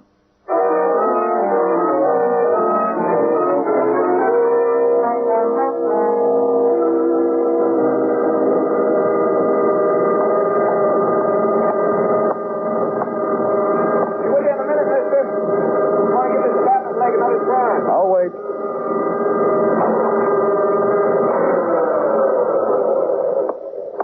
Look at it, miss. Look how I brought out the grain. See? Here. And here? Run your hand over it. Oh, it's beautiful. Mahogany responds to my touch. I like working with wood. Ever since they forced it on me in manual training. You're Ted Lawson? Yeah. Look, I wasn't trying to convince you how good I am. There's lots of cabinet makers. We all... I'm from the police, Ted. Oh. Well, you got here You fast. told us you had something on Kenneth Mitchell's murder. How do you fit in, Ted? Ruth Corey's my sister. There she was until she married the... Hey, you've been hurt, mister. I got a couch in the back room. It's covered with sawdust, but I could brush... You haven't seen Ruth? At the sanitarium a couple of times. I brought her fruit, magazines, things like that. It was maybe a year ago. You haven't seen her since? No, Corey wouldn't let me. Said I upset her. Left orders I couldn't see her. That's why I called you, mister. Why? You got to get her away from that man. He'll kill her. She hasn't much time, mister. He'll burn it up so fast. You've got to take her away from him. You people can do Look, that. Ted. I got a little house at Seagirt, a block from the ocean. I live there alone. I can take care of Ruth, make it good for her. You've got to. won't do it, huh? We can't, then. No, forget it. Could I ever ask you for anything? The question I've got to ask you, Ted. Hurry it up, mister. I'm busy. Where were you at 8:20 last night? The time Ruth found... I don't know. I was looking at the dead roller coasters on Coney, maybe. I watched the surf washing the dirt on the beach, maybe. I don't know. You knew Kenneth Mitchell? No. But I'll tell you something. He kept my sister from getting well. Makes me feel good he's dead. Take it. Do something with it, mister. Like I said, I'm busy.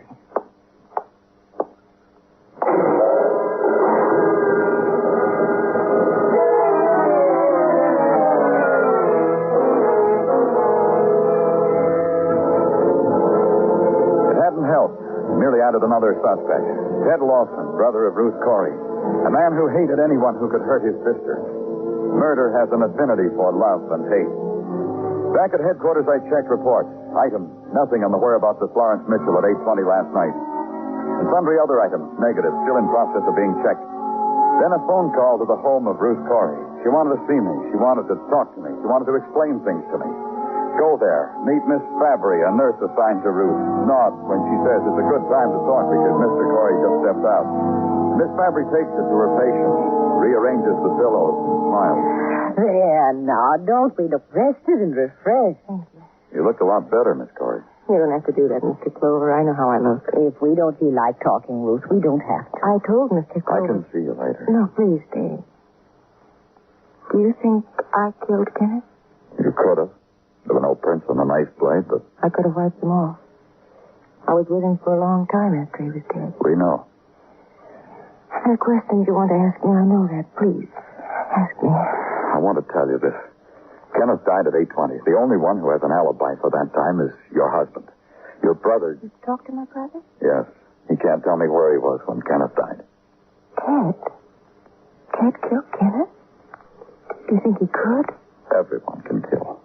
Yes, I know. You? I loved Kenneth. We ran away from the sanitarium to spend what time we had left together. We didn't make any dreams or plans. Just to be with each other. To spend the rest of our lives with a love that couldn't grow old because... Then you didn't kill him, did you? When I wept seeing him lying there, I wept for myself. For the first time in my life, I was sorry for myself.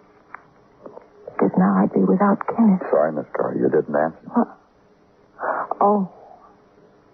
Killed Kenneth? Did you? No. No, I didn't do that. No. Perhaps we'd better go now, Mr. Clover, shall we? No. No, please stay here and talk to me. Miss Corey, Stay and talk to me. Say Kenneth's name.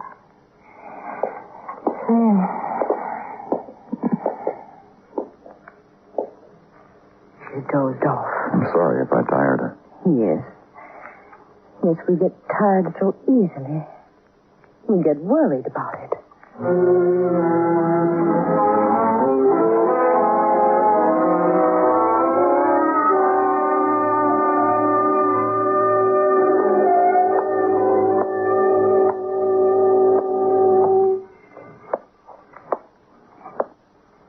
It's late, Danny. Why don't you go home?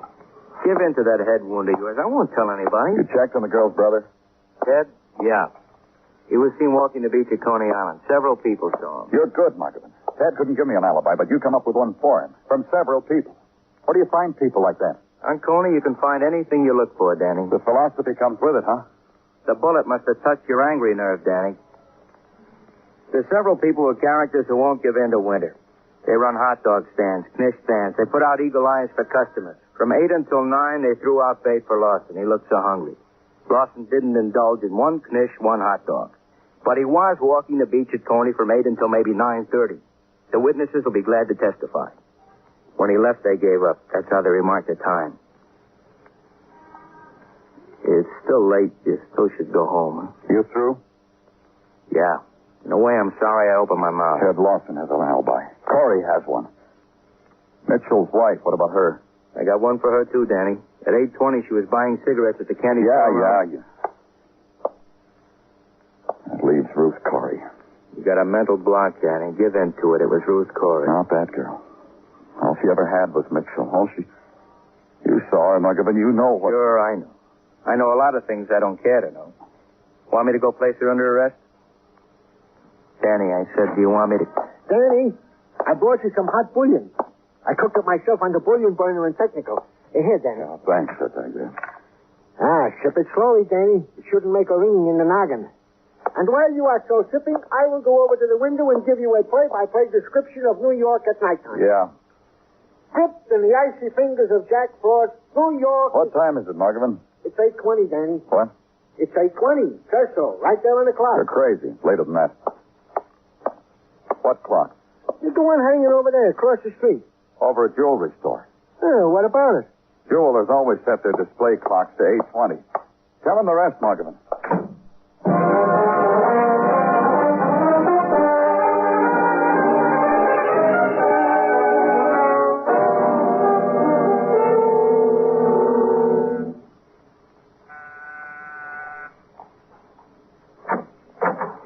Oh, hello, Mr. Clover.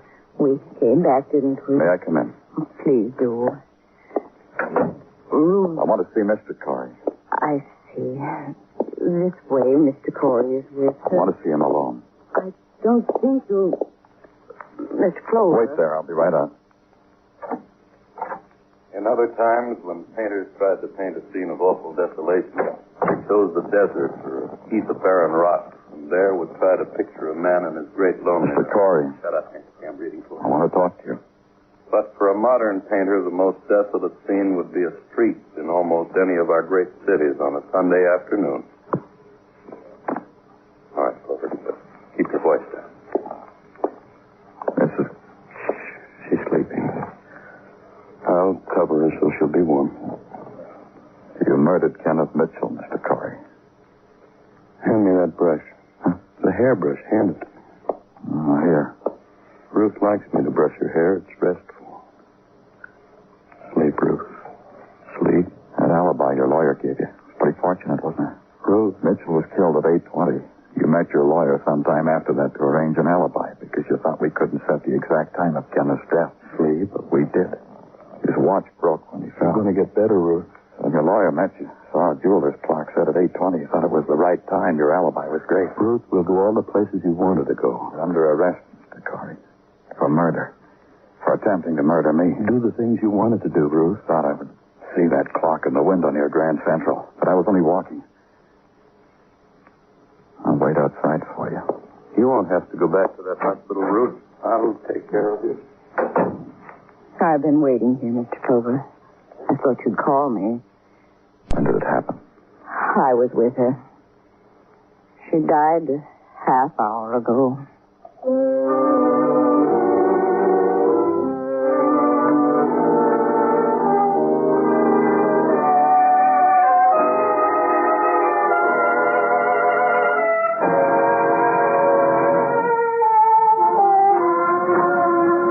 Broadway's sleeping now. The furious avenues of the night are still. Only the sleepwalkers are there, those who lust for dreams or realities that never come true. The seekers, the sodden, the huggers close of nothing. It's Broadway. The gaudiest, the most violent, the lonesomest mile in the world. Broadway. My beat.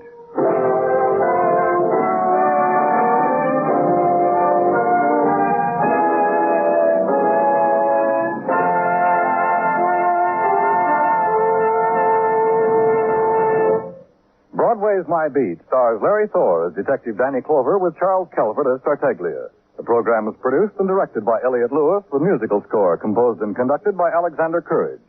Included in tonight's cast were Lou Merrill, Mary Lansing, Lillian Baeff, Paul McVeigh, Byron Kane, and Jack Crucian.